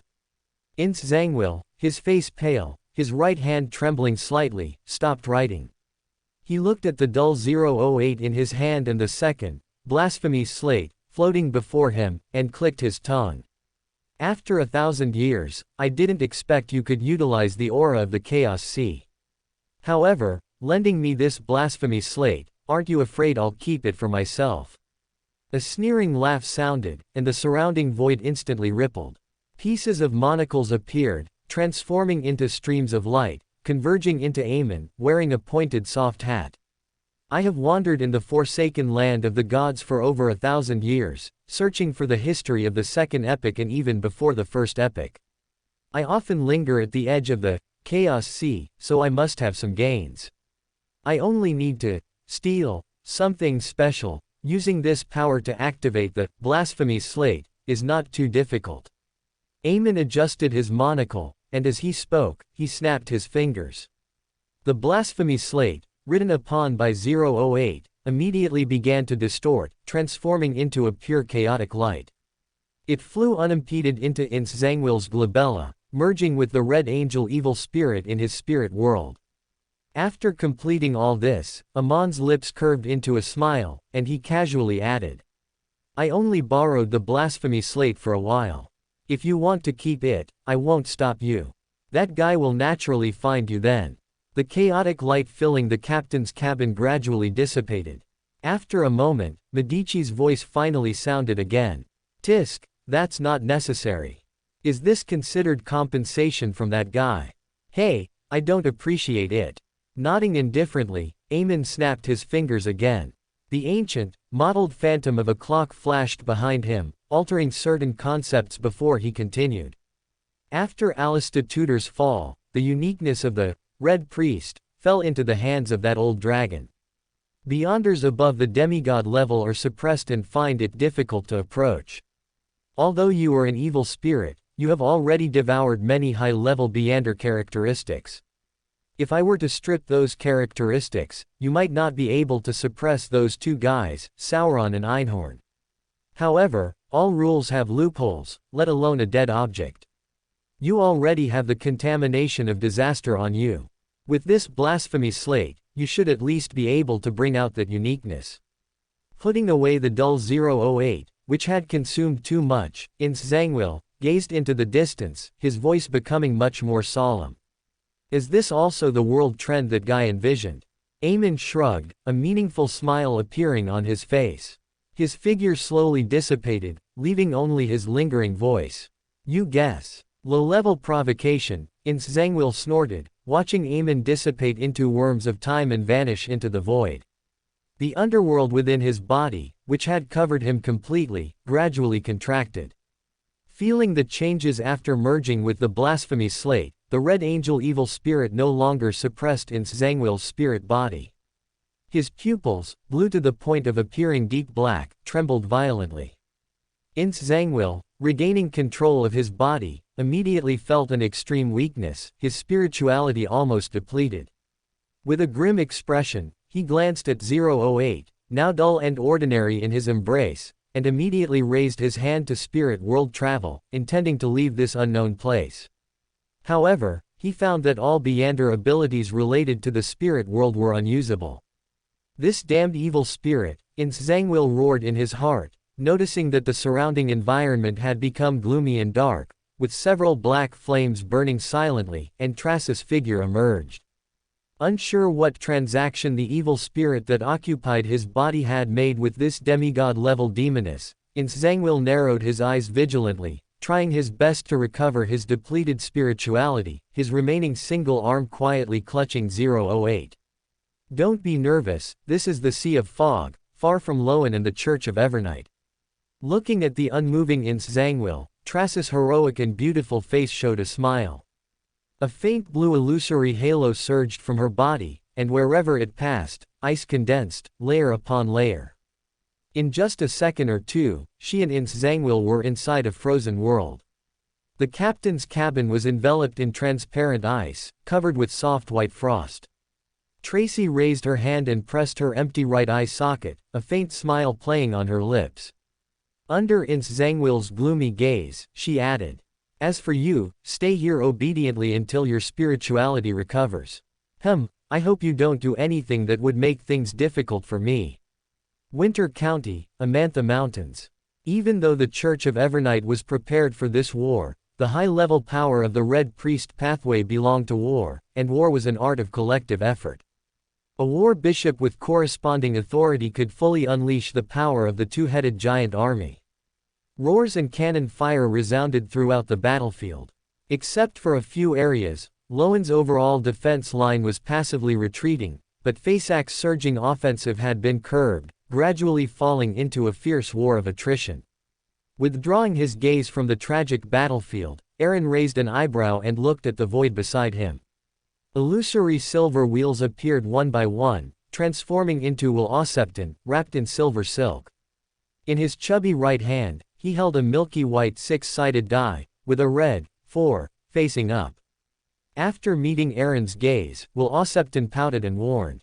Even if, yesterday once more, allows me to return to sequence 1, I can only activate the dice of probability, to a limited extent, and such an opportunity is only once. Regardless of success or failure, this uniqueness cannot be activated again in a short period. Aaron nodded slightly and responded with a smile. Don't worry, given Ouroboros's current state, even if he senses the aura of the dice of probability, it will take time for him to arrive from the forsaken land of the gods. If the consumption is too great, causing the dice of probability to fully reactivate, I will be responsible for resuppressing and sealing it. After comforting a certain infant, Aaron looked up again at the sky, covered by layers of dark clouds.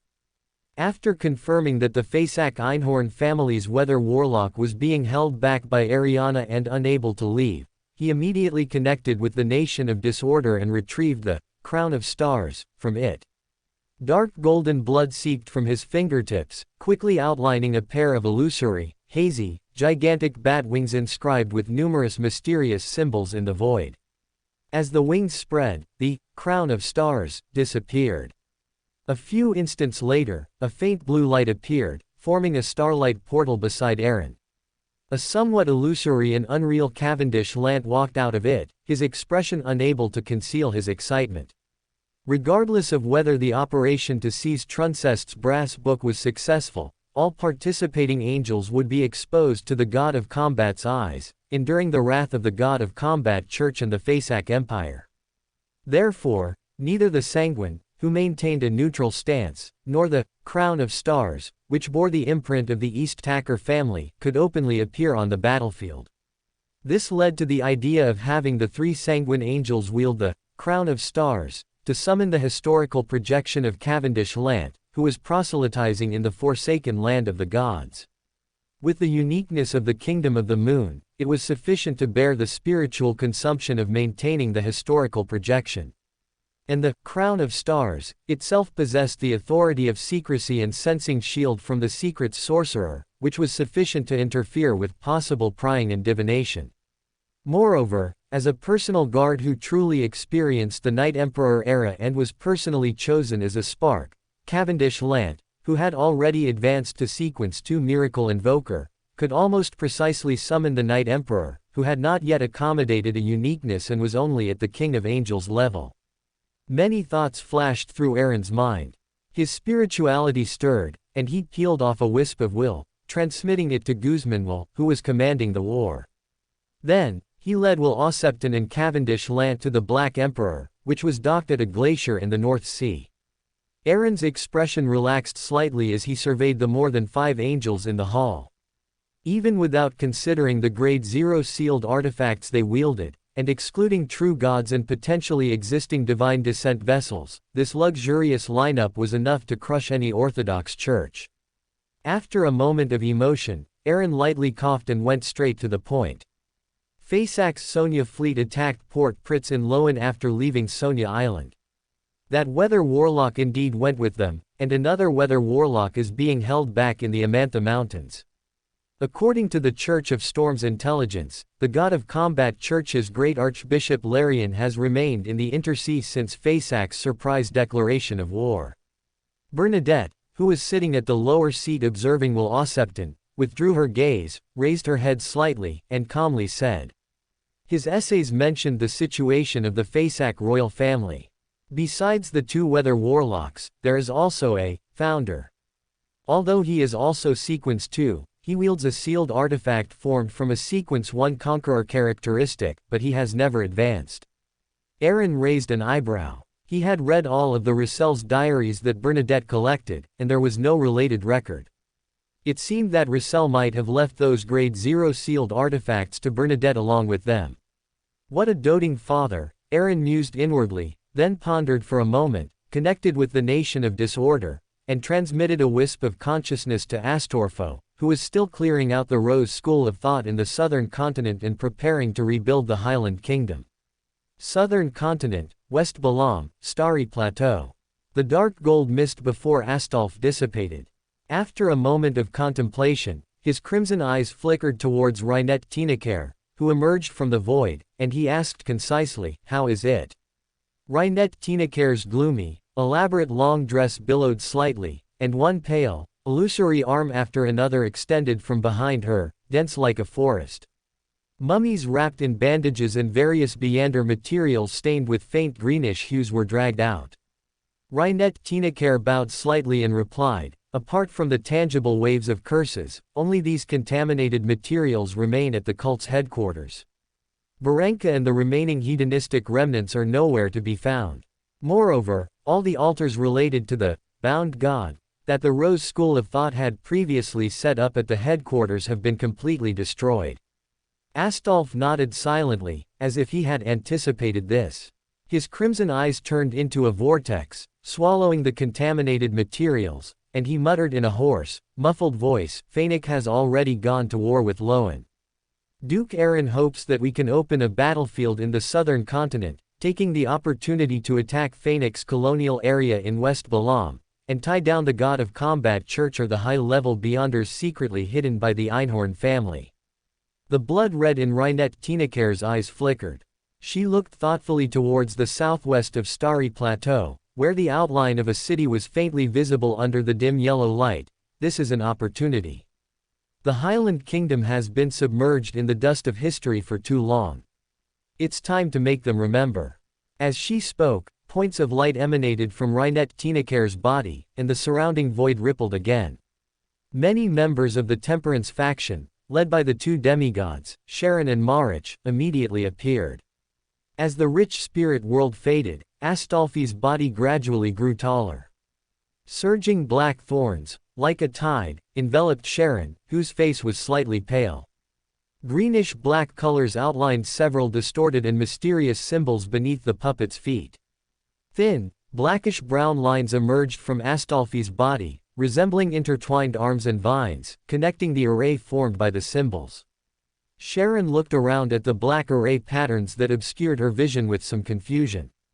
The disciple of silence characteristic, granted by the abyss of ferrying, in her embrace, was pulled by a vast power and instantly turned into specks of light.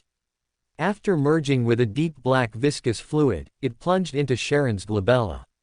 A muffled whisper, as if suppressing pain, simultaneously sounded. Disciple of silence was anciently called cursed item. The essence of advancement is to allow spirituality to merge with curses through the release of desires, transforming from a puppet into a true, cursed item. This is also one of the foundations for becoming an ancient Bane. Open your mind. I will use high-level curses to cleanse your spirituality and help you advance. Cherish this opportunity and comprehend it deeply. Once you successfully advance, you will be the governor of the Highland Kingdom.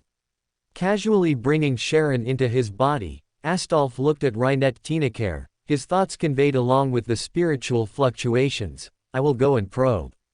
With my sequence, they won't be able to keep me without special preparations. You hide in the shadows and guard against Intis or the psychology alchemists." His giant-like body expanded again, and the evil vines entwined around him emitted a dense black mist, directly transforming into clouds that blotted out the sky, blown by an invisible cold wind towards the southwest. West Balam, Axelban, Yuri's city, closest to Starry Plateau. In the non-stop forging factory, a cold wind swept through, causing the scorching high temperature to suddenly vanish. One by one, the weary, weather-beaten faces of the workers numbly looked up, watching the thin black mist pouring into the factory. The next second, they discovered in horror that the originally arrogant Fenwick overseers, after being enveloped by the black mist, strangely deformed into various animals with blood-red eyes and rapidly dissolved, making the black mist even denser. The same scene appeared in various corners of the city-state. An extremely evil and mad aura rapidly spread but did not harm the native residents of West Balam. At the center of the city-state, the god of combat church erupted with a brilliant twilight glow, but it was instantly submerged by the black mist. Marich, who had been a demigod for some time, led many members of the temperance faction into this city-state, appeasing the residents with various thoughts. After drawing a clear line between themselves and the highland rebels on Starry Plateau who believed in hedonism and engaged in burning, killing, and looting, Marich quickly plundered the Beander materials and sealed artifacts, taking away the native residents who were willing to contribute to the restoration of the Highland Kingdom. West Balam, the governor's mansion of the Fainak colonial area. Noel Cam, the Archbishop of the God of Combat Church's West Balam Diocese, a Sequence 3 Silver Knight, looked at the royal family's demigod governor in military uniform opposite him and spoke in a low voice. The Great Shepherd's meaning is this: if necessary, we can sacrifice some colonial interests in exchange for the Intis people's intervention. Those few in the royal family have also tacitly agreed to this. Before he could finish speaking, his expression suddenly changed drastically. A Silver Knight is extremely sensitive to evil and corrupt auras. Dark green symbols appeared in his pupils, reflecting the tide of black mist that was quietly spreading under the cover of night. An angel! How dare he! Feeling his spirituality frantically warning him, Noel Cam cursed inwardly and roared at the somewhat bewildered iron-blooded knight opposite him, quickly awakened the sealed artifact. Immediately asked the royal family's angel for help. A silver-white light, like a miniature sun, flashed by. Noel Cam, whose protective power had materialized into silver full-body armor on his surface, used the light to quickly return to the church by stealth. Without any hesitation, he retrieved a half-broken horn, inscribed with unknown symbols, from behind the sealed artifact door underground. After absorbing a large amount of the Silver Knight's blood and spirituality, a desolate horn sound, as if from ancient times, slowly emanated, forming an invisible barrier that temporarily blocked the surging black mist tide. Taking advantage of this gap, Noel Cam, whose spirituality and even life force were being drained by the terrifying sealed artifact in his hand, his face turning pale, hastily chanted the honorific name of Larian, the Great Shepherd of the God of Combat Church. Underground Sunia Island, in the ancient and magnificent hall, 3 figures sat quietly. The aura, enough to make living beings tremble, was blocked by array patterns, not leaking out in the slightest. Among them, the most burly figure, completely covered in silver armor, was Liam, the leader of the God of Combat Church's pontifical chasers, a Sequence 2 glory. He sat at the very center of the hall's array patterns, cooperating with the array and the auras of the other 2 angels to suppress the truncest brass book, which was in a semi-sealed state in his hand. Behind this giant was Ahmadova Einhorn, who, after destroying Pritz Harbor, had quietly returned to the underground palace of Sunia Island with the aid of a sealed artifact. Almost simultaneously, the 2 angels abruptly opened their eyes, and a muffled thunder-like cold snort resounded, clearly having learned through their respective channels the intelligence that the Sibern colony had been attacked by an unknown angel. Sia has already fallen. Was it another angel from the Rose School of Thought who made a move? They want to seize benefits while we are at war with Loan and our attention is divided. Widely divergent thoughts flashed through the minds of the 2 angels. This timing was too coincidental yet seemed extremely reasonable. They looked at each other in tacit understanding, slowly rising with an aura of terror that seemed to conquer everything. As if soaked in blood, the dark red, almost black armor was covered in mottled rust. Their body was completely enveloped by the black armor, and on the surface of the face beneath the mask, veins protruded in a dark red state, as if flowing with flames. The creator of Fasak, the conqueror, the first emperor, Peter Einhorn I. Deep within his eyes, dark red, almost purple flames burned, and the aura he emitted far surpassed that of Ahomatova Einhorn, who was also a weather warlock. He looked at Glory Liam, who was clad in bright silver armor, and spoke majestically. The anchor of the southern continent cannot be lost. That is the land I conquered. My authority can project power, which, combined with the sealed artifacts there, is sufficient to cope. A decaying aura surged, suppressing the activity of the truncest brass book. A muffled voice came from beneath Liam's silver armor. Good, for the pollution brought by using your power, I will pray to the Lord to purify you and prevent madness from eroding your will. When this national war concludes, regaining Death's authority from that individual will be enough to allow the Lord to advance further, and completely clearing the pollution within this conqueror characteristic will naturally be effortless. Thus, you will be able to smoothly advance to conqueror, unlike that one from the Sauron family, and truly gain the qualification to contend for godhood. The apocalypse is approaching. Compared to that demoness, as long as you demonstrate sufficient value, the gods will tacitly approve. Peter Einhorn's eyes gaze flickered, and he silently took a symbol representing twilight, condensed from silver-white light, from the hand of the leader of the church's pursuers. This was a symbol of status. The core of the seal beneath the church was based on the power of faith and would indiscriminately attack beyonders outside the god of combat's sequence. Only with recognition could the meaningless consumption of the sealing power be avoided. Fasak Colonial Zone Capital, Freyans, God of Combat Church Sibern Diocese Headquarters Underground. Silver Knight Noel Khan suddenly felt a sense of dread. The ancient horn in his hand uncontrollably slipped from his grasp, enveloped by a blazing purple flame, and left the churches underground. Crash, crash, crash, torrential rain poured down like a flood, countless lightning bolts frequently appeared, and terrifying thunder continuously echoed, like a calamity. The invisible, chilling wind was dispelled. Above Freyans, a sudden tornado, carrying lightning, flames, and hail, appeared, scattering the black mist tide that carried curses and sought to envelop Freyans. At the boundary where two completely different powers converged, the elements were chaotic, and the corresponding spirit world region also became chaotic and broken under the confrontation of high-level powers. It really is him. The black mist, which had actively avoided the sharp edge, spread out in all directions. Astolf's massive, distorted figure emerged. After transmitting a wisp of his will to Aaron through prayer, his crimson eyes slightly turned, reflecting the blurry figure at the center of the raging storm above Freyans. That was a terrifying giant with a blurred face, seemingly entirely condensed from flames. Illusory symbols of lightning, hail, mist, and other things continuously erupted from his body, dissipating into the surrounding void. Peter Einhorn, who had descended with a power projection using a sealed artifact and the conqueror authority, also noticed Astolf hidden within the black mist tide. The aura of an abomination was as dazzling as a candle in the night. After a warning, seeing that the newly born abomination, though no longer attacking, showed no intention of retreating, Peter Einhorn slightly raised his right hand. Countless greenish-white, almost purple flames condensed into a long handle, connecting with the ancient horn to form a uniquely shaped spear. In the sky covered by storms and dark clouds, one illusory and not entirely real figure after another appeared.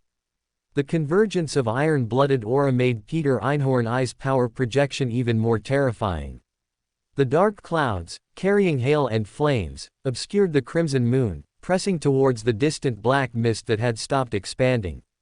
In Freyans, the citizens who had been evacuated and resettled by the god of combat church clergy and the Fasak governor's mansion trembled under this divine punishment-like pressure, praying for the Lord's forgiveness.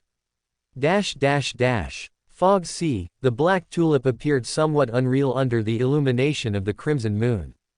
After approaching the territorial waters bordering Fenipot and Seeger, Klein temporarily parted ways with the Golden Dream and came to the Black Tulip with Vice Admiral Iceberg.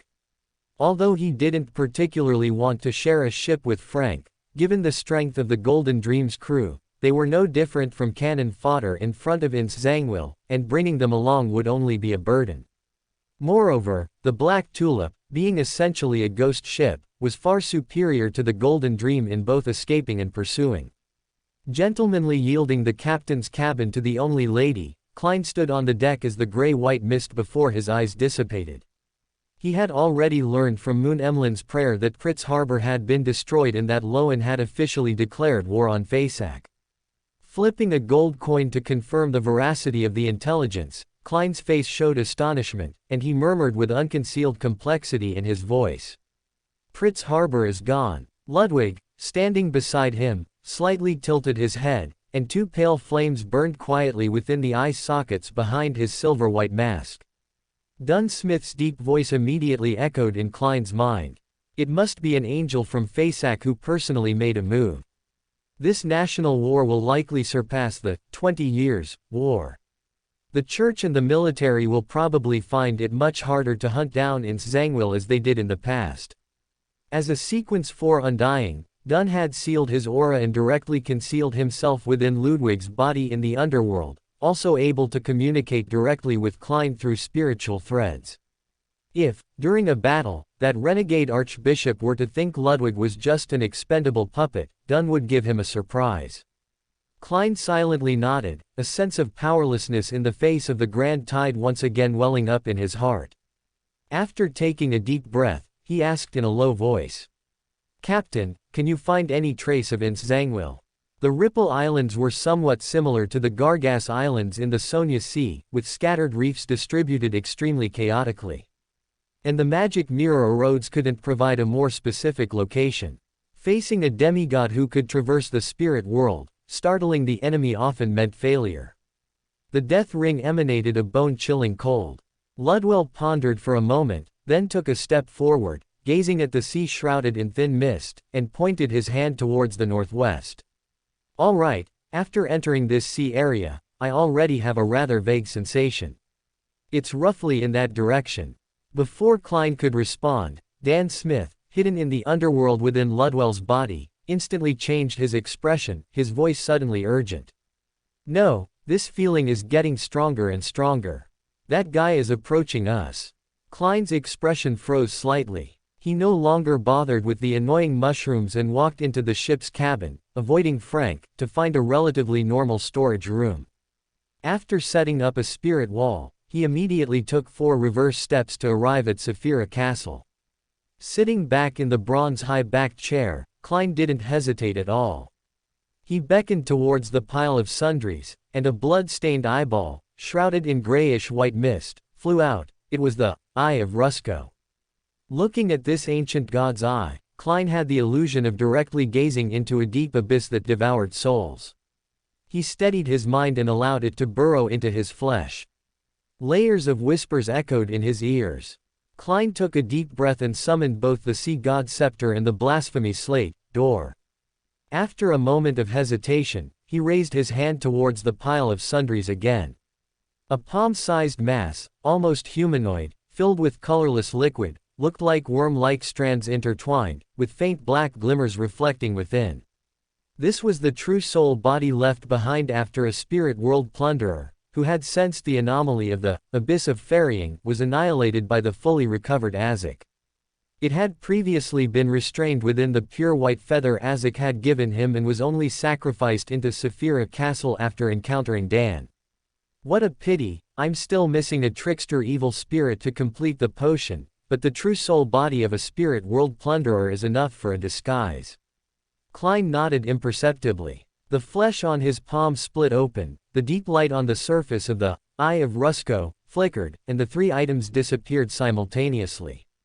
He did not divine the subsequent actions, because that would definitely be interfered with by 008. Klein no longer lingered and immediately returned to reality.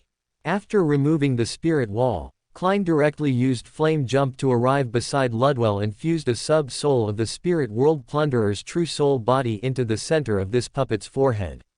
Ludwell's signature silver-white mask gradually blurred, and in the blink of an eye, his appearance changed, transforming into the cold and gloomy, mad adventurer, Gehrman Sparrow. The false spirit body threads constructed by the spirit world plunderer's true soul body rapidly extended from within Ludwell's body, connecting all the puppets on the black tulip under Klein's control. Klein's own aura and appearance quickly transformed into those of the most ordinary low-sequence puppet. Just as he completed his disguise, the door to the captain's cabin was gently pushed open, and, Vice Admiral Iceberg, Edwina walked out, the indifference in her brows dissipated, replaced by a hint of satisfaction and anticipation. In her hand, she held a golden-based hexagonal prism charm, with brassy glimmer quickly moving across its surface, outlining one mysterious symbol after another, like a flickering brass-colored eye. Edwina's lips curled slightly, and with a hint of a smile, she looked at the puppet, which outwardly appeared to be the mad adventurer but actually contained a demigod within, and introduced. The high-level charm, Eye of Cognition, you provided earlier can indeed succeed. Although it consumed many precious materials, if I'm not mistaken, with its help, it might be able to partially reproduce some of the authority of Sequence 3 Feet Cognizer, to a certain extent. Klein, hidden in the corner acting as cannon fodder, narrowed his eyes slightly, scanning the high-level charm. A familiar dizzying sensation flashed by. He controlled Ludwell to relay the captain's previous discovery but did not take the Eye of Cognition charm. Such high-level charms, second only to the angel level, require a ritual to be arranged and a prayer to a high-level existence of the same pathway to truly unleash their power. However, besides the old gentleman, Eye of Wisdom, in Backland, Klein knew no other members of the Church of the God of Knowledge and Wisdom. Thus, he exchanged the ritual process for this charm with Edwina, including but not limited to direct assistance, free production of Eye of Cognition charms several times, and so on. There is only one charm. As a Mysticism Magister, you can truly unleash its full capabilities, so it is for your use. If the situation is extremely perilous, you can also leave on your own. This was also our previous agreement. Glancing at the calm-faced Edwina, Klein, controlling the puppet, added one last sentence, then said no more. Following the tremor transmitted by Dan via the spirit-body threads, he looked at the scene in the distance. At the northern tip of Sonia Island, in a sea area near the deep-sea vortex, Aaron, who had received Astrolf's message, emerged from the void. His crimson-gold pupils reflected the ancient elven island shrouded in night in the distance. Even now, with his Beander characteristic, he couldn't discern any problems, but the constant yearning transmitted from the Nation of Disorder was enough to explain everything. Truncest's brass book, which was essentially the uniqueness of the Justiciar pathway, was currently somewhere on this island. Behind him, Will Ossepton, with a reluctant expression, floated in midair holding the dice of probability, muttering softly. Most of the angels and Grade 0 sealed artifacts of Phaenopotter and the God of Combat Church have already been restrained. Whether we can devour the bait before the hunters close the net rests on this one move. Feigning not hearing, Aaron withdrew his gaze and gave a warning, his figure gradually fading as he silently returned to the Nation of Disorder, suppressing the agitation of this Sephira. Considering that it would be difficult to conceal his aura in a battle of this level, and to prevent the explosive news of the current Duke of East Tark's promotion to Angel from leaking, Aaron intended to participate in the battle in a different way. After all, with the Sephira between them, even if he directly faced the God of Combat, Aaron was not worried about his identity being discovered. Moreover, he could exert power close to the King of Angels level within the Nation of Disorder. Leaning on the throne, Aaron summoned the Justiciar card and the Black Emperor card, activating the sequence 1-inch Hand of Order, characteristic within the Crown of Chaos. His body transformed into endless dark gold mist, merging into the vast, near-real world outside the palace. His spirituality was elevated layer by layer. Aaron unreservedly activated this Sephira that had accompanied him for several epochs. The feeling of fusing with the Nation of Disorder during his promotion to Angel resurfaced, and the dark gold points of light symbolizing the angels above the palace dome expanded one by one. In the real world, beside Will Ossepton, the divine light reappeared in the eyes of the historical projection summoned by a certain sanguine duke. Cavendish Lancer's consciousness directly descended from the forsaken land of the gods. Without any hesitation, the miracle invoker's power of wish spread out abruptly. The surrounding void rippled, and two figures silently appeared. The quietly spreading power of wishes smoothed over the impact on the spirit world caused by the simultaneous arrival of several mythical creatures. After advancing to Miracle Invoker, Cavendish Lancer had been hiding in the forsaken land of the gods to evade the pursuit of the true creator and that fallen angel. His power of wishes was extremely adept at concealment and hiding. At the forefront was Bernadette, wearing a feathered tricorn hat and with eyes as blue as the sea. In her hand, she held a pale mask shimmering with metallic luster. It only had holes for the eyes, with no other seams, and it was precisely pale death. And before the aura of decay and deathly stillness could dissipate, a pair of cold, almost transparent eyes without eyelashes emerged behind Bernadette. Beside him, Grand Duke Solomon, Nastor slightly raised his hand towards Bernadette, the dark red light in his eyes contracting and expanding. The angelic level of chaos and distortion disturbed this sealed artifact of Sequence 0, amplifying its authority while extending the arrival of its negative effects. On the surface of pale death, the metal instantly softened, interweaving with Bernadette, who had manifested her mythical creature form and transformed into a stream of information, to reform a new figure. Within the eye of peeping, whose pupils had turned black, pale lines emerged, outlining an extremely complex and mysterious three-dimensional symbol. With his spirituality extended, Aaron, who further controlled the nation of disorder through the embryonic divine kingdom, no longer needed to pray for light points. The scene outside Sonia Island could clearly appear in his mind with a slight shift of thought. The entire embryonic divine kingdom began to tremble gently. Laws and order intertwined, and at the very bottom of the miniature world, the unique netherworld formed by the fusion of part of the netherworld's authority and the complete integration of the abyss of ferrying, rippled. The three-dimensional symbol representing death deep within the pupil of the eye of peeping suddenly expanded. With the blessing of the entire unique netherworld, Bernadette, wearing pale death, was like a deity in charge of death. Deep within the spirit world, which gathered various symbols, at the center of a boundless dark world. Inside a mottled palace covered in feathers, a pure black sarcophagus stood vertically on a high platform in the center of the palace. The tadpole-shaped symbols inscribed on its surface suddenly burst into pale flames, like a torch in the night illuminating the entire netherworld. Pale Queen, Sia Palenque Eggers, wearing a dark black robe embroidered with gold threads and a golden bird-shaped crown, felt the source of the netherworld being pried open, but she merely watched with cold eyes, not attempting to use her authority to stop it. An undying belonging to the numinous episcopates, royal faction, appeared with a solemn expression beside the high platform. After bowing, he whispered with worry in his voice, "Your Majesty, is someone attacking the netherworld?" Sia Palenque Eggers's hollow eyes shifted slightly, and pieces of dark, cold scales quietly appeared on her face but vanished in an instant. Her cold voice echoed within the empty, deathly silent palace. "Ignore it. This is not something you need to know." Saying that, she paused and added, "The cult members in Cyberang should relocate as soon as possible. The world will soon fall into chaos, and His Royal Highness Azek's suggestion can be adopted."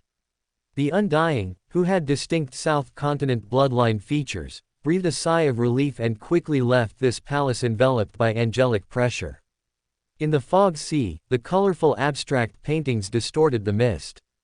Ince Zangwil, wearing a black clerical robe and with dark golden hair, stumbled and detached from the spirit world. His eyes were no longer indifferent but filled with pain, as if he was enduring unimaginable torment. A pure white but somewhat dim quill pen moved unrestrainedly around Ince Zangwil, leaving lines of text on his tattered robe. For unknown reasons, Sauron Einhorn Medici suddenly returned his body to the pitiful Ince Zangwil. Without the obstruction of this evil spirit, Ince Zangwil successfully escaped the Black Death, at the mere cost of the Demoness of Despair's curse. Grabbing 008, Ince Zangwil scanned the text on his robe with a gloomy expression. Just as he was about to add a few strokes to the end of the text, his sole remaining dark blue, almost black eye reflected the black tulip and the grim-faced Gehrman sparrow standing proudly at the bow. "This guy isn't dead," this thought flashed through his mind, and Ince Zangwil almost simultaneously confirmed that there were no troublesome demigod-level individuals on that ghost ship. "With my ability to operate a ghost ship, unless I encounter an angel, I won't face the previous predicament again." Such a thought suddenly and strangely filled his mind. His past caution seemed to dissipate in an instant, and Ince Zangwill seemed to have forgotten the relationship between this mad adventurer and the Death Consul. His figure suddenly vanished, leaving only a transparent, blurry silhouette in its place, but he did not flee. Instead, he had already arrived near the Black Tulip. A mysterious, illusory bronze door immediately formed in his dark blue, almost black eye. An invisible force expanded and extended towards Gehrman Sparrow, who seemed to still be in a daze. This was Ince Zangwill's ability to remotely extract spiritual bodies, gained through the netherworld within him, which was extremely effective against the marionettist, whose foundation lay in spiritual threads. Above Gehrman Sparrow's head, a figure uncontrollably floated upwards. The next second, Ince Zangwill's expression changed drastically, as if he had just woken from a dream, but it was already too late to stop it. The figure, faintly reflecting black fine rays like countless wriggling worms intertwined, instantly vanished into the netherworld within him. At the bottom of the Black Tulip's cabin, connecting and spreading mycelia covered the cabin walls like soft carpets, as if giving life to this ghost ship. The burly Frank was looking at his masterpiece with excitement, completely forgetting Klein's previous specific warning about potential demigod-level battles. In front of him, above the now dim array patterns, at the center of numerous spiritual materials that had lost their luster, a spirit-devouring mushroom had grown, several times smaller in size but entirely emerald green. Although he lacked the potion to advance to sequence 4 inches classical alchemist, Frank, not content with his druid identity, used his clever mind to study the ghost ship's characteristics. He eventually improved the ritual magic for refining the stone of life in the classical alchemist advancement ritual, successfully grafting this characteristic onto the spirit-devouring mushroom through pseudo-life transmutation, truly solving the limitation of reproduction in the spirit world. A slightly vicissitude sigh entered his ears. Frank turned his head blankly, only to see a strange figure beside him, where many mushrooms had originally been piled. This figure seemed to have always been there, but was always overlooked. He wore an unusually simple white robe, had a light golden beard that covered the lower half of his face, and his eyes were clear and innocent like a child's, with a gentle and reserved expression. Meeting those clear, pure, light gold eyes, Frank scratched his head. Although he didn't know who the other party was, he inexplicably felt that this middle-aged man dressed as a priest was extremely kind.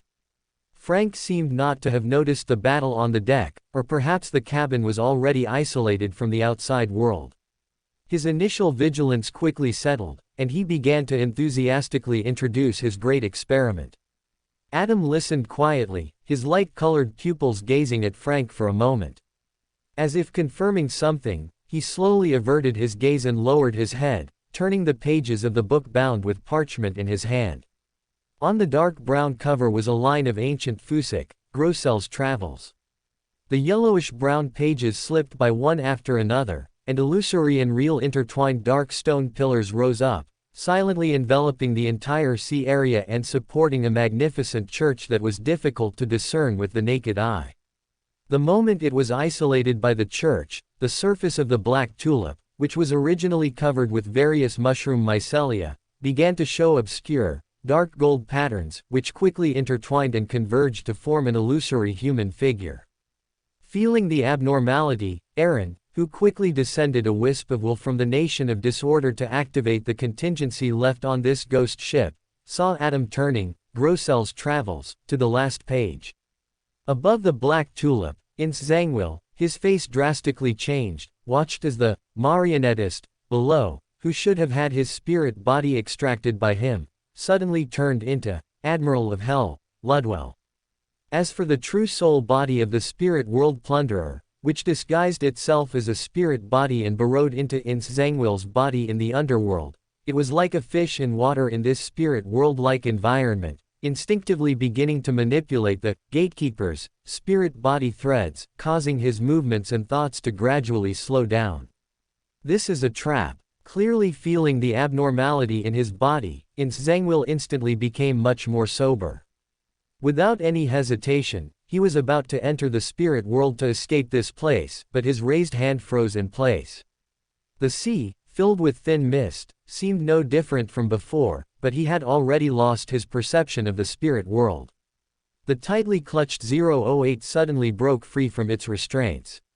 Its dull feathers glowed as if in a final burst of light, and its pen tip moved slightly, rapidly writing. Hariber. Just as it wrote 3 symbols, 008 could no longer move. The trembling pen tip seemed to be bound by an invisible force, unable to budge an inch. Watching the abnormality of 008, the sense of unease in Zhangwil's heart seemed to solidify. He reached out to grab it but grasped at empty air.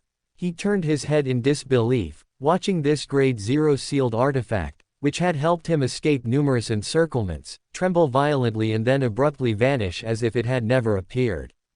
Klein, who was hiding among the puppets and also witnessed this bizarre scene, no longer had time to ponder the reason. He secretly thought, good opportunity. And immediately changed his plan. The flesh in his palm squirmed, and the long-prepared sea god scepter instantly appeared, unleashing a violent lightning storm directly at Zhangwil, who was stunned in place. At the same time, the mysterious, illusory bronze door on Ludwell's forehead also opened, and a pair of pale hands wearing dark rings reached out. Inside the cabin, Aaron threw Frank, who was entertaining himself, in a dream, into a pile of mushrooms. He looked strangely at Adam, who raised his hand and grabbed 008 from the void, placing it on the last open page of Grossel's Travels. His leisurely demeanor was very much like a parent taking a toy from a child. 008 seems to have consumed a lot of energy before, almost overdrawn. But where did the Red Angel evil spirit hidden in Zhangwil's body go? As thoughts flashed through his mind, Aaron glanced at the true name of the God of Knowledge and Wisdom, which was already half-written, and then at Iceberg Admiral Edwina, who was in the captain's cabin and carried a trace of the God of Knowledge and Wisdom's aura, and slowly shook his head. That cunning old dragon, who had survived from the second epoch until now, even if he truly sensed 008's call, might not necessarily intervene to stop it. The bone church covering the sea instantly disintegrated. Adam's figure remained unchanged, but Aaron could already tell that the Creator's Son's true body had left, and what remained here was merely an imagined avatar. Only when the anticipated tide of the era becomes reality will Adam be able to advance to a visionary. Aaron's eyes flickered, and a sense of urgency involuntarily rose in his heart. He raised his hand and beckoned, and a blurry, transparent phantom flew out from the open door of Conferred. Above the phantom was a single transparent eye, glowing with a faint blue light, surrounded by smaller eyes with the same characteristics. This was precisely the other main ingredient for the Bizarro Sorcerer potion that Klein lacked, the trickster aberration that Cavendish Lancer had scoured the forsaken land of the gods to obtain.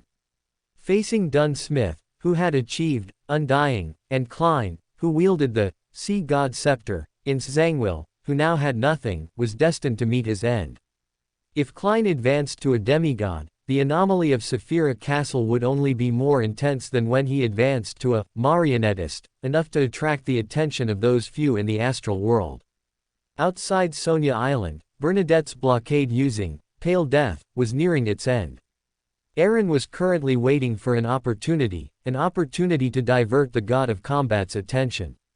Mist Sea, Black Death. Tracy, with a faint smile on his face, and many crew members with similar smiles, watched together as the Bone Church, standing on the sea in the distance, collapsed with exclamations. Having obtained the last spectator characteristic, my paranoid brother is truly just one step away from godhood. A sneer came from his side, and a translucent man in blood-stained black armor emerged from the void. The banner-like mark on his brow became even more blood-red, and his face, covered in signs of decay, showed no expression. He extended his palm, drew out an illusory longsword with dark red rust from his body, looked north, and said, "Since he has obtained 008, let's begin our plan. I can feel the aura of disaster growing thicker and thicker, it's truly intoxicating." Worms of time, each with 12 segments, crawled out from the bodies of the strangely smiling crew members, turning into streaks of light and transforming into Aemon, wearing a pointed soft hat, beside, Red Angel, Medici. The blasphemer snapped his fingers, and the second blasphemy slate within Medici's body, which had turned into chaotic light, immediately surged, causing the evil spirit's aura to continuously weaken until it fell below demigod level. Aemon adjusted his monocle, and his pupils reflected Klein, who was fighting in Zangwill. He curled his lips and said casually in a light tone, "Do you want to bring one of my avatars? Maybe it could have a miraculous effect at a critical moment." Medici pouted. This time, he didn't mock him aloud, nor did he respond. He walked expressionlessly towards the full-length mirror left by Black Saintess Mariska in the Black Death's captain's cabin. When Medici, in his flame giant form, raised the banner of divine fall, Bansi Island, separated by half of the northern continent and the Berserk Sea, erupted like a long-suppressed volcano. Abusive and frenzied roars, mixed with the clang of metal chains, shook the entire Bansi Island. The originally clear sky instantly darkened, and the River of Destiny, sparkling with jagged light, was torn open by an extremely dense, grayish-white mist, causing the cycle of destiny covering the entire sea to shatter. Thousands upon thousands of uncountable rotten heads flickered in and out of the mist, dragging their bone-white, long tail-like spines, wandering over the mist-shrouded sea. The war mist, permeated with the smell of rust and mixed with a bit of grayish-white mist, did not continue to spread after breaking the cycle of destiny that bound this space, but it slowly permeated into the spirit world. Thanks to the Storm Church's blockade and the naval battles between Loen and Folsac, all ships avoided the waters near Bansi Island, so no direct disaster occurred for a time. In another nearby sea area, the turbulent surface of the sea was eerily smoothed. A beautiful lady in a plain, old-fashioned gray long dress stepped out from the flat sea without causing a single ripple. Her waterfall-like black hair was casually draped, and her blue eyes, more crystalline than gems, looked towards the world shrouded in mist in the distance. It was Judith, the leader of the demoness sect, the godchild of the primordial demoness, the demoness of Grey. Feeling the immense power that seduced and stirred her divinity, this demoness, who was closest to the primordial one, took a deep breath, lowered her eyes slightly, and prayed in a low voice. When she opened her eyes again, they had turned grayish-white, her casually draped black hair lifted, and black and white eyes grew from its top, looking at the mist once more. The feeling of seeing flowers through a fog disappeared. Her gaze swept past the spines and heads. In her black and white vision, with the grace of the primordial demoness, the demoness of Grey saw the phantom of a colossal city through some kind of barrier. Taut iron chains traversed it and extended downwards, inscribed with numerous bas-reliefs. Each incredibly ferocious, ghost-like face seemed to be imbued with life, peeking around, ready to devour anyone. The demoness of Grey steadied her mind, reined in her consciousness, which was subtly drawn by the chains, and continued to sink, pulled by the grace of the primordial one, arriving at a staircase leading to an infinite height. A vast figure, seemingly formed by two colossal pythons entwined, quietly coiled at the end of the staircase. The iron-black chains with the ghost bas-reliefs pierced through its black and white scales, locking it to the staircase, yet still unable to obscure the blood-stained crimson throne at the end of the steps. As if sensing the demoness of Grey's gaze, this behemoth slowly raised its triune head. The indifferent face on the rightmost, female human head finally curved into a stiff smile, and prism-like light surged forth. Primordial One. Unconsciously murmuring, the demoness of Grey's body trembled slightly. The face, almost identical to the deity she believed in, continuously magnified in her pupils until the scene transmitted by her consciousness was covered in spiderweb-like cracks and completely collapsed. With a muffled groan, the demoness of Grey's eyes burst open, and ink-black blood dripped from her eye sockets onto the sea, but it did not diffuse or lighten. Instead, it transformed into a crimson mirror. Having some expectation of her own condition, the demoness of Grey's expression was quite calm. As a mirror person created by her main body after a long period of receiving the primordial one's grace, she had understood and accepted her destiny since her birth. She did not hesitate and leapt into the blood mirror. Although the power she encountered in the illusory city was related to the primordial one, this did not mean that such high-level pollution could be ignored. Although her main body could escape pollution through death and revive herself through the sleeping mirror, that would waste too much time and affect the demonist sect's cooperation with George III. In the deepest part of the mirror world, on an altar made of grayish-white stones, stood a colossal statue of the primordial demoness, seemingly made of bone. The true demoness of Grey came to the side of the altar and watched indifferently the scene before her, composed of shattered mirror fragments. The unrestrained flame giant waved a blood-stained banner with scorch marks, forcefully tearing apart the scroll of civilization formed by a faint clear light in the most brutal manner, and vanished without a trace amidst hearty laughter. This shouldn't be a true containment of a uniqueness. How did Medici achieve this? An incredulous, soft voice came from the mirror space below the altar. The demoness of Grey's eyes moved. She glanced at the demoness of Undying who had spoken and replied coldly. You will know when you are one step closer to the primordial one. Also, have you still not found the container that escaped the sect's control? The demoness of Orange, who had spoken earlier, immediately fell silent. The Grade 0 sealed artifact she controlled came from the Tamara family and corresponded to the door pathway's angel characteristic. Before the angel within the sect fell, she probably had no chance to be one step closer to the primordial one. At this moment, she could only bite the bullet and reply. Trissa has been out of contact since the end of the Great Smog. Although it's certain she's in Backland, I've tried many methods but haven't had any practical results. Glancing at the other demoness sect high-ranking members around her who were aloof and unconcerned, the demoness of Orange gritted her teeth and added. That traitor must have received the blessing of the night. The demoness of Grey withdrew her extremely oppressive gaze and spoke indifferently. The medium left by the primordial one before its slumber, which allows for a brief divine descent, must be recovered as soon as possible. The frequency of the primordial one's awakening is increasing, and no mistakes can occur at this critical moment. Zeratul of the Hermit Order has already reached a cooperation agreement with the Lowen royal family. With the help of an attendant of mysteries, as long as that container is still in Backland, finding it is only a matter of time. In exchange, our demonist sect will be responsible for one of George III's mausoleums. As for Medici, since Adam is behind him, we don't need to worry about him for now. However, forcefully mobilizing that power will cause him to suffer a backlash. Knowing that this task was unavoidable, the demoness of Orange did not hesitate to accept it. The Grade 0 sealed artifact of the door pathway she controlled, combined with the demoness's own mirror space, was indeed suitable for protecting the mausoleum. Moreover, if things truly became unmanageable, escaping to save her life would also be unhesitating. After the few high-ranking members of the demoness sect left, the demoness of Grey came behind the bone statue and watched her, mirror person, slowly dissolve in the churning blood pool. The prism-like light brought from the illusory city, having lost its carrier, instantly surged into the bone statue, making this special mirror world even more oppressive and terrifying.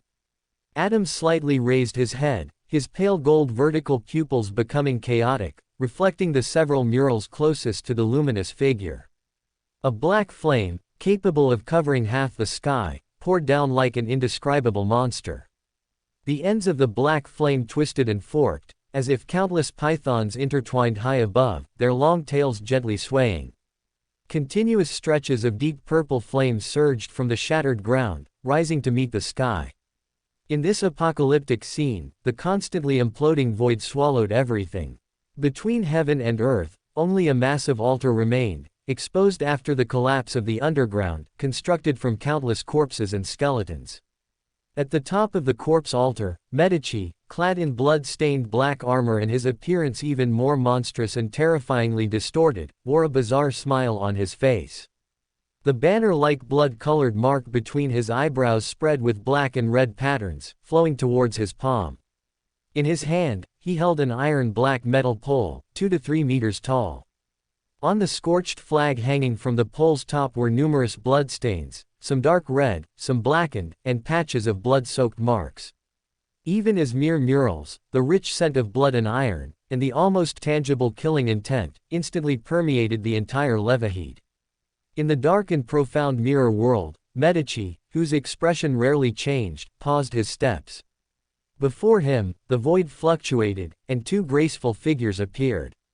The leading demoness wore a long black gown, its hem winding and varied, with gems of different colors adorning it, symbolizing her essence. It was Mariuska, the saintess of darkness. Behind her was another equally beautiful demoness of afflictions, her eyes tightly shut, only at sequence 5. Respected Red Angel, this is the body prepared for you. Accompanied by a charming and magnetic voice, Mariuska waved her hand, pushing the demoness behind her towards Medici, while adding with a hint of helplessness. There was a slight change in the plan. The Primordial One's divine general vessel that was cultivated in Backland can no longer be found. To fulfill the terms of our cooperation, we can only use her as a substitute. Medici curled his lips, feeling a certain change occurring in the second blasphemy slate that had merged with him. He scanned the demoness of afflictions, noticing an area on her lower abdomen that was distinct from the surrounding skin. The skin there was outlined with deep black patterns, forming an abstract portrait, or more accurately, the skin there had been replaced by another layer of something. A star-filled night sky was torn apart by python-like black tentacles, like the end of the world. A quietly burning, brilliant spark fell from the rift, hovering at the source of the tentacles. It was precisely that sealed artifact, a grade 0 sealed artifact formed from the skin of the primordial demoness, blended with a planeswalker characteristic. How generous, Medici muttered sarcastically, then without hesitation, he possessed the demoness of afflictions. The quietly burning, brilliant spark in her lower abdomen suddenly expanded, and with this body, he instantly vanished. An indescribable darkness swept over. Vaguely, Medici seemed to see a scorched flag covered in dangerous bloodstains, and beneath the flag, blood-soaked ground with countless severed arms and limbs. The strong smell of blood and rust seemed to awaken some memory. Medici's mind flashed with countless heads, each dragging a blood-stained, bone-white spine, swirling in midair. They were densely packed, thousands of them, their gazes all fixed on him, like a grand and bloody sacrifice. The low and dense rumbling of thunder gradually ceased. The lightning storm dissipated, and the dazzling light finally dimmed. Zangwill knelt on the broken deck, his body in its incomplete mythical creature form heavily wounded. His eyes were filled with blood, and he roared out with brutality and unwillingness. Damn it, so it was you, this is impossible. An ancient scepter, inlaid with various gems, pierced through the head of the renegade archbishop, bringing his voice to an abrupt halt.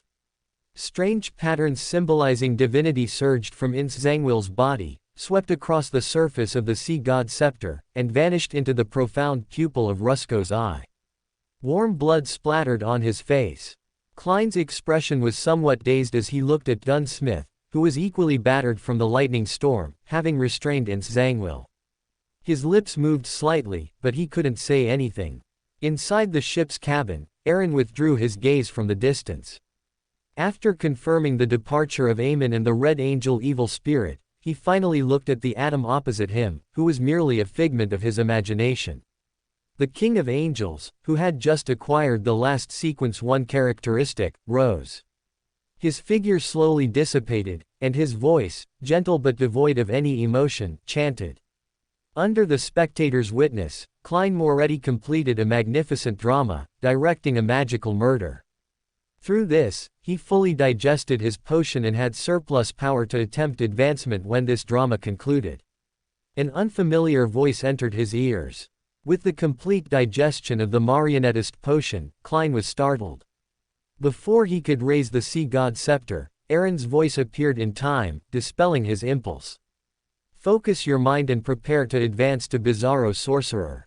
As soon as the words fell, before Klein could react, the true soul form of the spirit world plunderer immediately flew out of Zangwill's collapsing body's underworld. Aaron threw out the transparent single eye, faintly glowing with a faint blue light, from his hand.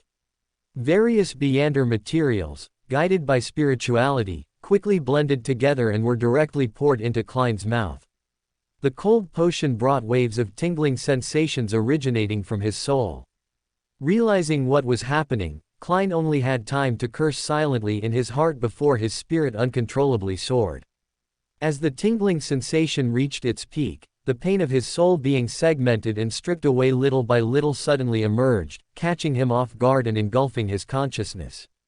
In a daze, Klein seemed to directly see the gray fog, and the ancient, majestic palace above the gray fog. That mysterious space was gently trembling, and a brilliant light door, stained with a hint of dark green, shimmered within it. Seeing Klein transform into masses of worm, Dun's expression changed drastically. Having experienced something similar, he knew this was a sign of divinity about to lose control. Before he could pray for help, a blood-stained eyeball, shrouded in grayish-white mist, flew out of the pile of worms. Its profound pupil carried a hint of agility. Under Dun's incredulous gaze, the distorted Klein and the eyeball simultaneously vanished from their original spots, like a sketch erased by an eraser. No worries, the place he went to is very safe. Feeling the astral world, which had suddenly become turbulent due to the Saphira Castle's anomaly, Aaron curled his lips. After reassuring Dun, he glanced at Daly and the other two approaching, and his figure directly dissipated. Klein had already been concealed in Mist Town. All prying eyes that sensed the Saphira Castle's anomaly would be blocked. Taking advantage of this opportunity, his hunting game with the god of combat Church should also come to an end. On the outskirts of Sonia Island, Bernadette, who had transformed into a pure information entity, recondensed her form. The part of her consciousness eroded by pale death, voluntarily peeled off and merged into the surrounding void, into the nearly formed nation of death. With Aaron's blessing and the enhancement from the alternate underworld within the nation of disorder, Bernadette had absorbed enough knowledge related to the authority of death, allowing her to fully unleash the power of this Grade 0 sealed artifact.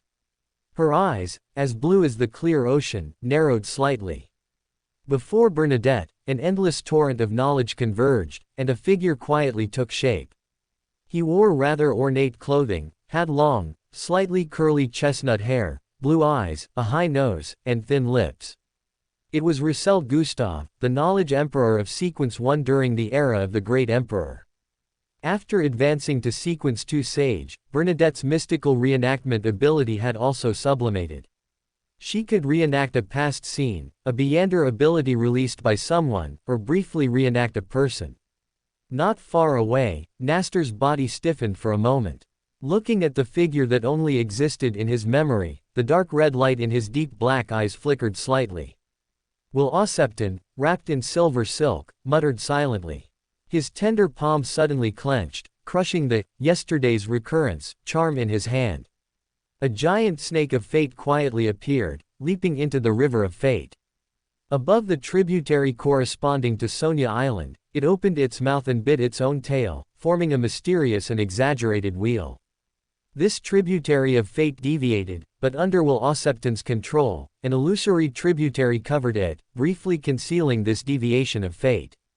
At the same time, the nation of death, which had quietly permeated the entire Sonia Island, fully revealed itself. Its terrifying pressure broke through the concealment of wish power. Countless illusory symbols appeared in Roussel's eyes, making the entire illusory nation constructed by pale death even more terrifying, instantly plunging Sonia Island into deathly silence. Cavendish Lancer, who had consumed most of his power, took a deep breath. He borrowed enough wish power from his past self and, with a devout expression, spoke. I hope my summoning succeeds. The low voice, accompanied by the wish power of an angel's rank, dissipated like a flood. Cavendish Lancer's body became increasingly ethereal, and his trembling arm pulled a figure from the surging historical fog.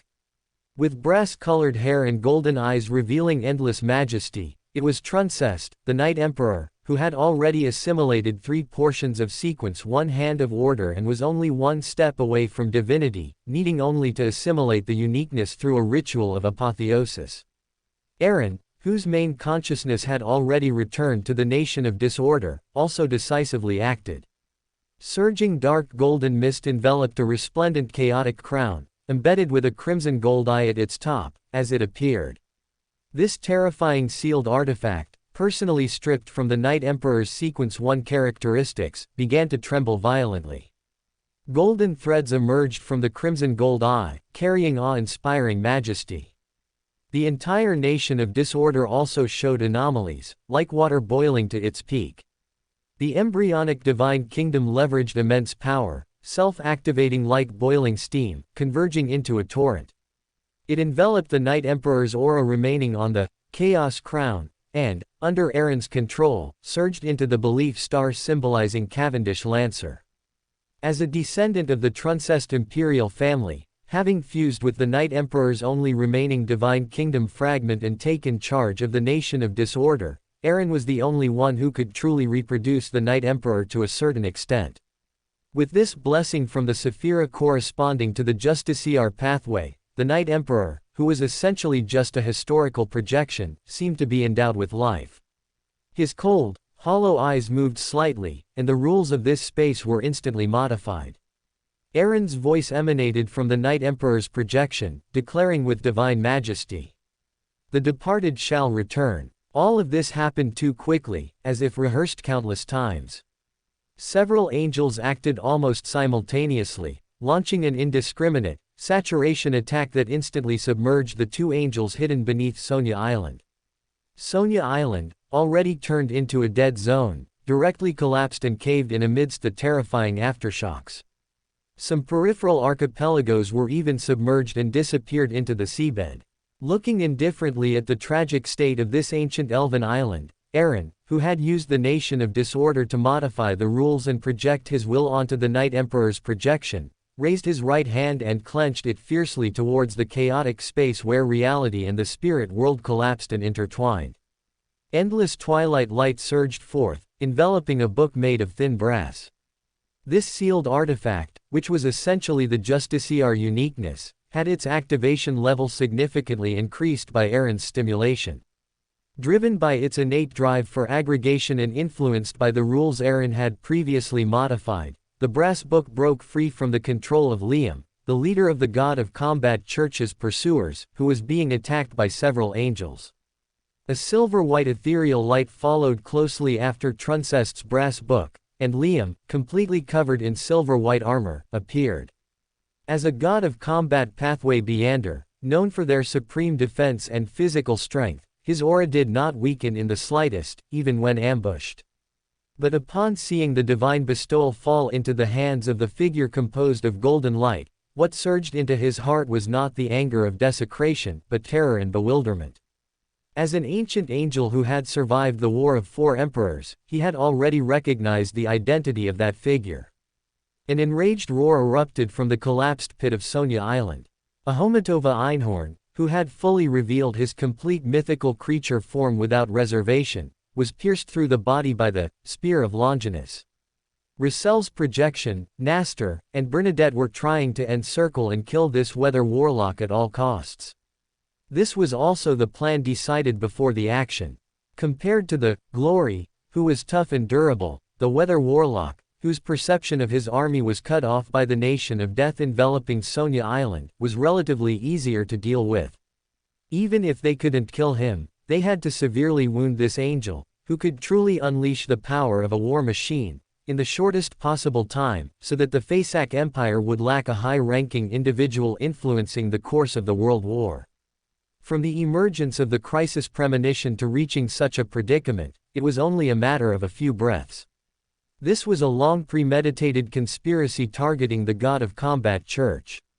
LotM, who had not been targeted by any angel, his expression drastically changed, instantly understanding this point.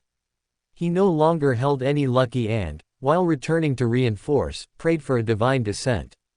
Franes, the capital of the Faesac colonial zone. Peter Einhorn I, who was confronting Astolfo, suddenly changed his expression. He had lost contact with the anchor point for his return and descent that he had left on Sonia Island. Lure the tiger out of the mountain. This sentence from Rissel suddenly appeared in the mind of the founder of the Faesac Empire. The uncontrollable rage caused the faint Shang-Chi mark on his brow to deepen in crimson. Feeling a certain will constantly stirring deep within his spirituality, the enraged Peter Einhorn I's heart trembled, knowing this was a negative effect of staying at sequence 1 for too long, and immediately suppressed the urge to continue fighting. With a somber expression, he looked at the cursed fog opposite him, diverting some of his power to suppress the contamination contained within the Conqueror characteristic, neither making any aggressive moves nor attempting to leave the battlefield and return to Sonia Island. Franes, as the capital of Fulsack's colonial area in West Bayern, gathered a large number of loyal believers and many precious Beander materials. If he retreated at this moment, even if he could take away some important personnel and the most precious Beander items, the remaining losses would be unacceptable to him. As for the safety of Liam and Einhorn, he was not too worried, with deities currently residing in the astral world and not revealing themselves to the world. No one could kill an angel in a short time. Even in the fourth epoch, Mr. Dorr of the Abraham family, who was only one step away from godhood, couldn't do it. Although he was caught off guard by the trap, as long as he could stall until the divine descent. As if sensing something, Peter Einhorn I suddenly looked up at the spirit world, which only angels and beyonders of certain special pathways could glimpse. Above the shattered, desolate Sonia Island, a brilliant golden hand grasped the truncest brass book, and Aaron, who was controlling this Night Emperor projection, ignored Liam, who had returned to rescue him.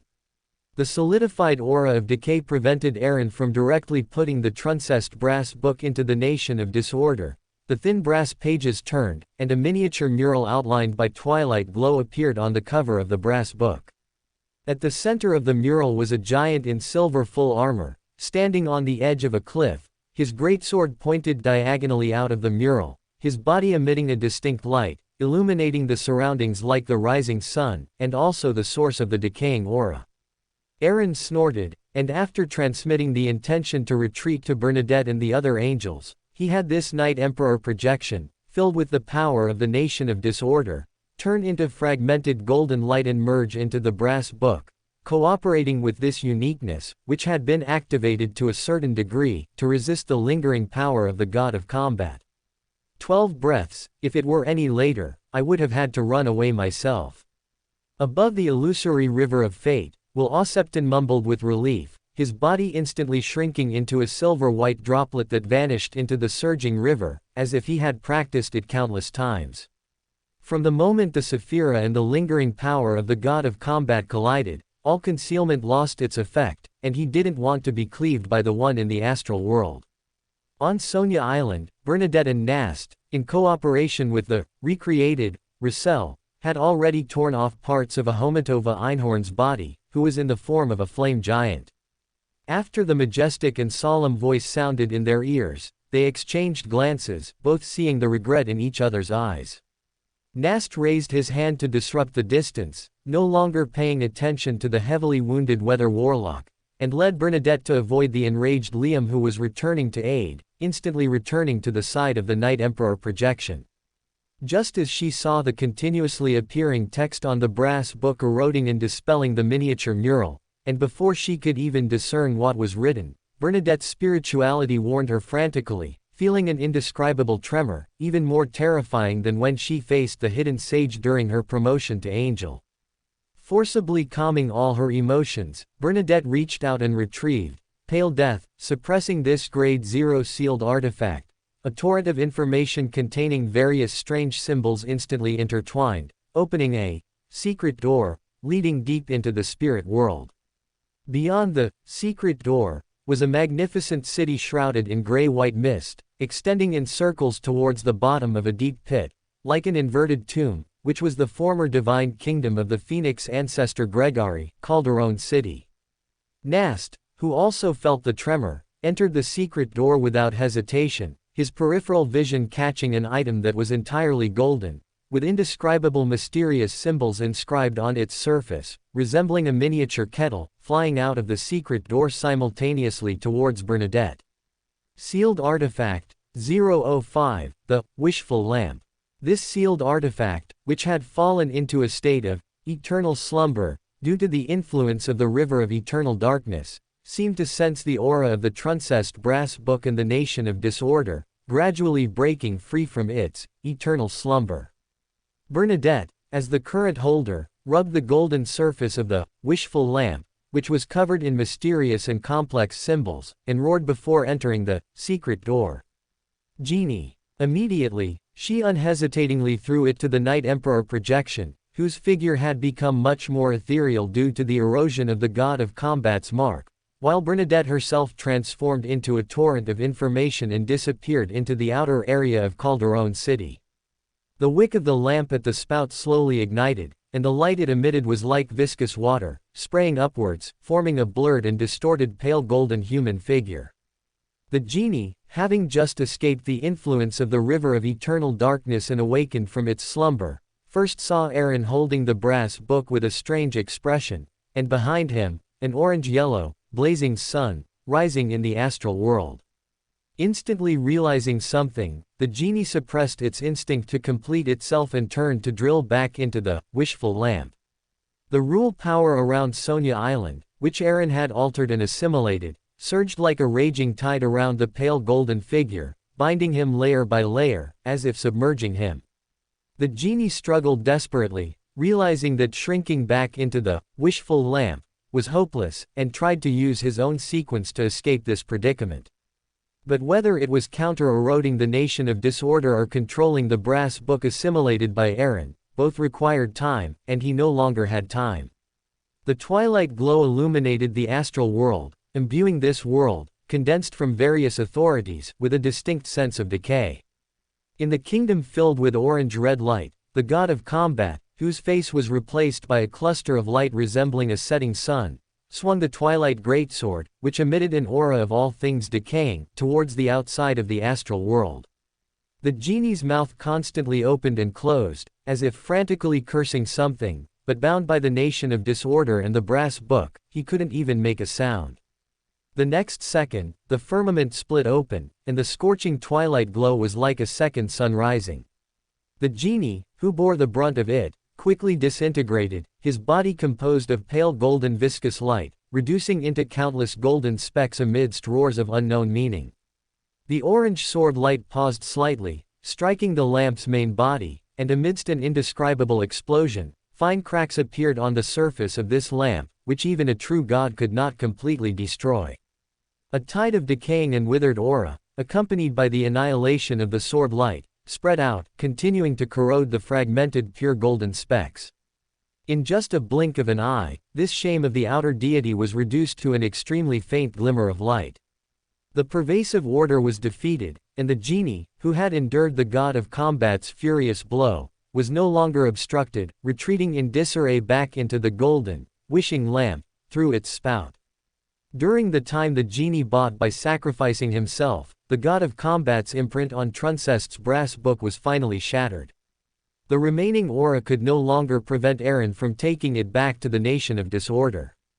Reaching out to grasp the wishing lamp, which was covered in cracks and motionless, the Night Emperor's projection, now only a silhouette of light, vanished from its original spot, taking Truncest's brass book with him. Through the torn firmament, numerous magnificent and grand structures vaguely appeared. The colors of twilight bathed the broken Sonia Island, and the light seemed to solidify. Traveling through such an environment, a Homitova Einhorn, who was swiftly fleeing, felt the hairs on his back stand on end, even momentarily forgetting the pain caused by the forceful tearing of some of his characteristics. A huge hand rested on his shoulder, and specks of pure, dense light emerged from the surrounding void, surging towards a Homitova Einhorn with a sense of holiness and glory. The silver-white light, as if alive, wriggled from Liam's body towards the Weather Warlock, transforming into full-body armor that isolated the decaying aura from the outside. As a glory who had been blessed and promoted by the god of combat, Liam was not affected by the aftershocks. He protected a Homitova Einhorn and transformed into a silver glow, rapidly fleeing. A sword light, even more terrifying than before, ripped through the solidified twilight and descended from the astral world, seemingly intending to break through the shackles of reality and strike an unknown location. The accompanying residual power fell unimpeded onto the shattered Sonia Island. This ancient elven island, which had survived from ancient eras and was comparable to a small continent, split open from the middle and was completely divided into two halves. Endless seawater poured in, filling the bottomless crack, complementing the twilight solidified in the sky, like a miracle. Within the boundless, dark gold world, immense power, like boiling steam, spontaneously activated, converging into a torrent that collided with a blurry orange-yellow light. A hurricane-like surge swept across the entire divine kingdom. The god of combat's sword strike, locked onto the remaining aura on Truncest's brass book, was ultimately a rootless duckweed. It couldn't even eliminate the barely surviving genie, so naturally, it couldn't harm the nation of disorder. As the controller of the Sephira, Aaron, who had fully arrived in his home territory, could now mobilize power comparable to a king of angels. In an instant, he obliterated the god of combat's imprints, which were like maggots clinging to bones. During this process, the brass book began to flip, revealing one rule after another. Single quote. Truncest's brass book is the most precious item. No living being is allowed to touch it without permission. Violators shall be punished. The state of Truncest's brass book must not be altered in any way. Violators shall be punished. Watching the mercury-colored words continue to seep out from Truncest's brass book, about to form new clauses, wisps of light surged from within the divine kingdom, carrying endless dark gold mist into Truncest's brass book. As the Sephira corresponding to the Justiciar pathway, Aaron, as its controller, did not need to forcefully suppress this sealed artifact, which was solidified by uniqueness, with absolute power like the god of combat. He only needed to use the Sephira's higher authority to inversely invade it. Once Truncest's brass book was completely corrupted by the nation of disorder, even if it left here and returned to reality, he could still use this sealed artifact without worrying about the loss of control caused by complete activation. As the dark gold mist, imbued with Aaron's spiritual imprint, poured in, Truncest's brass book unfurled in midair. The original rules were erased, and silver characters began to rewrite themselves. Wishing is forbidden here. Injuries are forbidden to be healed here. The wishing lamp, which had been quietly suspended in the void and had been like a dead object since entering the nation of disorder, immediately began to tremble gently, and a resentful voice faintly emerged from the cracks in its body. When the barrier breaks, you and I will settle the score. Is it that strong-willed Aaron, who had twisted and disrupted the god of combat's perception of the nation of disorder and reformed his body beside the brass book, raised an eyebrow, not caring about the prisoner's curses. Although the genie's essence was extremely high, due to the celestial venerable's seal, most of its abilities actually relied on indirectly completing them through the authority of a miracle invoker. Forcefully severing this medium by using the brass book's authority could maximize the incapacitation of the genie, an unpredictable factor. After all, the water of the river of eternal darkness was not endless. Compared to sealing the genie, the Evernight goddess clearly preferred to use this opportunity to further control the death uniqueness. The brass book, enveloped in dark gold mist, carried the wishing lamp, which had been severely wounded by the god of combat, and settled beside the throne. Aaron lightly tapped the back of the chair, his gaze profound. The brass book, which had the highest difficulty, was now in hand. The most urgent matter now was to quickly advance to Sequence 1. Under the same authority, he, who controlled the nation of disorder and could use uniqueness to a limited extent, truly had the confidence to hunt the other two, hands of order. Winter County, Amantha Line. The mist that pervaded the entire battlefield suddenly contracted, and the fearless two-headed giant army began to retreat without warning. The former Duke of East Tark, Gusmanwell, who had digested a considerable amount of the War Bishop potion, gazed into the distance with a solemn expression, only relaxing his taut nerves when Lady Ariana appeared. The head of the Evernight Monastery drew a crimson moon on her chest, devoutly chanting in a low voice for a moment. As a quiet aura spread, her deep black pupils trembled violently. A similar scene appeared along the Intersea coast, but even the most irritable Storm Old Man did not take this opportunity to pursue the retreating Fossick fleet, showing considerable restraint. West Bylon, Frains. Those West Bylon natives who were willing to follow in the reconstruction of the Highland Kingdom, as well as the plundered Beander materials, had already been secretly transferred to the Star Plateau stronghold, hidden by the Curse Mist, at the beginning of the West Bylon War. Rennie Tinycoal, who had been hidden in the void to guard against attacks from the hedonists or Intis, decisively acted, cooperating with Astolfo to forcefully repel Peter Einhorn I. Although the situation on Sonia Island could not be determined across the raging sea, the orange-red sun that rose in the astral world already explained everything. Astolfo maintained his mythical creature form, his crimson eyes looking at Peter Einhorn I, and strange, evil patterns emerged on the surface of the vines around his body. Having already perceived the Weather Warlock's weakness, he directly detonated the contamination within Peter Einhorn I using a abomination-level curse. After doing all this, he did not hesitate, his figure fading as he disappeared into the mists of history along with Rennie Tinycoal.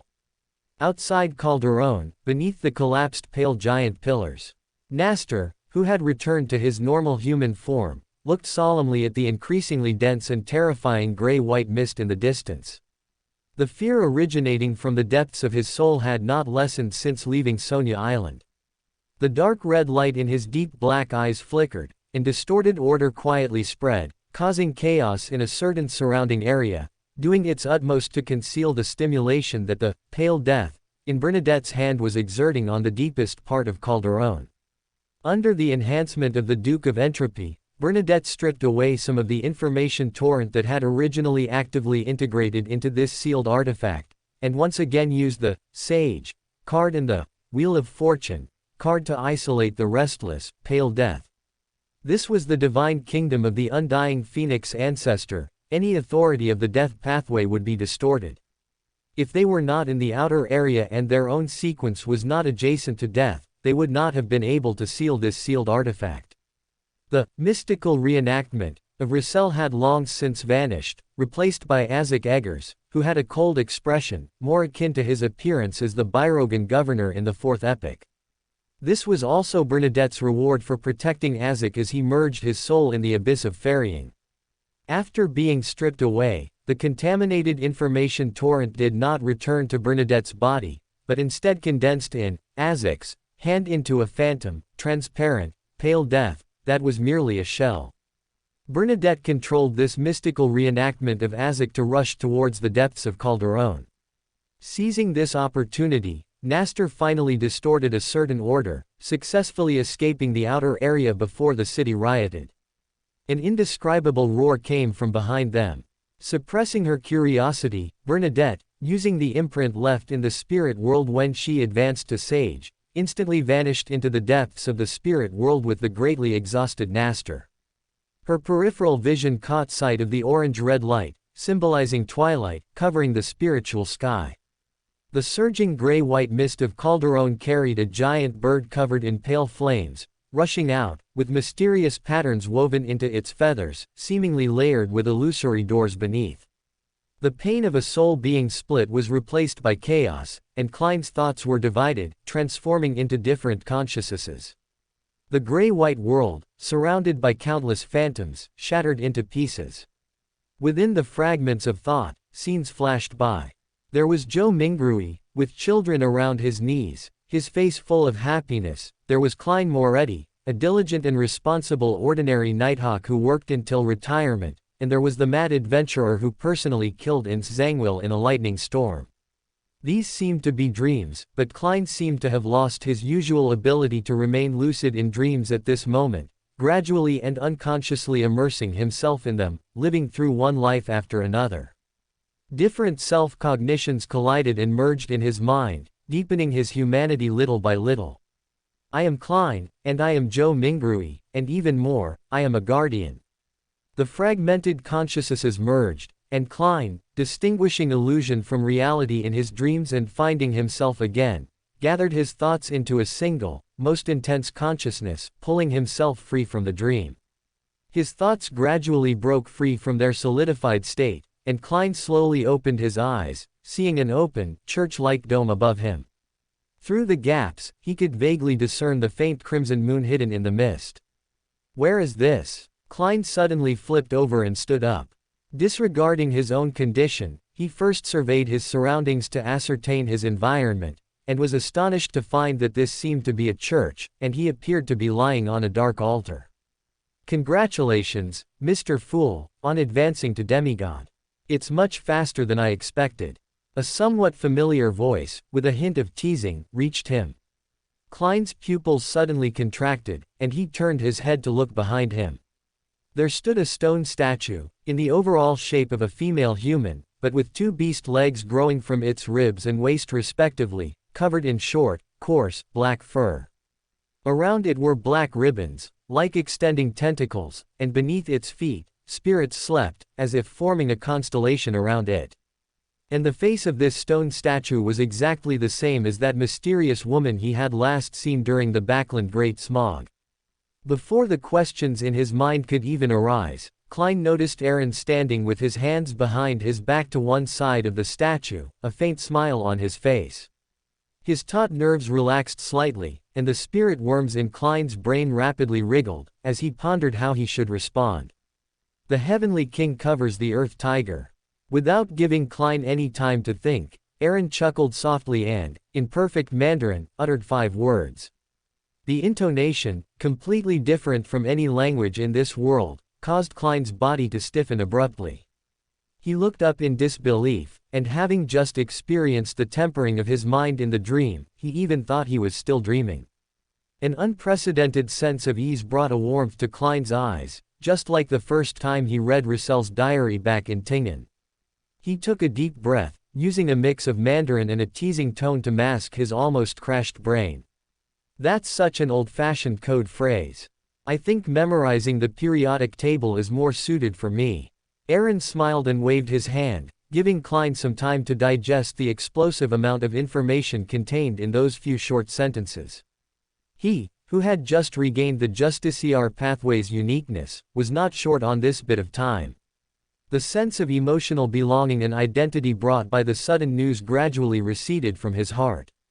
Having calmed down again, with his rationality back in control, Klein coughed lightly, shamelessly called out, "Fellow countrymen," and then, in a familiar tone, asked, "Where is this? He wants to freeload off me. Where is your dignity as a hidden existence?" Aaron, his mouth twitching slightly from being called, "Fellow countrymen," glanced meaningfully at the smirking Mr. Fool, then clicked his tongue and replied. "More than 1,000 years ago, this was the Kingdom of Night, which can also be considered the origin of the Antigonus family. As for now, it's a place of imprisonment and punishment specially arranged by the Evernight goddess, completely isolated from the outside world." Moreover, Aaron nodded with satisfaction, looking at Klein whose expression had subtly changed, and added, "You can try to see if you can still sense Saphira Castle." Stunned by this remark, Klein sensed it, and his pupils slightly contracted. Before he could speak again, he suddenly felt the surrounding environment change. What re-entered his vision was a small town enveloped in mist and a deep, clear, cold night. He was standing on top of an ancient-style, spire-roofed church, overlooking the entire town.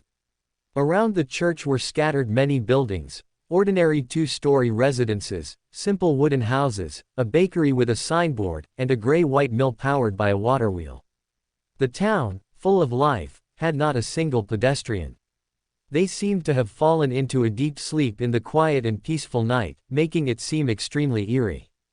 After roughly noting down the layout of the entire misty town, Klein was still surprised that he couldn't sense Saphira Castle, when his spiritual intuition suddenly began to warn him frantically.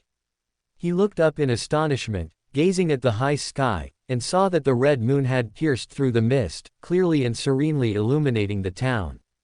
Instinctively snapping his fingers, Klein was about to swap places with his marionettes to evade the unknown danger, but he awkwardly realized that all his marionettes seemed to have been left on the Black Tulip. His mouth twitched, but he didn't panic too much. Before he could even ask for help, he found himself back inside the church, on the dark altar where the female statue stood. Looking at Aaron with his reserved smile, Klein composed himself, sorted out the jumbled thoughts in his mind, then cleared his throat, drew a crimson moon on his chest, and continued to ask, choosing his words carefully. "Duke, did the goddess bring me here because of Saphira Castle?" And what do I need to pay to leave this place? Selectively forgetting the embarrassment of his identity being exposed, Klein naturally accepted the identity of the fool, and also tried to gain some secrets about Saphira Castle through this. Aaron did not directly answer the question. He thought for a moment, then asked instead, "What is your understanding of deities?" Klein fell silent for a moment. Having a blasphemy slate in hand, he knew what sequence 0 represented, but he still cautiously gave the most standard answer, which was the myth jointly recorded in the holy texts of the major Orthodox churches. At the beginning of creation, after the fall of the original creator, his spirit and body transformed into deities. Klein, who had thoroughly read The Revelation of Night, was naturally not unfamiliar with this. Thanks to Frank's personal instruction, he was equally familiar with the holy texts of the Earth Mother Church. Thinking of that crazy mushroom enthusiast, Klein suddenly worried about his marionette, Ludwell. I hope Captain can take him away, and he absolutely doesn't turn into Frank's experimental subject. Without exposing Klein's evasive answer, Aaron chuckled lightly, shook his head, and said to himself, "The holy texts are only for propaganda, some things are not accurate. You should have heard, what is separated will converge, and what converges will separate." This describes not only Beander characteristics but also the spiritual imprints contained within them. The original creator indeed existed, and most Saphira and characteristics came from this supreme existence, so they naturally have a tendency to gather and recombine. And that one was the embodiment of all contradictions in the universe. After the Saphira and characteristics gathered, they would irresistibly split again.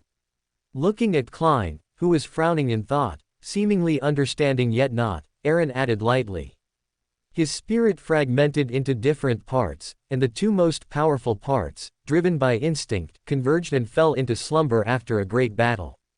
One of them has quite a few honorific names, such as, Ruler of the Spirit World, Incarnation of Saphira Castle, and, Celestial worthy of heaven and earth for blessings. The last 6 familiar syllables echoed in his ears. If not for the Faceless's instinctive control, Klein couldn't even imagine his current expression. Glancing at the stunned Klein, Aaron recalled the incident caused by snatching the attendant of mystery's characteristic in the forsaken land of the gods, and clicked his tongue before continuing.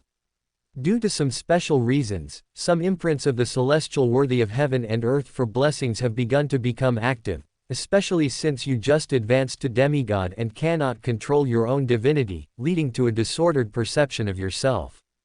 If you were outside, you would involuntarily interact with Saphira Castle, and some unpleasant things would happen. Damn it! Klein, who had come back to his senses, felt a chill throughout his body and couldn't help but curse.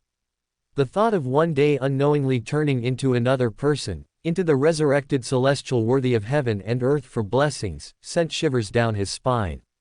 I can't possibly stay here forever. What do I need to do next? After a while, Klein slowly exhaled, pinching his brow with a slight headache. It's simple. Digest the potion as much as possible here and stabilize your divinity. If you meet the standards for leaving, you can naturally depart. Aaron pointed to the statue of the mother beside him and added. There is also a demigod in Misty Town, Panetti, the despair nightingale, of the demoness sect, who is the main culprit of the great smog of Backland. She also has an accomplice, Mr. A of the Aurora Order. After failing to sacrifice the accumulated negative emotions of Backland to bring about the true creator's descent, he suffered a backlash and degenerated into a monster, no less powerful than Panetti. Both of them were sent in by him. This should help you create opportunities to digest the potion. Him. Noticing this address, Klein's gaze swept over the female statue, instantly memorizing all its features, but he was somewhat unsure if transforming into the appearance of this angel using the Faceless's ability would be taboo. Before he could ask the question in his mind, Aaron, standing opposite him, took a step forward, his dark golden pupils interwoven with obscure patterns. He gently swiped upwards, as if erasing some barrier, causing the previously separated space to reconverge. Honorius. Flegre. Honorius. Flegre. At this moment, voices with different timbres echoed and overlapped, suddenly emerging and merging into one, drilling into Klein's ears, giving him an unusual sense of familiarity. This was precisely the babbling he had heard every time he advanced before. Following the sound upwards, the hollow dome that had revealed the crimson moon had disappeared, replaced by swaying corpses that resembled wind chimes.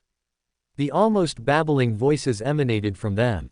After advancing to demigod, Klein's mastery of spirit-body threads deepened, and he recognized those corpses at a glance. In essence, they were all marionettes, but their sheer number inexplicably shocked him.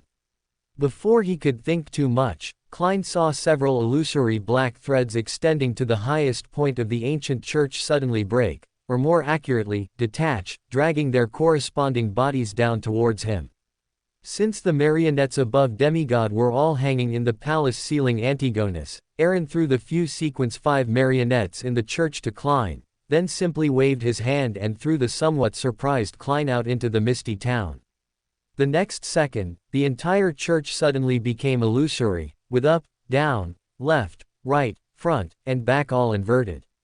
Transparent tentacles with strange, mysterious patterns swarmed forward, slapping against the illusory door, but they couldn't open it. They could only seep in a small amount of power, attempting to grasp Aaron's spirit-body threads. A faint, dark gold mist seeped out from Aaron's body, smoothing the rippling void and causing the slippery, transparent tentacles to retract as if electrocuted. He was not Klein. At the angel level, after deeply integrating with the nation of disorder and reclaiming the uniqueness of the Justiciar pathway, even the Evernight goddess could not completely block his connection to the Sephira. In other words, even in Mist Town, for a certain period, he still possessed a status comparable to a king of angels. Aaron raised his right hand, held in a loose grasp, and a wisp of dark gold mist, tinged with gray, swirled, seemingly attracted by the slippery tentacles behind the illusory door. This was the imprint of the nation of disorder that Aaron had left on Klein in Tingen City, or rather, a unique form of corruption. Previously, when Klein had not yet become a demigod and was merely accommodating Sephira Castle, Aaron could forcefully suppress the Sephira Castle's rejection by relying on his own status. If he were to do that again now, it would only accelerate the revival of the celestial worthy's consciousness within Sephira Castle, as he lacked the concealment of the authority of secrets. After sealing away this imprint, which was tainted with the aura of Sephira Castle, Aaron looked towards the source of the countless slippery tentacles behind the illusory door, an ancient, mottled stone chair, its surface inlaid with dull gold and precious stones. Countless transparent maggots clustered together, sitting on the enormous chair. As if sensing Aaron's gaze, they slowly squirmed, growing wildly, and extending nearly invisible tentacles. Watching this Antigonus family's half-fool, who had lost control, a golden halo gathered in Aaron's hand, forming an unreal brass book. After bowing slightly to the statue of the mother beside him, he ignored the door and appeared directly on the summit of the Hornassus mountain range. In the silent, mist-shrouded world, Klein stumbled for a moment before steadying himself. He glanced at the faintly visible church in the distance, then warily surveyed his surroundings. After discovering that the red moon in the sky was obscured by the mist and there were no other dangers, Klein took a deep breath and slowly exhaled, forcing himself to calm down before inspecting the 3 marionettes Aaron had just given him. 1 Traveler, 2 Prometheus. They are both adjacent sequences of the seer pathway. Nodding thoughtfully, Klein, after fully controlling these 3 marionettes, immediately activated the Traveler's Door. He confirmed that while he couldn't enter the spirit world, it could still serve for short-distance teleportation, which made him relax. Manipulating a few marionettes to explore the surroundings, Klein hid in a civilian house. His spirituality poured into the creeping hunger he had been wearing on his right hand, and the surroundings immediately deepened into darkness, even the crimson moonlight filtering through the window instantly vanishing. Pale, eerie green, complex, and bizarre symbols emerged in the darkness. Markers and patterns detached from the creeping hunger, intertwining and combining in midair, evolving into a mysterious, illusory pair of bronze doors. It was a pity that the deep, silent world behind the door was completely replaced by darkness, but Klein could still feel the power contained within the bronze door itself, this was Mr. Azek's gift before his departure. Just as he was inventorying the trump cards he could currently use, Klein's spirituality was touched. The marionette exploring the east side of the town sensed undisguised corrupt malice. The one who dares to be so blatant in a place like this should be Mr. A of the Aurora Order.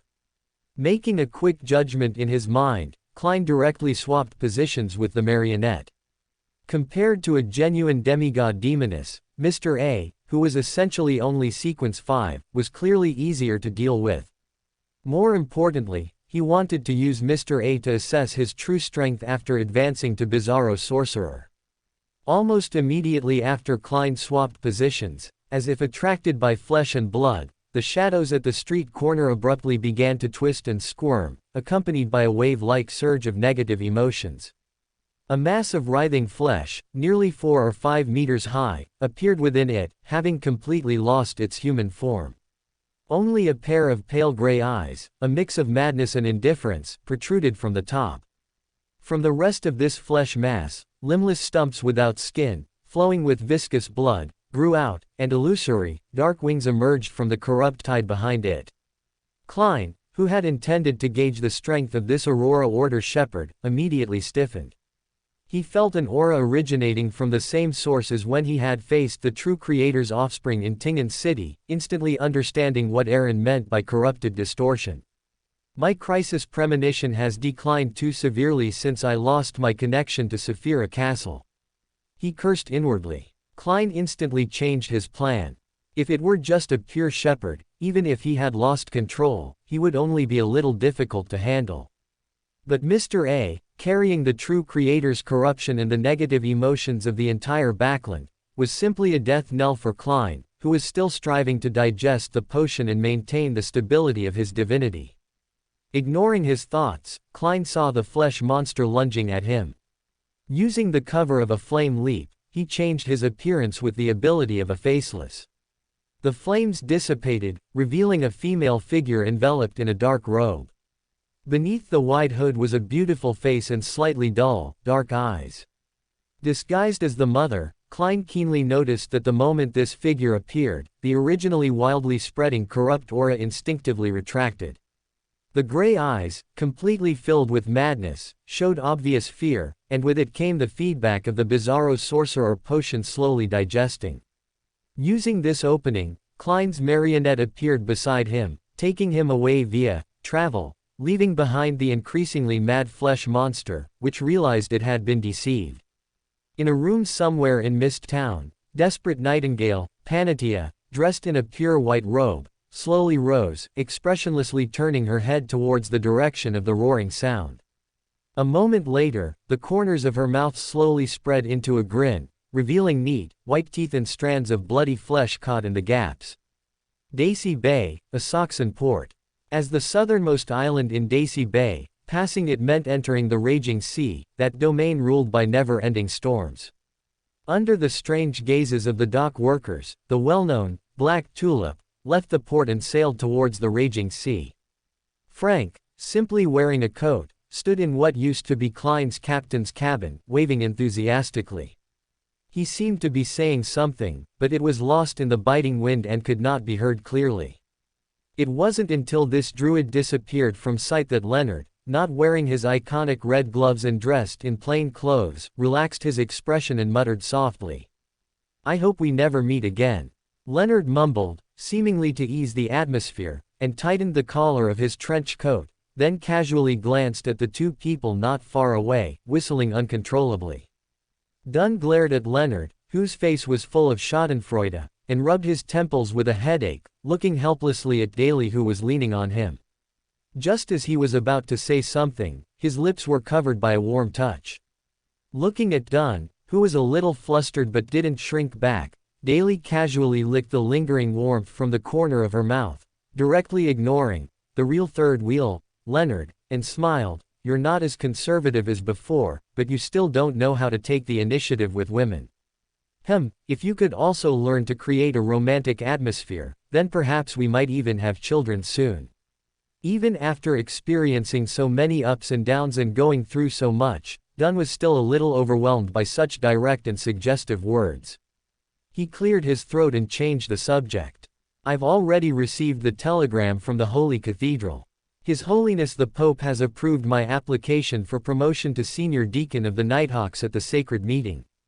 The war between the Sea of Id and the Amand Mountains has ended. For the next period, we will remain in Dixa County to cooperate with the Church of Steam in preventing the Fainapotter Kingdom. Daly raised an eyebrow, and seeing that they were discussing serious matters, she stopped teasing Dunn. Although she was a little surprised by the church's arrangement, she had no intention of delving deeper. The death of Ince Zangwill buried many secrets, but for her, Dunn's return was enough. Leonard, on the other hand, had put away his teasing smile, his eyes somewhat dim, with a question in his heart that he didn't voice. Dunn glanced at the contemplative Leonard out of the corner of his eye, but had no intention of offering an explanation. Bronze light surged from his brow, and the illusory door of the underworld opened, from which the body of Hell Admiral Ludwell fell out. Pushing this Beander puppet, which had lost the manipulation of its spirit-body threads, to Leonard, Dunn thought for a moment and added, "The true identity is still confidential, known only to you, the members of the Sacred Meeting, and it's not convenient to be too ostentatious. You take Ludwell to the governor's mansion and claim the £55,000 reward. Although materials or Beander items above the demigod level are already difficult to measure in terms of money, an ordinary sequence 5 Beander characteristic is only about £8,000.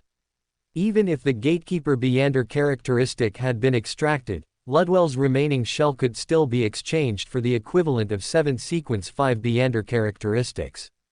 Of course, it's not that easy to fully claim the bounty from the military. Either like King of Dawn, who killed Undying King Agalito, intimidating Byam and making Yan Courtman take a step back, or having a strong backer, such as the Church of Darkness. The previous Klein had neither sufficient strength nor a visible backer. Even though he coveted those bounties, he didn't risk trying to claim them, so for such a long time, no one knew that this Hell Admiral had fallen and been refined into a Beander puppet. After waiting for Klein for a long time, Dunn finally decided that instead of leaving it to that air-headed Frank, it would be better to convert it directly into pounds and transfer the bounty to Klein when they met next time. Taking the once infamous pirate general, Leonard nodded, took out his iconic red gloves from his pregnant, put them on, picked up Ludwell's corpse, and walked towards the governor's mansion outside the port area. Ignoring the surprised or curious gazes of the surrounding pedestrians, Leonard tilted his head slightly, habitually calling out, "Old man," in his mind. To his surprise, Pallas, who had been playing dead ever since he saw the demoness avatar of that blasphemer in the fog sea, actually responded. "Old man, where have you been these past 2 days?" He breathed a sigh of relief in his heart, his steps unchanged. Leonard subconsciously pressed for an answer. Pallas chuckled, already accustomed to Leonard's Sunere temper, and explained unhurriedly, "I value my life very much, so naturally I thought of some ways, at least to divert that fellow's attention." Seeing that Pallas had no intention of explaining in detail, Leonard wisely did not press further. After a moment of silence, he changed the subject and said, "In Tingen, you said that Captain was already dead." As if guessing that Leonard would ask this question, Pallas chuckled lowly and interrupted, "He just came back from the dead, otherwise he wouldn't have advanced to Undying so quickly." Leonard's steps paused slightly, stopping in front of the governor's mansion. While taking out the identification for the red gloves and handing it to the guard, he asked in his heart with a hint of hope, "If Captain can come back from the dead, what about Klein?" He didn't get the answer he wanted. What responded to Leonard was a prolonged silence. After trying to call out a few times with no response, confirming that the old man had inexplicably gone missing again, Leonard frowned and temporarily put aside the question. After the routine inquiry, he began to count the bounty exchanged at the governor's mansion. At the peak of the Hornassus mountain range, in a space that doesn't exist in reality, illusory stars illuminated the profound darkness. Deep within the grand, dilapidated palace, Aaron leveraged the power of the Nation of Disorder, writing mercury-colored words onto the true body of the truncest brass book. In his hand, the illusory brass book, whose essence was merely a projection of power, turned to a blank page, and new articles appeared. All actions must and can only be performed by the Transmigration brass book or those authorized by it. All order and rules here cannot override formal decrees. When rationality drops below 50%, the attendant of mysteries, ability to summon historical void images will have a significantly higher failure rate, and complete loss of rationality will prevent the summoning of any historical projections. By means of a series of highly targeted decrees and the unique nature of this space, Aaron almost instantly sealed several of the attendant of mysteries' most intractable authorities. As the price for forcibly modifying the decrees, the Transmigration brass book, once again nearing its activation limit, would be unusable for a considerable period until the backlash of order dissipated. This dark world then swayed, and the mass of twisted, transparent worms on the throne, from which countless slimy tentacles spread, gradually converged into a human form. His face was quite young, but his hair was already half white, half hidden and half obvious, and his cheeks had tufts of coarse, black short hair like wolf bristles, giving him a contradictory feeling of both old age and youth, both rationality and madness. This was precisely the ancestor of the Antigonus family. But the next second, his figure suddenly twisted, transforming into a mysterious person draped in a deep black cloak, whose face was obscured, and from whom slimy tentacles continuously extended sideways. The entire mist world seemed to tremble slightly, as the revived will of celestial worthy of heaven and earth for blessings and the self-cognition and spiritual imprint of Antigonus collided with each other, converging into two overwhelming spiritual storms that ravaged the ruined, magnificent palace, resisting the restraints of the decrees. Mutterings of suppressed madness echoed in his ears, and Aaron's figure trembled, his thoughts instantly becoming chaotic, as if his intelligence had been forcibly lowered. Before completely losing control, Antigonus was already a spiritual patchwork to some extent. Parts of his self-cognition and spiritual imprint belonged to celestial worthy of heaven and earth for blessings, which allowed him to still use some of the fool's authority even with only one sequence, one characteristic and the uniqueness. However, influenced by the Transmigration brass book and Antigonus's instinctive resistance to the spiritual imprint of celestial worthy of heaven and earth for blessings, the already half-baked, blind stupor effect weakened further. The spreading spirit body threads distorted into slick tentacles covered in strange patterns, but they could no longer restrain Aaron, who had broken free from stupor and released the embryonic form of his divine kingdom. The miniature, illusory world crashed down, carrying immense power that forcibly suppressed the spiritual storm erupting from the throne. Using this opening, Aaron's figure flickered to the side of the throne, looking at Antigonus, who was constantly shifting between a human form and a dark cloak with slick tentacles extending from it, and extended his right hand, covered in dark gold mist. Almost instantly upon contact, a three-dimensional symbol appeared on Antigonus's forehead, composed of a balance representing order and a scepter symbolizing dominion. This was the imprint of the nation of disorder. The dark gold world of the unknown land, manipulated by Aaron, seemed to boil, completely leveraging this Sephira and channeling this power into Antigonus's body through the embryonic divine kingdom. Aaron, as the medium for power projection, also went all out at this moment. Neither Antigonus, who had accommodated the uniqueness and was called half a fool, nor the will of celestial worthy of heaven and earth for blessings, which was of a higher essence, were within the scope that an ordinary balancer could influence. Only Aaron, who had completely controlled the Sephira and was not afraid of contamination by the celestial worthy's will, dared to forcibly intervene using the hand of order characteristic and the uniqueness. The revived will of celestial worthy of heaven and earth for blessings suddenly weakened, forcibly balanced to a degree almost equivalent to Antigonus, who lacked sufficient anchors to maintain his self-cognition and spiritual imprint. The collapsing dam of consciousness was repaired.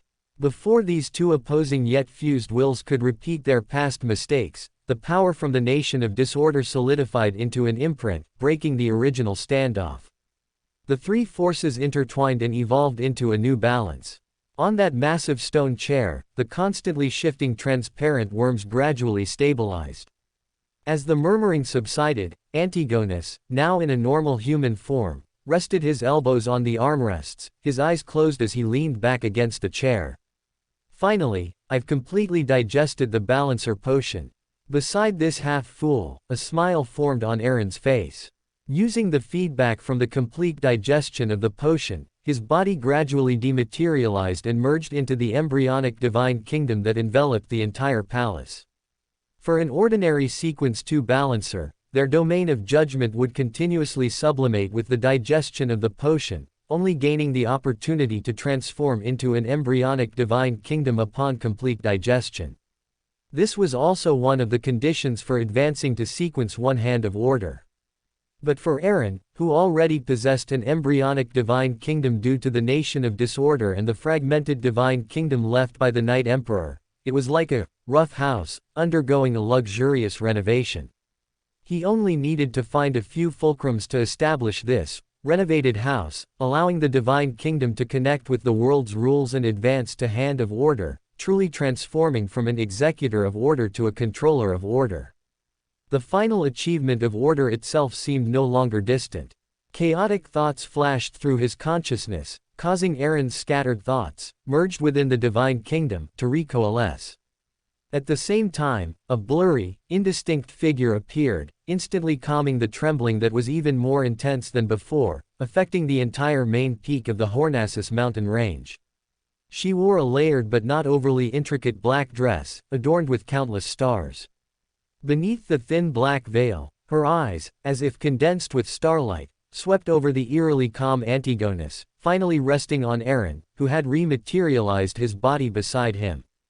Balancing their spiritual imprints through high-level contamination from the Sephira is unsustainable, and there's also the risk of being contaminated in reverse. When this power recedes, the celestial worthies will revive more completely. He will react with unknown changes, adjusting his own state. Looking at the Evernight goddess opposite him, Aaron nodded, responding calmly. It's a necessary risk. This is the fastest pathway for me to completely digest the potion. Moreover, Adam has already gathered all the materials. He is only one final world trend away from godhood. I must advance to hand of order as quickly as possible. As he spoke, he curved his lips into a smile, saying, with my current Beander characteristic, there is no such thing as a main body, as long as the nation of disorder is not affected. Even if it really fails, abandoning this body and severing this part of my will to recondense a main body within the Sephira is not an unbearable loss. The Evernight goddess in the void nodded slightly, not unnecessarily mentioning what to do with Antigonus if it failed. This was her home ground. She had been able to suppress and seal him in the 4th epoch, incidentally destroying the kingdom of night. Without interference from other forces of the same level, resuppressing Antigonus, who had lost a characteristic of attendant of mysteries, was merely a matter of convenience. Not lingering on this topic, the Evernight goddess softly reminded. After losing the Truncest brass book, Badhale is no longer arrogant and has secretly reached an agreement with the Earth Mother. The flames of war are about to reignite. The goddess means that the Phaenopotter kingdom is also about to join the war. Poor Badhale can't even recognize his own mother. He truly deserves to be the first true god to fall. Aaron clicked his tongue inwardly. He was not surprised by this expected news. Instead, he pondered how to use this upcoming war to hunt down the hand of order of the Castia family. Thoughts arose one after another. Aaron's eyes were deep. After a moment of contemplation, he had a somewhat immature idea. Although risky, it was worth a try, but that would have to wait until he successfully advanced. Having made up his mind, Aaron slightly tilted his head, cast a final glance at the misty town outside the main peak of the Hornassus mountain range, bowed slightly to the Evernight goddess in the void, and then his figure dispersed into points of light, vanishing into nothingness. Amantha Mountains, south of Winter County, Serenity Cathedral. The cathedral under the night sky was exceptionally beautiful, complementing the full moon that hung high, casting its crimson moonlight. In the spacious prayer hall, soft cotton cloths were spread over makeshift beds, cobbled together from prayer benches. Soldiers and nighthawks, survivors of the raging war, lay with their eyes closed, their expressions of pain gradually fading. Invisible to the naked eye, in the gray, misty world constructed by spirit bodies, continuous bubbles shimmered faintly, and beneath each bubble often corresponded an island of consciousness. Traversing independently through this dream world with dreamwalking, Audrey gazed somewhat numbly at the dim dreams, diligently repairing the painfully distorted islands of consciousness. Even though this greatly aided her in digesting the Dreamwalker potion, she felt no joy in her heart. Although the angel-level battle, due to mutual restraint, did not truly affect the ground war, the two-headed giant legions created through divinity and forbidden experiments brought not only physical wounds but also spiritual contamination. Audrey gazed at this dream world, then felt her spirit body rise further, breaking through the edge of the gray, misty world. There, silent ripples of light and shadow, densely overlapping, formed a shimmering, bottomless illusory ocean of ripples. Layers of grayish-white steps abruptly appeared on the surface of the sea, extending from the hazy, sea surface, to Audrey's front. This was more like an invitation. Audrey was not unfamiliar with this ocean, formed by the collective subconscious, though she couldn't say she was completely familiar with it. It seemed different from the subconscious ocean she usually perceived, but she couldn't pinpoint the exact difference, only a vague sense of detachment. Suppressing the emotions in her heart, Audrey pursed her lips but did not panic. This was the holy cathedral of the Church of Evernight. Even if the church's high-ranking members didn't possess authority in the spiritual domain, no one would dare to act overtly. Gazing deeply at the end of the steps, restraining her curiosity, Audrey silently turned her head, her spirit body rapidly sinking, leaving this dream world and appearing in the prayer hall. Suspended beside her were 7 crystal-clear droplets of water, which were the tears she had collected during this period through dreams, from 7 different humans due to intense emotions. These were also the auxiliary materials for a sequence 4 manipulator. Melissa, clad in a bishop's robe, emerged from the darkness. Noticing Audrey's furrowed brow, after instructing the priests and other Nighthawks to properly settle their comrades who had received treatment, she walked straight over and whispered, "Miss Audrey, is there a problem with the treatment?" Pulled back to her thoughts by Melissa's voice, Audrey showed a faint smile on her face and shook her head. The treatment went smoothly, with no unexpected issues, but for their safety, they should not attempt any further advancement in the short term. Looking at the bishop's robe on the priestess, whose height was almost catching up to her own, Audrey put the hard-earned auxiliary materials into her spatial pouch, joked and continued. "I haven't had a chance to congratulate you on your promotion to bishop yet, but with your contributions, you might have a chance to become the next senior deacon of the Nighthawks." Although much more mature, Melissa, still with a bit of childishness, had a slightly flushed face and waved her hands repeatedly, then muttered somewhat dispiritedly, "It's just a pity I didn't get the chance to personally kill Ince Zangwill." As Melissa's exclusive psychiatrist, Audrey clearly knew her not. After some thought, she still did not reveal the news that Klein was actually alive. On one hand, it was due to Aaron's instructions. On the other hand, it was the acting principle she had summarized from her dreamwalking during this period. Been there, seen that, record but do not interfere, merely a spectator. If there truly came a day for them to recognize each other, Audrey hoped that Mr. World could say it himself. As she was thinking this, Audrey's spirituality stirred slightly, and she subconsciously looked at the holy emblem of Evernight not far from her side. Standing there, at some unknown point, was a man dressed in luxurious attire, his eyes as brilliant as gold. "Aaron," Audrey exclaimed with a hint of surprise, quickly lowering her voice, considering the soldiers and Nighthawks who were still asleep. Aaron waved his hand, stopping Melissa, who was about to bow, and looked at Audrey with a faint smile, saying, "I have already communicated with Madame Ariana. After some time, the Church of Evernight will take the lead in holding a grand mass at the Amantha line to appease the spirits of the deceased. This will also be the best time for your advancement." Then, slightly tilting his head, looking at Klein's sister, Aaron's lips curled into a smile, and he immediately pointed a finger at her glabella. Sequence 5 astronomer, Melissa was stunned for a moment, a flood of knowledge pouring into her mind. It was a long time before she murmured, and only then did she realize that Duke Aaron and Miss Audrey had both disappeared. Above the gray, seemingly calm, sea surface, Aaron and Audrey's figures reappeared. At this moment, he also saw the grayish-white steps Audrey had mentioned to appear in the collective subconscious ocean near Serenity Cathedral. Aaron raised an eyebrow, as if he had guessed something. He motioned for Audrey to stay put and quietly mobilized the Nation of Disorder, walking along the steps into the depths of the ocean. Ignoring the murmurs spreading through the collective subconscious ocean, Aaron paused his steps, looking at the end of the steps, at that familiar island of consciousness. The outline of a figure slowly emerged, with countless tiny specks of light continuously pouring out of the void, making the figure increasingly clear, converging into an ordinary-looking old man. His hair was completely white but sufficiently thick, with few wrinkles on his face, and no distinctive features. It was Hermes, with whom he had previously made an agreement. This ancient angel calmly looked at Aaron and sighed, speaking in ancient Fusic. Although I had some expectations, your growth rate still exceeded my imagination. I didn't expect you to become a complete mythical creature in such a short time. Confirming it was an old acquaintance and not a certain mind dragon hidden in East Chester County, Aaron's expression relaxed. He walked onto this island of consciousness, surveying the deep, invisible seabed below, and softly spoke. I wonder if Mr. Hermes is planning to have me fulfill my previous promise this time.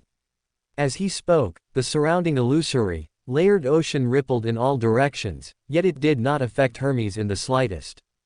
But it was enough for Aaron to discern that what appeared here was merely a virtual personality.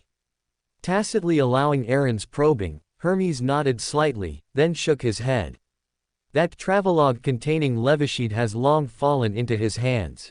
In that case, your previous promise seems impossible to fulfill. However, fortunately, I have already grasped the whereabouts of that mind dragon. Aaron coughed dryly. After all, he had been a bit underhanded in that matter, but at the time, circumstances had forced his hand.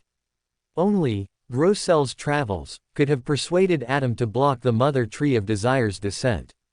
Not dwelling on the issue, Aaron looked at Hermes' virtual personality and deliberated before speaking. Are you preparing to make a move on that mind dragon? Although he asked this question aloud, Aaron was wondering whether it was Hermes' own idea or Adam's guidance. After advancing to an angel, his spiritual body had become highly integrated with the Nation of Disorder. Even when in the collective subconscious sea, Adam, who had not truly achieved the visionary sequence, could not easily pry into his thoughts.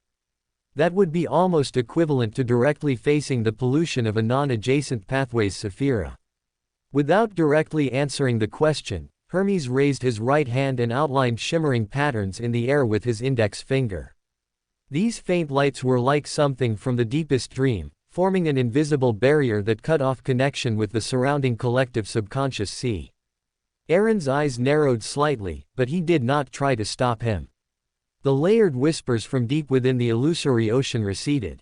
Hermes smiled gently, and light gathered on the mind island beneath his feet, outlining an ancient study. Books with various covers were neatly arranged on the bookshelves. Even with Aaron's current knowledge, there were some characters he couldn't recognize. This unique style made him inexplicably think of that iceberg vice admiral's captain's cabin. Seeing Aaron's slight surprise, Hermes sat in the high-backed chair at the center of the study, pointing to a stone chair of equal height opposite him, and said gently, "Please sit." Aaron casually pulled a book from the shelf. Looking at the strange symbols outlined on the hard cover, he could only discern that it seemed related to dragon language, but he couldn't understand it. A branch of dragon language, or some lost language from ancient times. Suppressing the doubts in his heart, Aaron took the book and sat opposite Hermes. A wide, thick stone table appeared in due course, separating the two. With clear eyes, Hermes observed Aaron, who was casually flipping through the book. His tone became ethereal, as if he had fallen into a memory. I became an angel at the end of the second epoch, what is now called the Twin Ages. At that time, humans were merely vassals and slaves to other races. My tribe, under the rule of the dragon race, was more like food than vassals. Aaron couldn't hide his surprise and looked up. He had thought this human pioneer had only advanced to an angel after the Creator reclaimed the authority of the ancient gods and observed the first blasphemy slate. After all, in that chaotic and dark era, for the lowest class of humans, let alone becoming an angel, even a demigod was probably a luxury. Sensing Aaron's confusion, Hermes smiled and gently tapped the table with his finger. The ancient language on the book, which had been difficult to recognize, was instantly replaced by ancient Hermes language. He casually explained, "These are all my early jottings, containing some strange but effective spells I created myself. They are also my last memories of that era." Without the language barrier, Aaron instantly read all the content in the book. Reviewing those spells, which were highly characteristic of a mysticism magister, he suddenly looked up and asked, somewhat uncertainly, "Your initial pathway was, reader?" Hermes easily understood the somewhat convoluted question. With a calm expression, he nodded and leaned back in his chair, speaking calmly, "Not all dragons are bloodthirsty and view humans as food. At least compared to the dragon of imagination, Anquelt, and the nightmare dragon, Alzuhad, the dragon of wisdom, worshipped by my tribe, preferred to make his vassals more valuable. It was also under his guidance that I was able to successfully advance to sequence 3 feet cognizer. As for his identity, you should already know. Fortunately, there was the Nation of Disorders shielding, otherwise Aaron's internal exclamations would have echoed throughout the entire Mind Island. He truly hadn't expected Hermes to have such a connection with that two-faced dragon of the Church of Knowledge and Wisdom. After the shock, some of his inner doubts were resolved, and thoughts surfaced one after another. I had wondered before, a pure spectator pathway's authority is more reflected in the mind domain. Even if one observed the patterns on the first blasphemy slate and drew inspiration from other languages, it would be difficult to create a groundbreaking ancient Hermes language. However, the reader pathway represents the omniscience part of omniscience and omnipotence. Hermes, possessing the authority of 2 adjacent pathways, could indeed create a language that directly triggers Beyonder powers. After all, creating ancient Hermes language can, to a certain extent, be equated with creating a widely applicable mysticism. Well, one can't rule out the possibility that that two-faced dragon secretly helped. The anchors required after an adjacent pathway advances to an angel will only be more numerous. In the Twin Ages, where beliefs were divided among the ancient gods and subordinate deities, what could be more suitable for Hermes at that time than creating a mystical language that would spread far and wide? As long as ancient Hermes language is still in use, he will not lack anchors to maintain his stability. Looking at Hermes, who sat quietly opposite him, giving him enough time to think, Aaron's eyes narrowed slightly. He suspected that Hermes, who was not lacking anchors at the time, created the predecessor of the Psychology Alchemists, a secret organization, under Hariburgen's instruction. And after the cataclysm, the ancient sun god, who revived in Adam with the visionary as one of his foundations, sensed Hariburgen's covetousness and decisively acted, directly marginalizing Hermes within the Psychology Alchemists, yet maintaining a tacit understanding with Hariburgen, allowing Hermes to join the Twilight Hermit Order. Some questions were answered, but more questions kept emerging. Aaron couldn't quite understand this ancient angel's true stance, nor whose will it was to deal with that mind dragon, Arahog, in Eastchester County. Although he couldn't read Aaron's inner thoughts, the clearest and most direct emotional colors were unaffected. Hermes waited quietly for a moment, and only after Aaron's emotional colors stabilized did he continue. The Twin Ages were filled with incessant warfare. Even some subordinate deities fell. The characteristics of my advancement to an angel came from a subordinate deity of the dragon of imagination who fell, the dragon of insight, Arahog. Arahog. Aaron couldn't help but be stunned. He pondered for a long time before carefully speaking. Do you know what that mind dragon hidden in Eastchester County calls himself?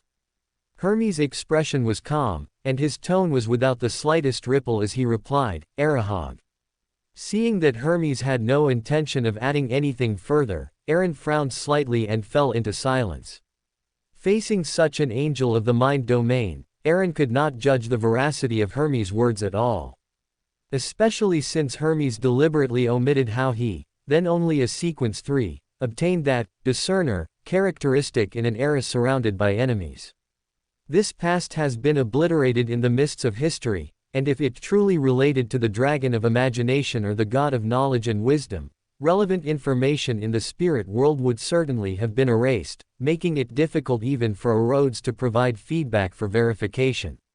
However, there was one thing he could be sure of: Hermes was at least not a contingency plan of the dragon of imagination. More accurately, even if he once was, after encountering Harabergen and Adam, those hidden dangers had already been removed. For example, Grossel's travels, which should have reunited with the quill of Alzuhad, was ultimately sealed in the church of the god of knowledge and wisdom.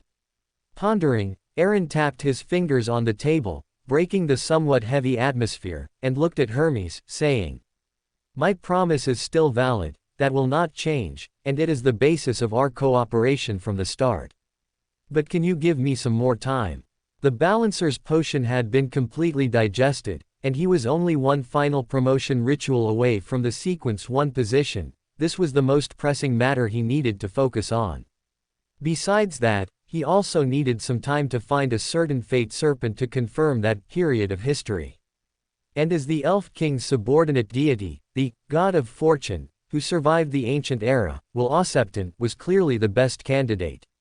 There was no anticipated bargaining. Hermes calmly accepted Aaron's request, and the ancient and elegant library disintegrated into points of light, merging into the desolate mined island beneath his feet. He added gently, "This is just an invitation. My main body will be guarding a mausoleum in Eastchester County for a while due to certain reasons and cannot leave freely. When that matter concludes, I will invite you again." The mellow and amiable voice, along with Hermes' dissolving figure, vanished. Aaron's feet found nothing but air as the mined island he stood on disappeared without a trace. The mausoleum in Eastchester County. George III. Aaron's eyes twitched slightly. He glanced around the chaotic ocean, from which murmurs occasionally emanated, then his figure blurred for a moment before he exited the collective subconscious sea. Audrey looked at the collective subconscious sea beneath her feet, then at the intrigued expression on Aaron's face, and she couldn't hide her curiosity as she asked, "Is that a high-ranking member of the psychology alchemists in the collective subconscious ocean? An existence that could freely manipulate the collective subconscious sea and make Aaron personally visit could certainly not be merely demigod level." Audrey gained a new understanding of this secretive organization that controlled the spectator pathway. Although Hermes was marginalized by Adam, almost becoming a background character, he was still a member of the psychology alchemists, right? Aaron muttered to himself, nodded slightly, and led Audrey out of the dream world. Although he could ignore the influence of the collective subconscious sea, Audrey, who was not even a demigod, could not do so, and some conversations were not suitable for exchange there. Returning to reality, as soon as they appeared in the tranquil church enveloped by the authority of concealment, Aaron immediately felt the gaze of Madame Ariana from deep within the sanctuary, but it only lingered for a moment before moving away. Melissa, who had received the subsequent potion for artisan, had now recovered from her surprise and was arranging for the clergy to properly settle the treated soldiers and nighthawks, while also noticing Aaron and Audrey, who had quietly reappeared. Aaron waved his hand, signaling Melissa not to be reserved, and explained with a smile, "Something came up just now, and I forgot to tell you. With the potion formula, you should know that the sequence after artisan is called astronomer. I won't elaborate on the specific Beander abilities, I just hope you remember one thing when digesting the potion after promotion." At this point, Aaron's expression became serious, and he solemnly added, "Beware of the cosmos. Do not respond to any calls, always maintain mental stability, and pray to the goddess regularly." His words, more like a warning than a reminder, made both ladies present change their expressions simultaneously. Before they could instinctively ask, Aaron continued to add, "I cannot give you specific explanations. Some things, the more you know, the easier it is to be infected, from body to soul. If one day you can achieve angelhood, only then will you be qualified to explore the specific answers. The more you know, the easier it is to be infected. With Aaron's help, Audrey, who had gone smoothly from sequence 9 to her current sequence 5, felt a chill down her spine for the first time in a long while. But her professional quality as a spectator quickly allowed her to regain composure, and she swiftly caught another key point in Aaron's words, opening her mouth in a somewhat astonished manner. You're already an angel.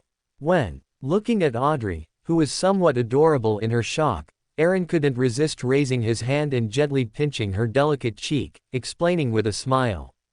I had already been promoted before you left Backland, but because certain people from a certain secret organization were constantly paying close attention to you at the time, I didn't tell you to maintain secrecy. Now that the most difficult Truncest brass book had been acquired, and considering this was the Evernight goddess's territory, he had decided to gradually let Audrey know some things. Such an intimate gesture, even in private, made Audrey a little shy, let alone with Melissa standing nearby. She instantly detached from her spectator state, and a blush spread across her face. Audrey glared at Aaron, who smiled and withdrew his arm, then glanced at Melissa, who was still in shock, with a flushed face. She only breathed a sigh of relief after confirming that her embarrassment had not been noticed. Melissa, belatedly, recovered from the successive shocks. She opened her mouth, wanting to say something, but didn't know where to begin. This is just a reminder, you don't need to overthink it. Looking at Melissa's constantly changing expression, Aaron took Audrey's hand and walked deeper into the church, finally adding with a meaningful tone. I will explain to the church that the potion formulas you received for your promotion all came from Audrey and me, so you don't need to worry about internal Nighthawk's scrutiny. Melissa's heart tightened at the last sentence, and her body instantly tensed. She slowly raised her head and exhaled after the footsteps faded away.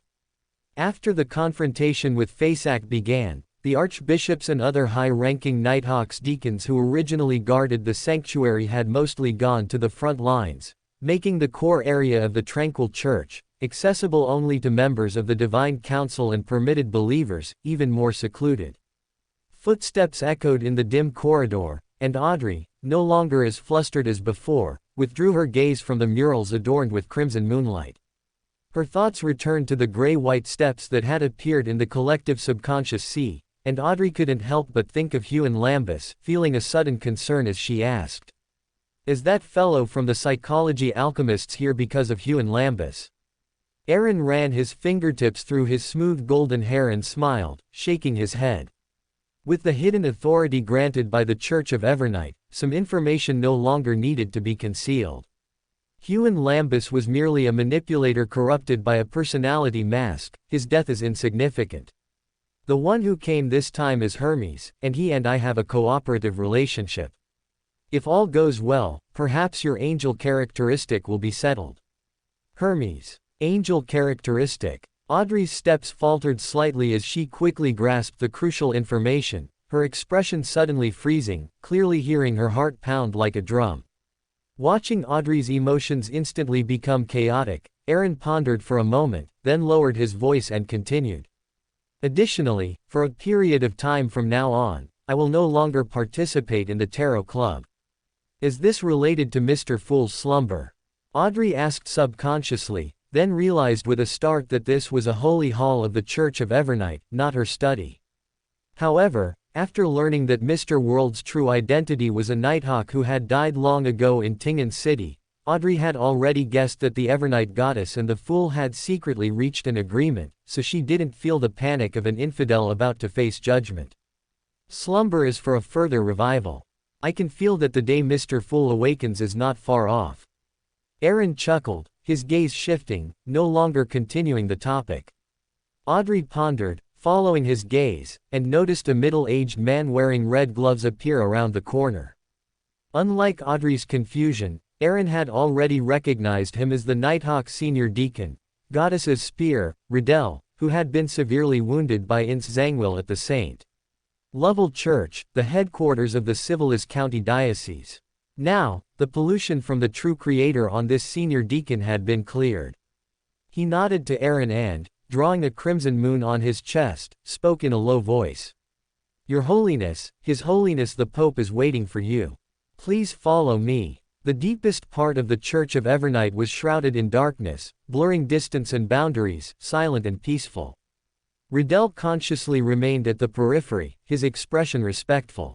Audrey held her breath, her gem-like pupils reflecting the only light in the place, a magnificent statue that seemed to come from the high-hanging red moon or the stars. She wore a layered but not overly complex dark gown, adorned with countless dazzling points, as if the cosmos night sky were draped over her. Her head was indistinct, as if veiled by the night's thin gauze. A tranquil aura permeated the air, and Audrey murmured as if in a dream. Goddess. Not sensing an aura far beyond the angel level from the statue, Aaron's gaze shifted to the base of the statue, to the female figure clad in religious robes and wearing a triple crown. No further words were needed to explain, her iconic attire was enough to signify her status. Annabella, the goddess's favored one, His Holiness the Pope who presides over the church. This representative of the deities will stood in the gently rippling darkness, giving a very unreal sensation. Even when Aaron's gaze fell upon her, her posture remained unchanged. Not seeing Ariana, Aaron gave a polite nod and looked into those deep dark eyes, taking the initiative to speak. Good evening, Your Holiness the Pope. The star-studded robe swayed. Pope Annabella, with a calm expression, drew a crimson moon on her chest and devoutly whispered. To quickly accommodate the death authority, the goddess has already fallen into slumber. According to the oracle left by the Lord, apart from matters of principle, the Church will do its utmost to cooperate with your actions, including myself and Ariana. Aaron raised an eyebrow, immediately realizing that the goddess's trap for the god of combat had begun to be woven, but this also meant that for the foreseeable future, the Evernight goddess would not be able to provide direct assistance. Fortunately, he had already reached an agreement with the Lord of Storms before. Aaron nodded slightly, thoughtfully, then turned his head to look at Audrey beside him. This Sequence 5 Dreamwalker had actually fallen asleep without him noticing. When she awakens again, the last remaining Dreamwalker potion will be completely digested. I have already sent out a message in the name of the Church of Evernight to the entire Amantha defense line for the Grand Mass at the end of the month, which should meet your requirements. The Pope's cool voice, lacking emotional fluctuations, reached his ears. Aaron observed Audrey's spiritual body for a moment, confirming that the last few discordant parts not fully integrated into her spirit were gradually diminishing before he nodded. Looking up at the Evernight goddess's statue, Aaron pondered for a moment, then carefully asked. Your Holiness Annabella, does the assistance you mentioned include the Church's sealed artifacts of Grade 0? Pope Annabella paused for 2 seconds, then continued. You may borrow one temporarily, or an equivalent exchange. Decisively choosing the former, Aaron cleared his throat and continued to press. Could you reveal some information about the Church's Grade 0 sealed artifacts to help me choose? The silence was longer than before, and then a voice came from beneath the triple crown. All right. The surging darkness rippled, transforming into an unreal gateway. Annabella paced through the void, speaking as she walked. Follow me. After 008 was stolen, the sealing ground was changed to the deepest part of the abyss beneath the Holy Hall, the entrance to the Kingdom of Darkness in the Fourth Epoch. After settling Audrey, Aaron's figure flickered and disappeared into the gradually closing illusory door. Although all information on Grade 0 sealed artifacts within the Orthodox churches is shared, this is limited to the most basic external features and does not include their corresponding Beyander abilities. And the goddess's slumber would definitely provoke the god of combat, and war would reignite, so she also had to prepare early. If the Phaenopotter kingdom were to join the war, LotM would inevitably open a western front, and ostensibly, both the Pope and Madame Ariana would be tied down by this. East Balam, Hagati Prairie. A bronze door, infused with endless stillness and covered in mysterious patterns, emerged. An illusory, dark river flowed quietly, and a gloomy small boat sailed out from the deep portal. Alsa's Egger, the ferryman, who had advanced further with Azek's help and whose aura was even colder, stood at the bow of the boat, gazing at the abyss of ferrying, at the southernmost tip of the Hagati Prairie, which had now become a sacred place for the LotM kingdom. Behind him, the door to the underworld did not close. Instead, it grew larger and closer to reality, with endless undead creatures pouring out of it, just like the resurgence of the Pale Disaster at the end of the Fourth Epic. However, compared to the continent-sweeping catastrophe of the Fourth Epic, the surging Styx did not bring deathly silence and destruction. Instead, it was guided by an invisible force, transforming into intricate tributaries that clung to the vast Hagati grassland like blood vessels.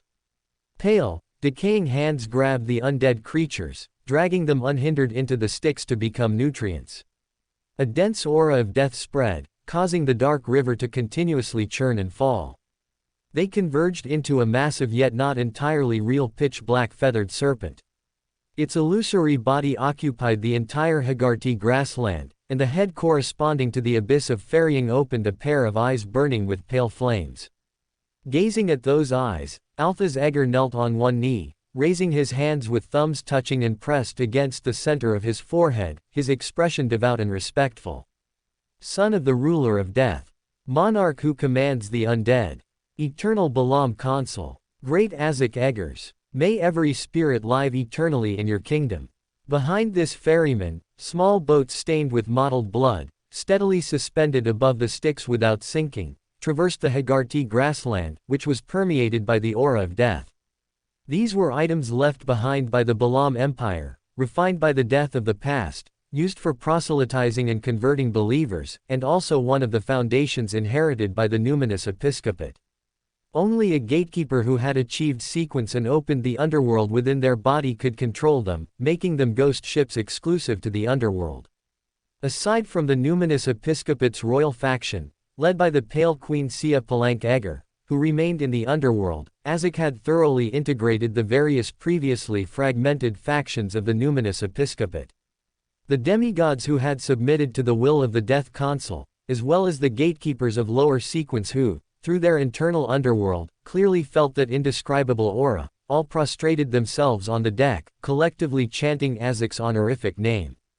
As Azek's will continuously expanded with the spread of the Styx, he seemed to return to the Fourth Epic, and a terrifyingly profound aura emanated from him. Within the abyss of ferrying, dense black mist permeated, slowly flowing like a haze. The spreading Styx finally converged here again, as if a grand sacrifice was drawing to a close. Azek, clad in a black robe embroidered with gold patterns, felt the prayers echoing in his ears, constantly balancing his divinity, and solemnly declared, "The LotM kingdom shall be restored in the southern continent from this day forward." He used the language of death, from hell, from the underworld, but all the praying believers, even ordinary people with no foundation in mysticism, could clearly comprehend the voice that resonated in their ears. Above the LotM kingdom, which stretched from the Hagati grassland in the north to the abyss of ferrying in the south, occupying nearly half of eastern LotM's southern region, the feathered serpent, undetectable by anyone below demigod sequence, slightly raised its head towards the west and north, then completely merged into this consecrated territory. West LotM, Governor's Mansion of the Forsac Colonial Zone, Frains. Nuo Karm, the Archbishop of the God of Combat Church's West LotM Diocese and a Sequence 3 Silver Knight, had a solemn expression, his dark green pupils staring eastward. Even across the starry plateau, that chilling aura of death still made him feel a lump in his throat. The lingering death language echoed in his ears through the spirit world. The Silver Knight, whose aura was already weak from forcibly overdrawing to awaken a sealed artifact, felt his face twitch violently. The entire governor's mansion seemed to fall into a state of stagnation. Looking at the expensive collectibles in the study, painstakingly plundered from the colonial zone, but now shattered into dust by the violent aura, Governor Carter Einhorn, a royal demigod in military uniform, cursed inwardly. Crude warrior. But as a high-ranking hunter whose prior sequence included conspirer, his intelligence was clearly online.